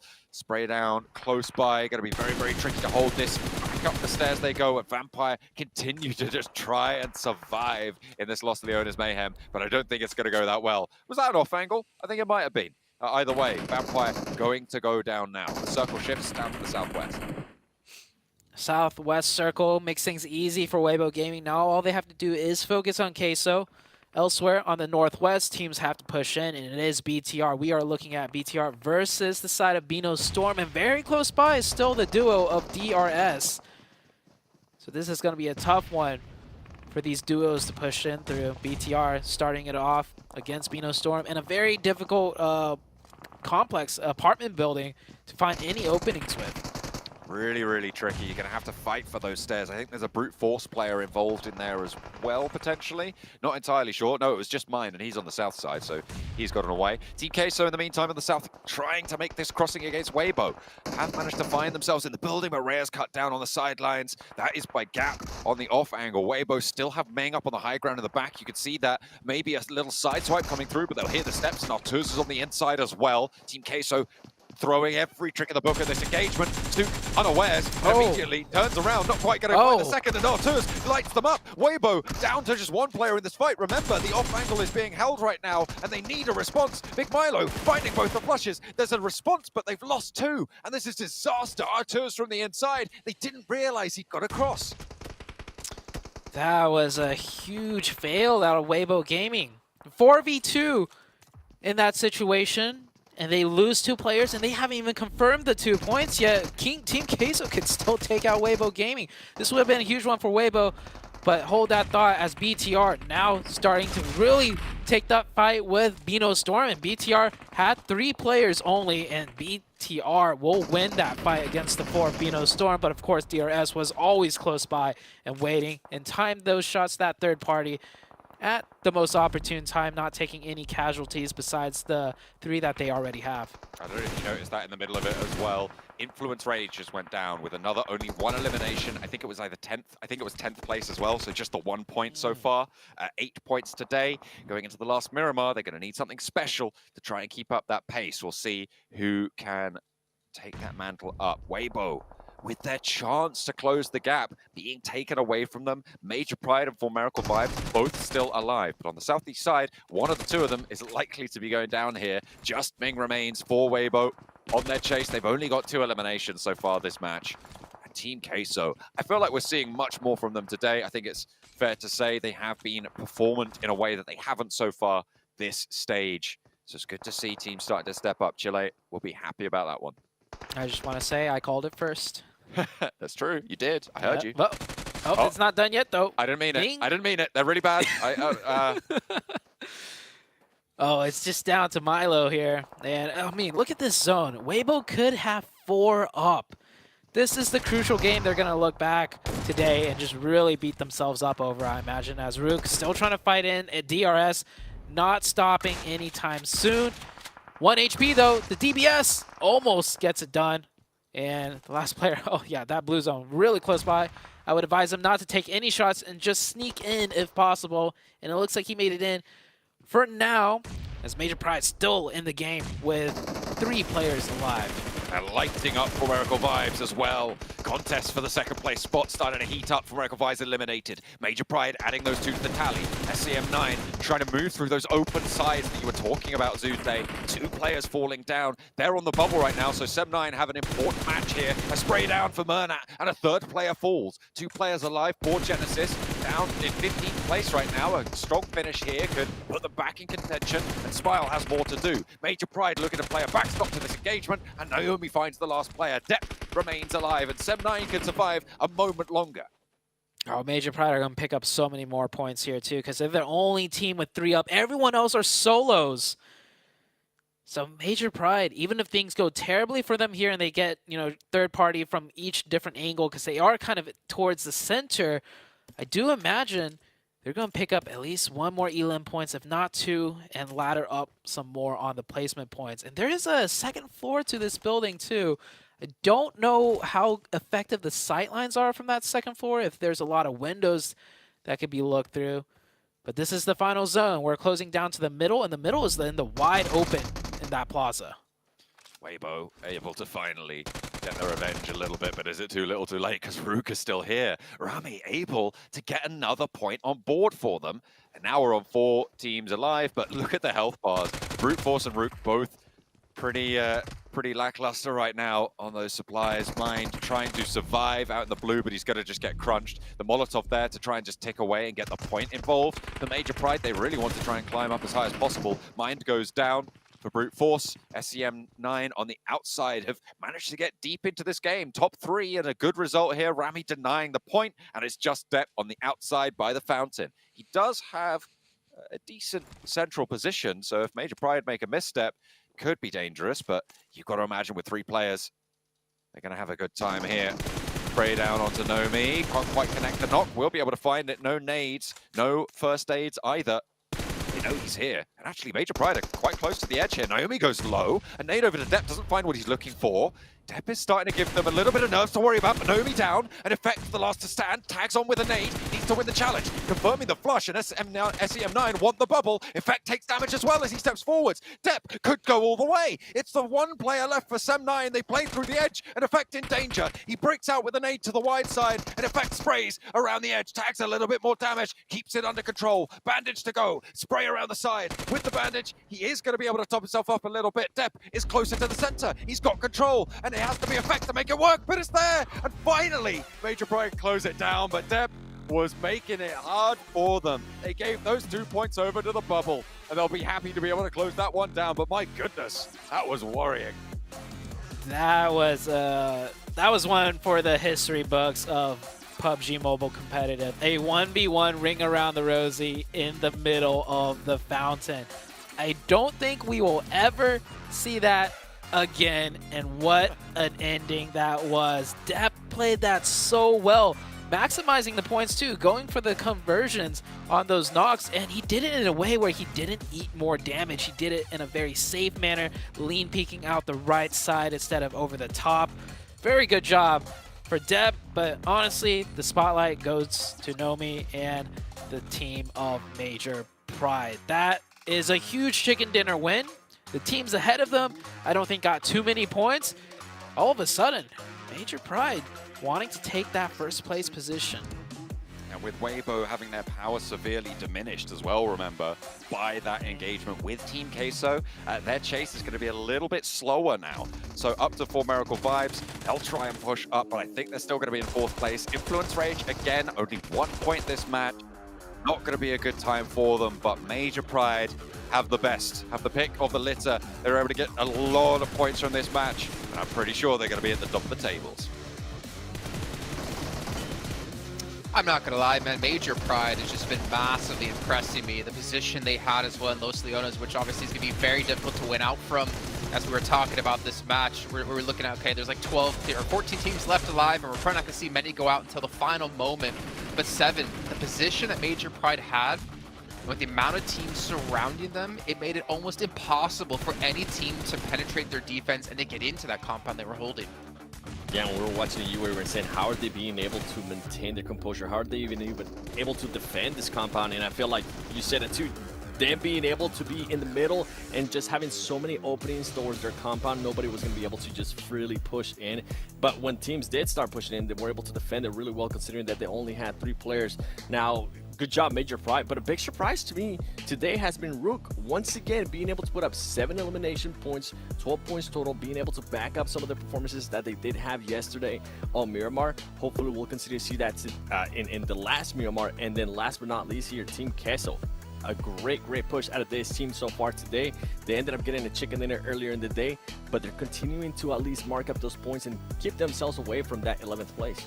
Yeah, for just to touch on Rook again real quick, they did have a win 11 eliminations very, very recently, and then 2 third places before that. The only, concern is that they have a whole bunch of double-digit placements as well, and even after that win, it was 2 double digits with very low eliminations. So there's a level of inconsistency there, but with this recent performance and how tight everything is in the middle, they're now up to 5th place. It's still a long climb if they were to want to try and challenge the current top 3, who are off in their own little playground somewhere like way far and away from everyone else. But as far as keeping themselves as far enough away from bottom 5, Rook have done a really good job recently. Yeah, fantastic job, and even to be fair, Team Queso, and I know 7up trying to bash it too harshly, but we see Influence Rage dropping down to 7th place. Brute Force as well has just been on a downward trend, but to see Major Pride push themselves up like this, again for Queso in particular, this team looked like hot garbage in Americas. I know they already qualified through the PMGC. I'm not afraid to say they look like hot garbage. I think everyone would agree with me to say that. But the fact is they've come into this group and they have started to really perform and really be able to frag out, which I think for me was one of the biggest things I was worried about with this team. Yeah, it was, in the way they've been. I mean, going back to the beginning, right, when they were able to actually defend a compound, when that has been a big question mark for them, not even being able to defend a compound when they do have control of it. And going back to what you were saying in regards to Influence Rage, now I'm worried. I was talking about how they were being consistent. I was talking about how they were still able to maintain the top 3. That consistency has stopped, and we are not seeing any of the top-off performances. We're not seeing any of those high fragging besides just one match. I think they ended up with 12 elims. Now I'm starting to get worried because those teams that were in 11th place, that 11th place has now moved up. If I'm not mistaken, I think that the gap between them and 11th place was somewhere along the lines of 12 points. A lot of these teams that are within that 11th point, they are able to get those points in just one match. Yeah. So Influence Rage, we need to see a reaction here out of them. Yeah, it's at this point mathematically more than possible. I mean, and with their new level of consistency of fewer than 3 points per round, it is now looking very likely, unless something changes again for Influence, that they could even be in the bottom 5, which would be absolutely disastrous for them, considering their position at the previous days, at the start of today, punching up there close enough with the top teams. Well, let's not forget about another team out there, Vampire. Got to bring them up again because they won our previous match. Well, not the one that just happened, but match 4. Yeah. And then they go out with, I believe, 0 points in this last match. You get a lot of highs for them, considering they've won 3 chicken dinners, but a lot more lows, unfortunately, for this team, who has bounced back into the 2nd page here on our rankings. So they're potentially still able to fall out and potentially not even have a chance in the survival stage. How do you have 3 chicken dinners? The only team with 3 chicken dinners, by the way, and you're on the bottom half of the leaderboard. To me, that's absolutely wild. And things can change again, illustrating the fact that the overall leaderboard is very, very tight, very, very, very tight in the middle section. 5th place Rook all the way down to D+, and 11th is like 12, 20 points. Okay, well, you know what? We still have 1 match left to come up today before we get into our final day of play tomorrow. So hopefully we can see some teams step up here. 7, he's going to put it all on Influence Rage if he was gambling. Me, I don't know who's going to win at this rate, but I know it's going to be a good match. So let's throw it to our commentators of John and Zute. Major Pride able to win out the 2nd Los Leones circle we've seen on Miramar. They've had good positions, I think, on 2 of the 3 crazy Miramar finishes that we've had. The Los Leones, the Los Hicos Islands as well.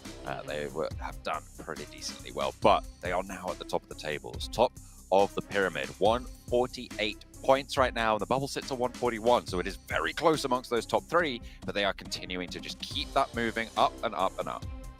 Yeah, Major Pride, I feel like out of the top 3 teams, all 3 of them still need huge chickens if they want to try and, keep that spot, because the bubble, it may have widened a little bit, but man, I feel like the teams are hungry. We've seen Queso climb all the way up from the depths of the leaderboards. Weibo Gaming just hanging on in there. Weibo Gaming could have done way better that last match, but they still converted a decent amount of points. And between the top 3, if you want the top 1, I mean, if you don't get the chicken, one of the other teams will, between BTR and Vibes.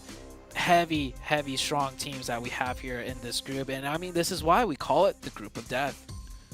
Absolutely. So difficult to make headway in this group, and I mean, it's demonstrated by the fact that Influence Rage have fallen off so hard, right? These teams are so strong. we wouldn't have even considered Influence Rage not being certainly in the contest for top 3 at this point, at the end of day 3, going into that final day. But right now, they're in the conversation for the 11th place bubble as well. I mean, this is a dangerous position to be in, and it shows you as soon as you show weakness, as soon as you start to fall off a little bit, that could be it for you. It can close down on you so fast. Yeah, so I know you gave me the stat earlier, but now after 6 games, how many points has Influence Rage gained today? They're up to 9 points, or 8 points today, I believe. 8 points in 8 points in 5 games.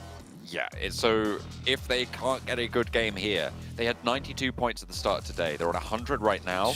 If they can't get a good game here, and if they repeat this performance tomorrow, like I said, they are at risk right now because the bubble sits normally at about a 120 mark. Around that sort of area, you want 130 to be a little bit more safe, but to be honest, with this lobby, it could be even higher than that. Yeah, I don't know the stats, but statistically, this could be the worst day performance across all 3 groups, maybe? Like, potentially? It's up there in terms of being down there in how badly a team does in a day, and this is Influence Rage we were talking. Maybe I caster curse them, John. I spouted about how consistent they were so much that they are now meeting the exact polar opposite of consistent. So well, actually, no, they are being consistent today. I mean, don't tell me it. Don't say that. Consistently bad. Don't say that. No, man. So, you know, technically, you're still not wrong. So sure, you know okay. All right. So no caster curse. It's just they're still consistent. Yeah. It's true. Consistently making maybe I'm not well. It's really difficult to put a finger on exactly what is going wrong.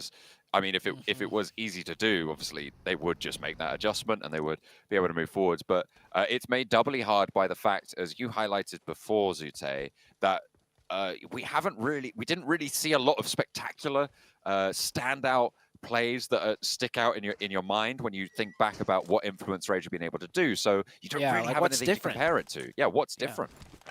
I honestly think they're just today. It looks like they're going more way more central, way more often. Whereas in the previous 2 days, I just recall them being being patient on the edge and waiting it out. Then again, I could be completely wrong, right? They could have gone more central on the first 2 days also, and we never noticed because they just slide right under the radar, wait till that, later stages of the game, and then out of nowhere they have 4 players up with only 1 to 2 eliminations, and they get their consistency points. But this circle does help them out a little bit. Very far to the east, it also helps out Vampire. They're going to be starting out on the east side as well. They have got Ravenclaw down as a south post outpost towards, beyond Labendita, in fact. For them, so they'll grab a vehicle from there, move on in. We're going back over to this east coast. We've seen this, I think, twice so far on this Miramar setup, and again, a late float down for DRS for another team in this lobby. They do like to stay in the air for a long time. You get great sight lines up there. Unfortunately, you just can't take shots. Yeah. Oh, seen this before. It's a 2-seater. The 3rd seat on the hood of the car as he goes and picks up that monster truck. I'm sure he doesn't want to be riding the rest of the game on the hood of the car. That is a more dangerous position to be in than on the back of a buggy.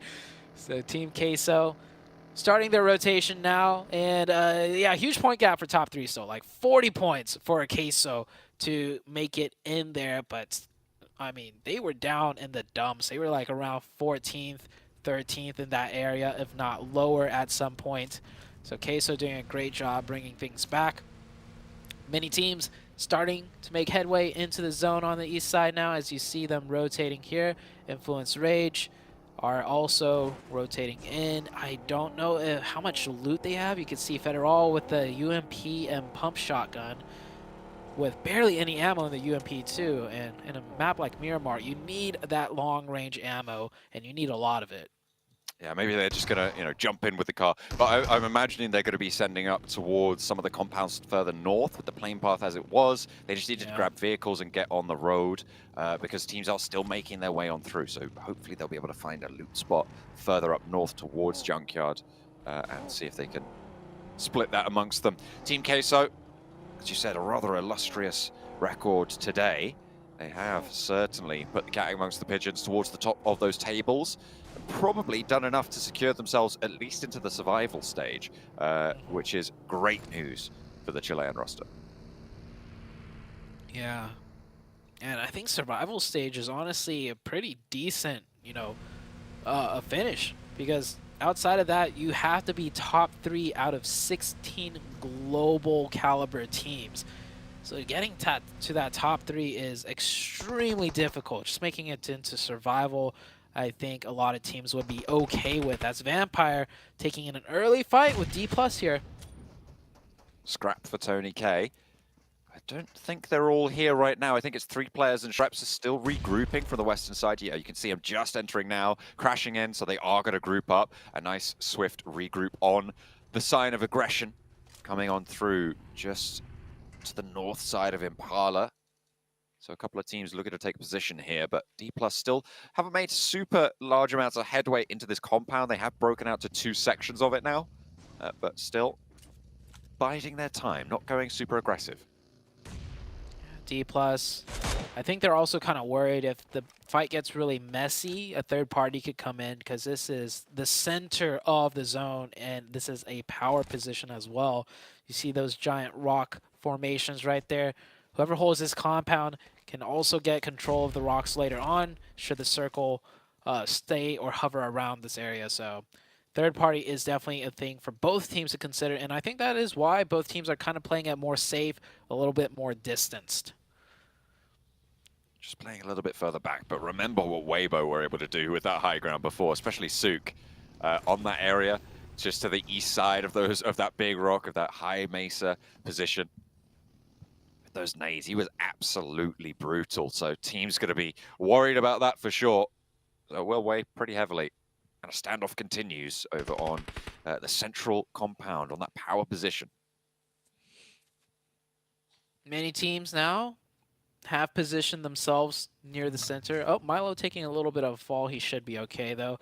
But Queso, Bino Storm, Weibo Gaming, Vampire, D+, all positioned quite nicely towards the central. And off-center, we have a couple of teams, too. Major Pride, Genesis, Sem9 rolling in from the southeast, Influence Rage rolling in from the northeast. Yeah, Influence Rage looks like they actually rotated from the south up through the middle of the circle towards El Azahar to finish looting, and now they're coming in from the northeastern side.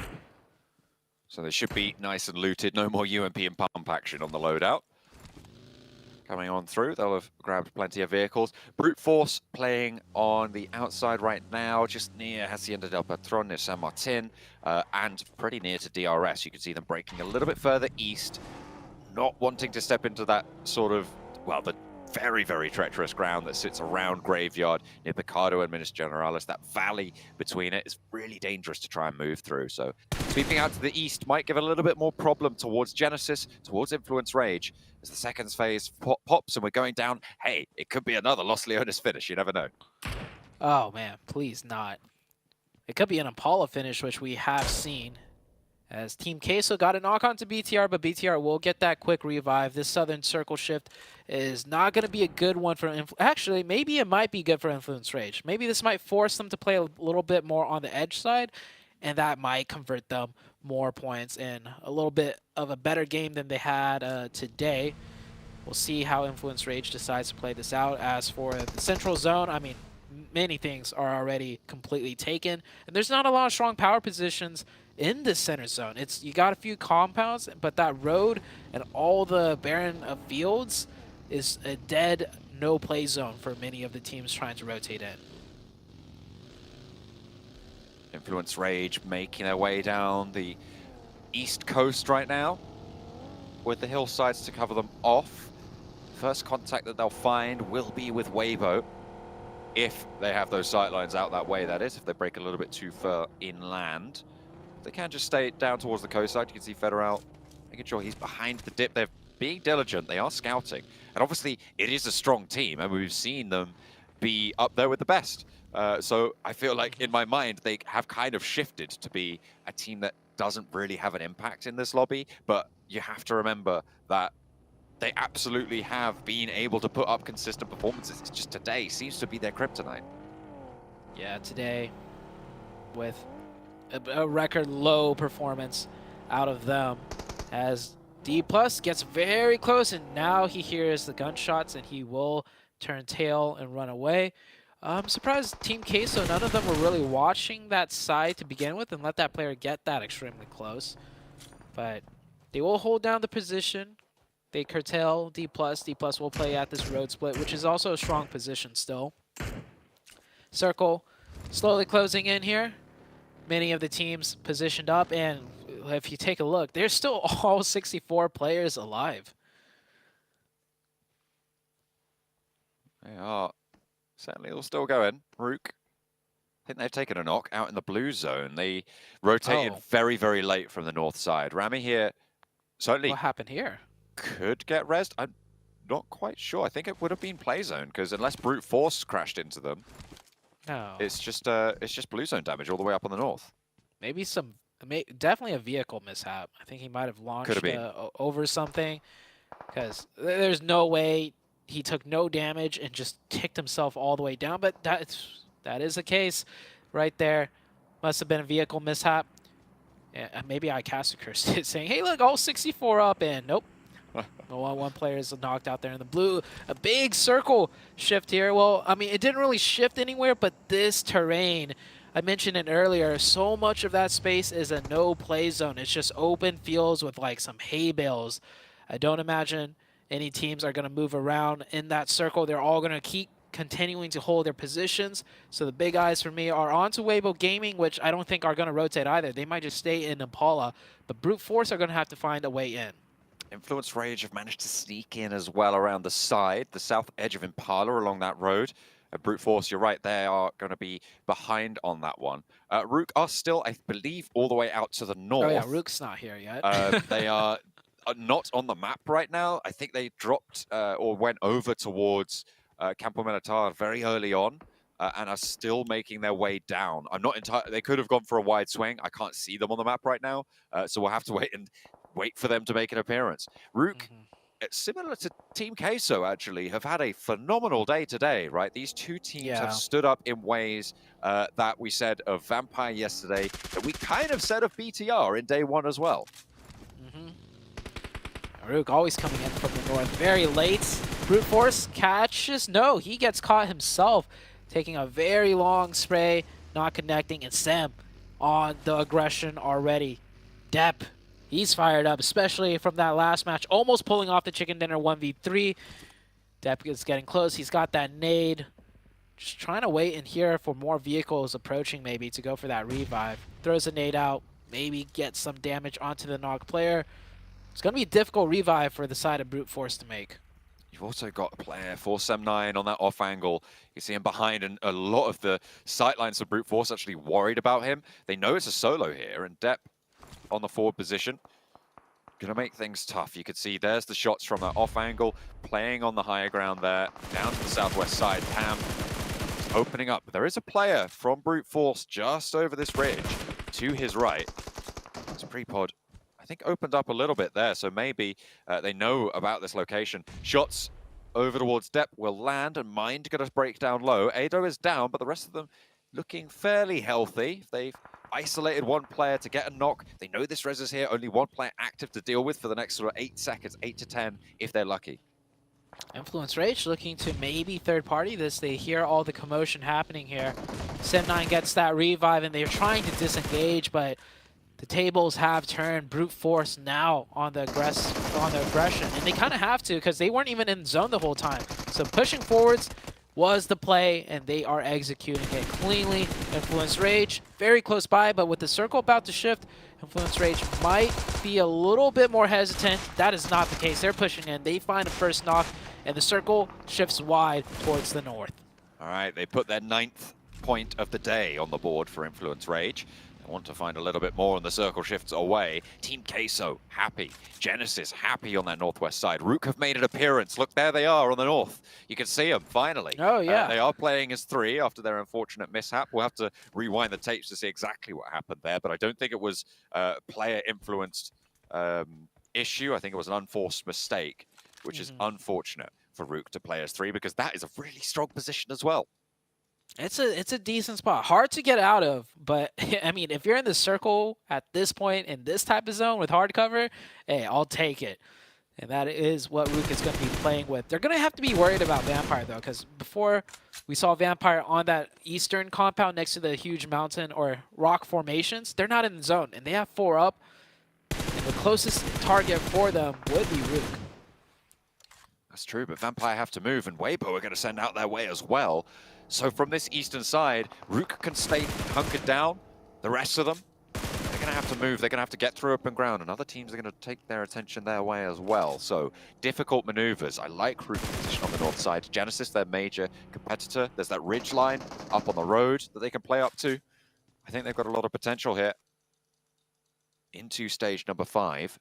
But Team Queso certainly, again, finding themselves in a strong central area. We saw it back on, I believe it was it Sandhawk or it was one of the Erangels, wasn't it, where they had just this slap bang central area that they had completely under control. Looking to repeat that Erangel performance where they got that chicken dinner. As Sem9 finally going out. Brute Force did not confirm that point, though. It was the play zone that ticked it at the last second. And here's that wide swing to the northeast that you mentioned. Weibo Gaming meeting some opposition in the form of Vampire. So they'll just be happy with the edge zone, but I don't think they're going to stay happy much longer because this position offers them no control. To the north, Vampire. To the south, Influence Rage. Weibo Gaming, I don't think they navigated this circle very well. Bino Stormer there as well. Influence Rage, they've put their 9th point up on the board, sure. They're taking nade damage from Weibo in the meantime. Bino Storm just a little bit ahead of them. Nades downhill. Genesis holding out on this northwest point. You've got Smile as a backstop. They're playing nice and reserved here in the compound to the north side. No team's really looking to push into them just yet, except for De Muerte. Maybe a chance that DRS try and third party onto this, try and swing through that La Bandita crater. We'll have to wait and see. Major Pride holding out on the south in the meantime against Brute Force, who are going to go all the way out. Influence Rage do spot Sook on the off angle, so Weibo a little bit dismounted there, but Lil Boy close forwards. Gap goes down on the rotate forwards, but there is answers coming through from Weibo. However, Vampire are chiming into the backlines. They have got sightlines here. Only one player for Influence to 4, and they put their 10th point of the day on board now. Yeah, Weibo Gaming forced to make a bad push because they were sandwiched. They might have been forced to make a bad push, but earlier they could have set up way better. A huge mistake out of Weibo Gaming for the last match of the day. Vampire holds strong, and Vampire is going to continue to pressure this. And I think at this point, Vampire realized they're just high enough in the leaderboards that they could shoot for that top 3, but they're low enough that they're going to need to pick up a lot of elimination points and do it in a huge fashion as the team rolls up and immediately gets cut down. And Influence Rage down to just a solo player. Bino Storm heavily damaged as well. Vampire should look to get very aggressive here. It's 4 points for Influence Rage when they go down. You're right, Vampire can get aggressive, but D+ going to start to circle out wide as well, so they have other fish to fry. They might have to chill out a little bit. Influence Rage, 4 points. It's their best game today, but it's just not going to be enough. I mean, that puts them up, I believe, to 12 points on today's matches. Again, if they repeat that performance, I don't think they're going to be safe. So they have to do more tomorrow. A disappointing result for the Brazilian team. I just recalled how many points you've told me that they've gotten today before these points, and they got 5 of those in Sandhawk, if I remember correctly. Oh, maybe it isn't their best game today. Yeah, so they got absolute zeros in between Sandhawk until now. I think they may have picked up a point or two, but that's not my concern right now, as this is Influence Rage out and the other teams are still fighting here. IHC on the south side, not in the zone, and I don't think they'll find any decent cover coming into that circle on the south side. Vampire still alive, still trying to finish out this fight with Bino Storm. It was kind of short-stopped with the potential interference from D+, but D+ have gone back to that roadside. Bino Storm swinging out very wide, just looking to see where they could play at. Major Pride also, the backstop to Bino Storm's position. Major Pride trying to move on with 3. They do get across. D+ can't quite slow down the first break, but the nades might find their way out this direction, as could the shots coming on through from Team Queso in the middle. Ravenclaw spotted Bino Storm putting a nade over. That's right on top of two players. They have to be careful, and that's a lot of damage sent out their way. Tony K and Schweppes now need to hold it down for them. Nagon pushed off the ridgeline. Schweppes can stay into cover for the time being, but no, he's knocked, and Nagon can move forwards, but there's the catch for Tony K. Can he keep Vampire in this? There's still 3 players for them to get back up, but I just don't see it happening here. With Bino Storm still having Nanokuni, Tony K, of course, he's going to win that one out. Needs to drop the smoke. Vampire starting to bleed heavily now. 3 players alive, but they are falling, and that's Tony K to go out. Vampire eliminated. Major Pride can continue to play on this south side. And Major Pride in a decent position here. If they can manage to push past D+, they're in a okay position to get more info, but if the circle goes anywhere center or towards the west, which is most likely to do, they have a huge crossing to maneuver through. And D+ with 4, you're not going to fall over for free. Not with that nade from Forest. Effect is down. Only 2 up for Major Pride. Dino with the DBS in hand, trying to get some shots in. Not enough there. And Nomi, the lone survivor, can he make something happen? I mean, we saw 1vx's happen before. Nomi on the wrong end of that one. Can he be on the right end of this? Spray. DBS around the edge. The first stock is there. A low HP, but the buggy takes him down. And it is going to be D+ taking out Major Pride. 4 Miracle Vibes, they're in the field, they have taken a knock, but they are in a position in the next circle, looking to try and keep the edge of it. I think they're just cutting with the next zone. With the Muerte, they managed to stay alive in the foothills underneath Genesis as well. Yeah, they're at a, right now the Vibes team, 4 Miracle Vibes, just trying to stay alive through the use of smokes. They're at one of those little shacks right there, or not really a shack, but a mix of hay bales. And yeah, as soon as those smokes run out, I don't think they're going to be able to keep all 4 up. They're in a very compromised position, especially from Team Queso's Fortress, just to the east of them. They'll be able to outlive IHC though, as IHC forced to come in, and it looks like the smokes are starting to run out, and yeah, major damage being taken here. Miracle Vibes right on that 3rd place bubble, being eaten alive out in the fields there. 1 point on board. I think they'll get at least 1 placement so far as well. But they will be looking to try and keep up with BTR, who just sit ahead of them right now. The question is, can a team like Rook, can even Team Queso put a big enough dent to go into tomorrow with a chance of laddering up into that 3rd place? Rook with 2 players alive. Team Queso probably the most likely to get a high-value match out of this one. Queso only with 1 point so far, though. But with the next circle shift, I think Queso will have to push out, and maybe they could get more. And man, Vibes here just, they're a pincushion for everybody. Everyone just taking some pot shots there, knowing there's points to be had. IHC, Zayol on the outside, and IHC out-survives the side of 4 Miracle Vibes. Not enough smokes right there, and too much focus with 4 players up. Everyone wanted a piece of that pie. And hey, look at this. The bottom of the table's very, very alive right now. 11 through 15, all still in action. Some decent points potential for a lot of them as well. Maybe less for IHC as they do go down and out, so they will be staying on their points total. But you still got to Muerte, you've got Genesis over on that north side. You've got D+ as well, looking to navigate over on that east, moving up the roadside to play close there. A battle for the bottom bubble as well will still continue to rage on as Rook are eliminated over on the north edge. Teams are posturing up for the final zone here. The biggest fight here on the northwest near this compound. This compound has, you know, that deep dip to the west and east, so it's housing 3 teams here.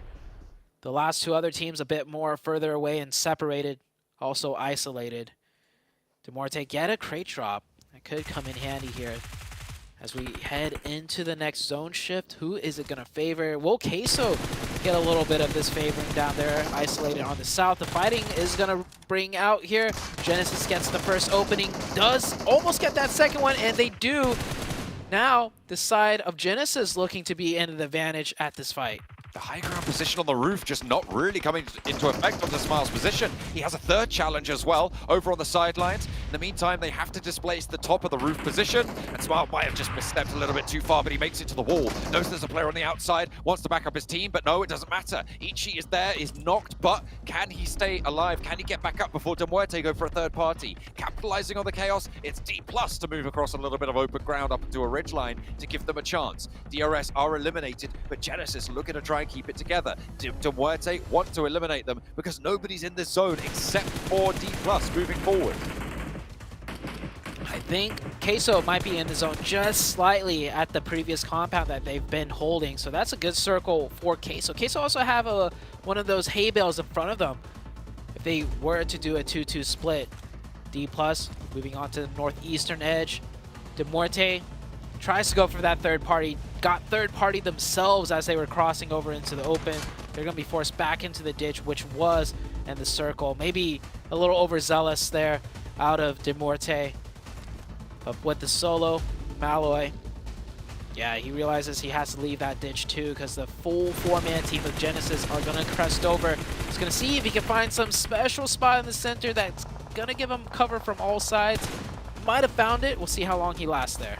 Not very long is the answer. Big Milo able to pick up that point. Team Queso, 5 eliminations now on the cards. De Muerte still have a 4 elimination, 4th place, so a decent run from them. And be able to survive underneath Genesis.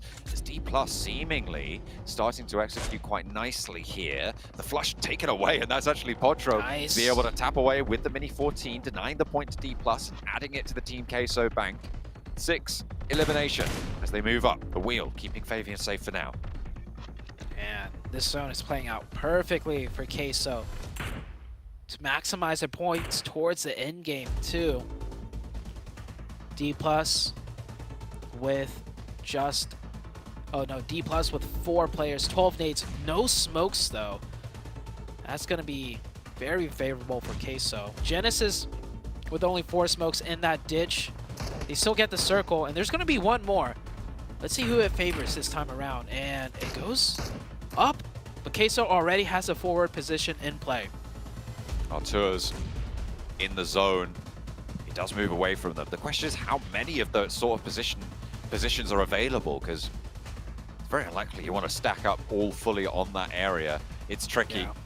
Artur is going to be that forward linchpin. 2 players moving. It's Big Milo and Reyes in the vehicle. They are going to crash a little bit wide, dropping one off and diverting back up. Okay, so they're just playing around their vehicle. They know they need to get back and forth. Genesis taking shots. If you can take that vehicle out, it's going to severely hamstring Team Queso's power on that south side.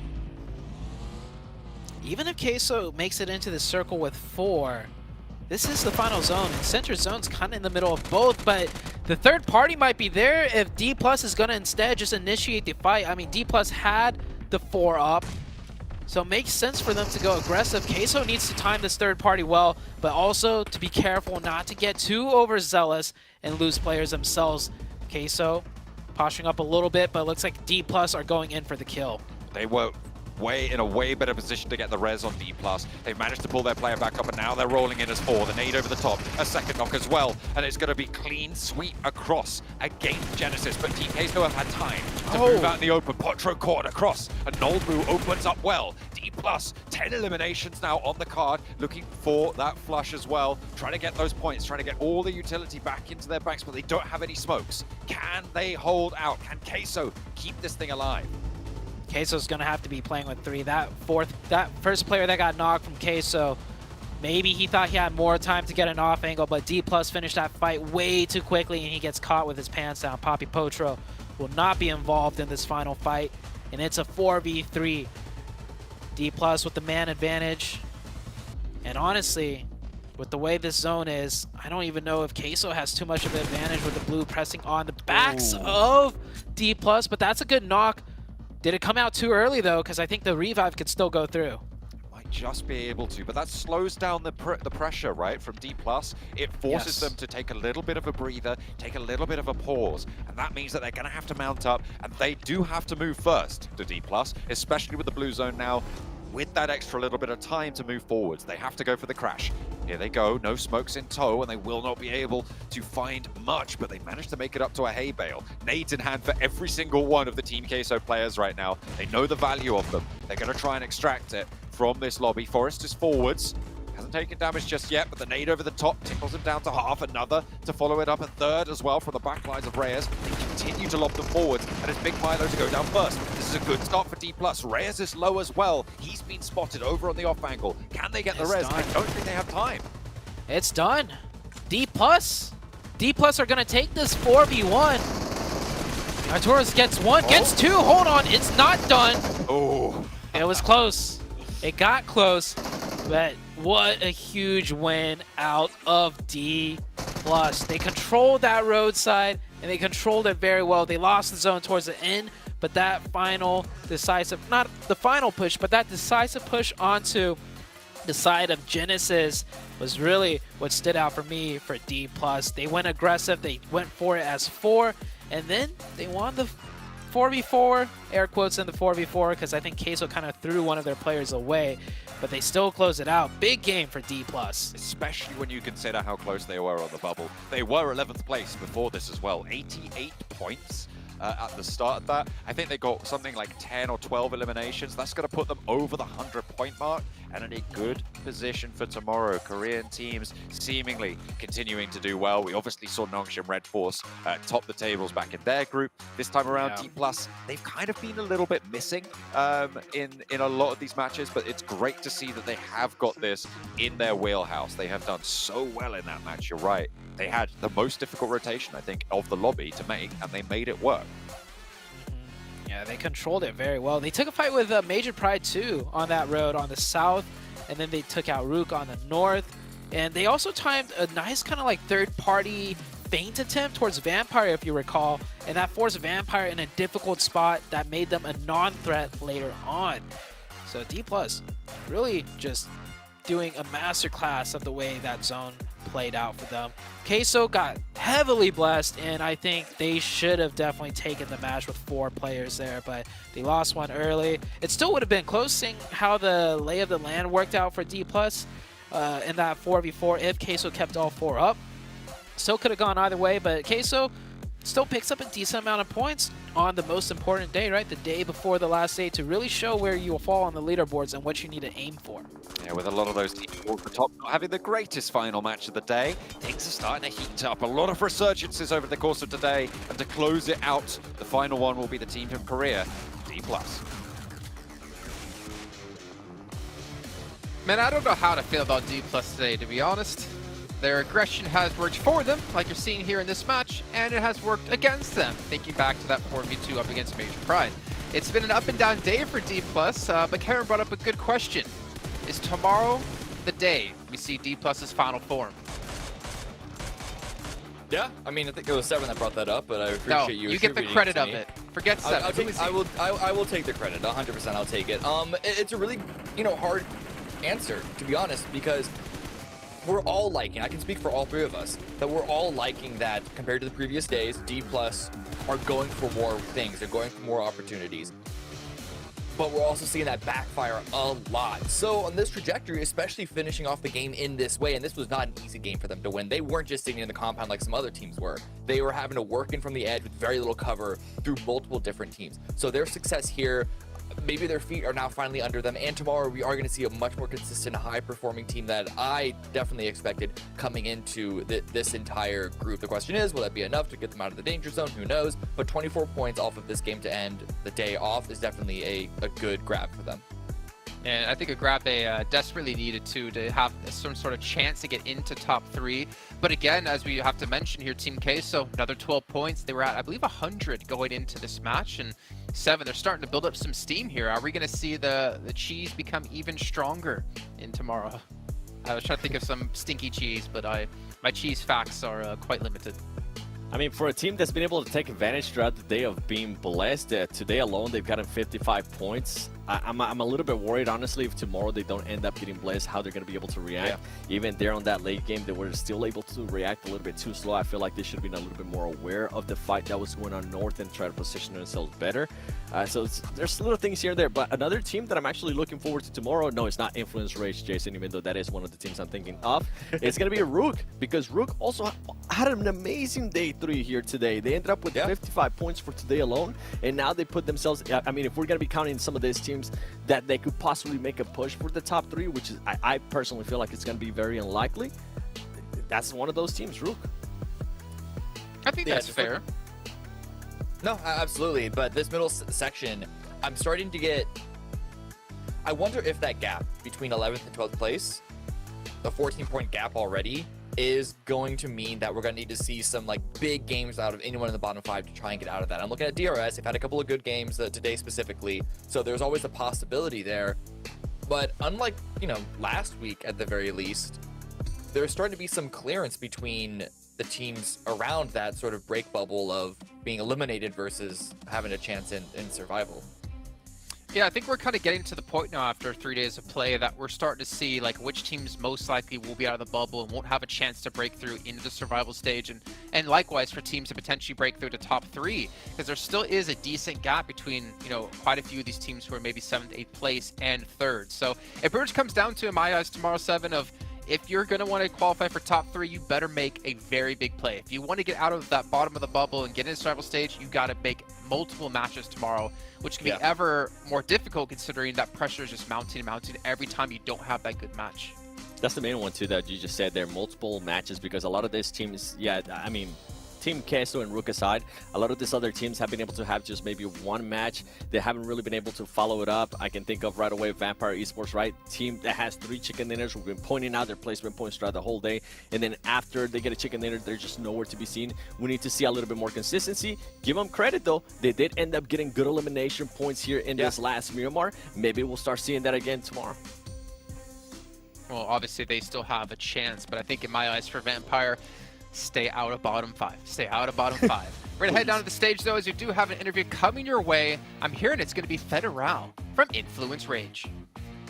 As day 3 rolls to an end, one more day looms in the distance for all of these teams here in Group Yellow. And we start to see this shift in the leaderboards as we start to see dramatic changes, not only in the top 3, but also the bottom parts of the ladder. But for some of these teams, like one of these teams I have over here, INF, a team that was holding the 2nd spot place in the 1st and 2nd day, and now slowly but steadily losing it. Now let's talk a little bit with me. I have Federal. Let's talk a little bit about your team here. So your team has been one of the most consistent teams in the last 2 days, but today it seems like there's a little bit of a struggle. Can you share with us what is going on? O seu time se deu muito bem nos primeiros 2 dias, né? O que aconteceu hoje? Bom, a gente passou por diversas dificuldades em relação ao spot e rota do avião, né? Nessas 5 últimas partidas. E a gente não conseguiu desenvolver nenhum dos nossos jogos direito, então... E com o mal, o 16º nas 2 primeiras play, eu acho que deu uma pequena balada ali que a gente não conseguiu desenvolver mais ainda o nosso jogo, né? Mas é isso, amanhã vamos vir com tudo aí pra pegar esse top 3 ainda, porque dá, né? 40 e poucos pontos. E a gente já deu o comeback mais difícil que esse. E é isso. Well, we had a few difficulties with the airplane routes, with dropping spots. Several things came against us, especially the first 2 matches. They really hit us really hard. It was hard for us to come back from that, but we are seeing what we did wrongly today. We know there's like 40-something points for us to get back. We have done comebacks bigger than these before, so tomorrow expect us to do it again. I mean, speaking of comebacks, INF is one of those teams that's known to play very, very bombastically with over 10 eliminations per game. But it seems like this PMGC, it seems like you guys only have had 1 game, I think, with a pop-off match. So is playing a little bit more safe a strategy that your team has implemented for PMGC? A Influence normalmente faz muitos kills, mais de 10 por partida, mas a gente viu que aqui tá um pouquinho diferente, né? Mudou a estratégia. A gente não mudou nosso estilo de jogo, né? A gente tá aplicando tudo que a gente aplicou nos outros campeonatos, mas infelizmente não tá vindo muita kill pra gente. E também a gente não ganhou nenhuma play, né? Normalmente quando a gente ganha muitas plays, a gente vai com muitas kills. A única que a gente ganhou foi com o Caio solo, então não deu pra pegar muita kill. Mas as kills mesmo não estão vindo, também tá roubando muitas kills nossa. Mas a gente não mudou nada no estilo de jogo e vamos buscar isso aí amanhã, fazer mais kill, ganhar play e é isso. We haven't changed our play style. Luck hasn't been that much on our side, especially when we're facing off another team. Some of our kills have been taken by other teams, so that kind of stuff has been adding up. But I think we are going to do it better tomorrow, so expect us to do more kills tomorrow. I mean, that's exactly what I expect on day number 4, and I think this is definitely something that we can expect from all the teams. Let's talk a little bit about tomorrow. There's still, you guys, what are your odds? Let's think about your confidence. What are the odds of you guys making it to the top 3. And what do you think that INF needs to do to achieve this goal? Amanhã vai ter chance de chegar no top 3 e o que vocês têm que fazer para alcançar isso? Com certeza, eu não vi a tabela 100%, eu vi que tá ali na média dos 40 pontos, mas como eu falei, a gente é Inf, né? A gente já deu comeback mais difícil que esses. Então amanhã a gente vem com tudo aí para trazer esse top 3 ainda para nós. E é isso, vamos com tudo amanhã. I haven't had a chance to see the table. I think it's about 40 points. But as you know, Influence Rage is going to give everything tomorrow. We're going to get all the way back there. So expect to see the best of Influence Rage tomorrow. Expect to see the best of Influence Rage tomorrow. Thank you so much, Federal, for that interview. And for now, this wraps up day number 3 of Group Yellow. And I have to say that it has been one of the most challenging teams here for the Giants over here at 2023 PMGC. Whether or not we can still see the top 2 hold on till the end is the question. And whether or not the teams at the bottom will still remain at the bottom is another mystery for us. For now, I'm going to toss it back to the panelists to wrap up the day. We'll see you guys tomorrow for more 2023 PMGC. Good night, everyone. Okay, so some confidence from Federal, obviously realizing what went wrong for them today and hopefully can fix some things tomorrow. I thought I was having like a big headache. I was seeing like double here, and we're gonna have Nomi top of limbs, top damage, and I thought for a second we hit the winner on the slot machine, but we got effect here with the most assists in on the right. The third slot. The third slot. But yeah, this just shows that not only how strong Major Pride have been today, just sort of slowly ramping everything up, but how also Bigatron slightly falling off, but Doc coming in for MV as the MVP on the day. Loved their play, for not just this group stage so far, but specifically today. We all know the bridge. We all know hanging out on the bridge like Batman.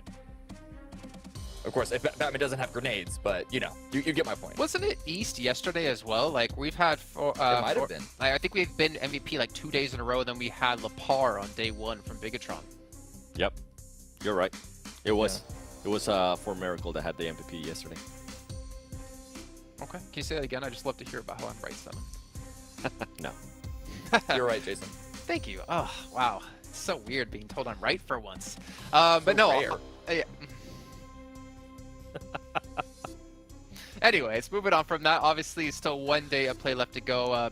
Influence Rage, yes or no question 7. Will they make top 3 tomorrow? No. Will they make it into the survival stage? I'm going to change up the question completely. Survival stage? Yeah, top 3, no. Okay. Cameron?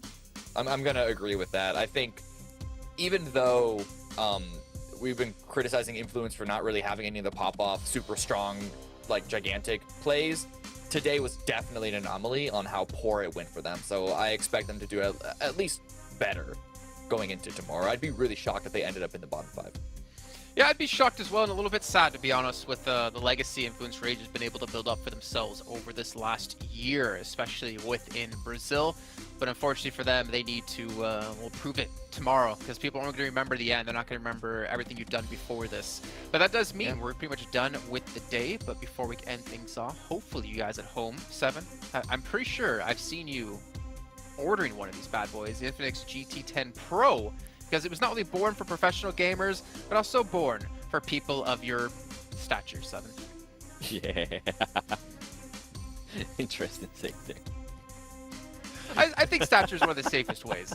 But you know what? I've seen you dominate lobbies, and I can only imagine those bold Gameplay, actions. that's what you meant to say. Yeah. Yeah, those bold actions. I saw you in person in Poland. I can only imagine what you do with one of these devices. Well, you know what that music means? It's pretty much playing me out from an award show. That's going to end off our 3rd day here, PMGC 2023. We'll obviously be back tomorrow for a final day of action in Group Yellow. We're more importantly going to find out which 3 teams will get straight through the Grand Finals and which teams will survive to fight another day.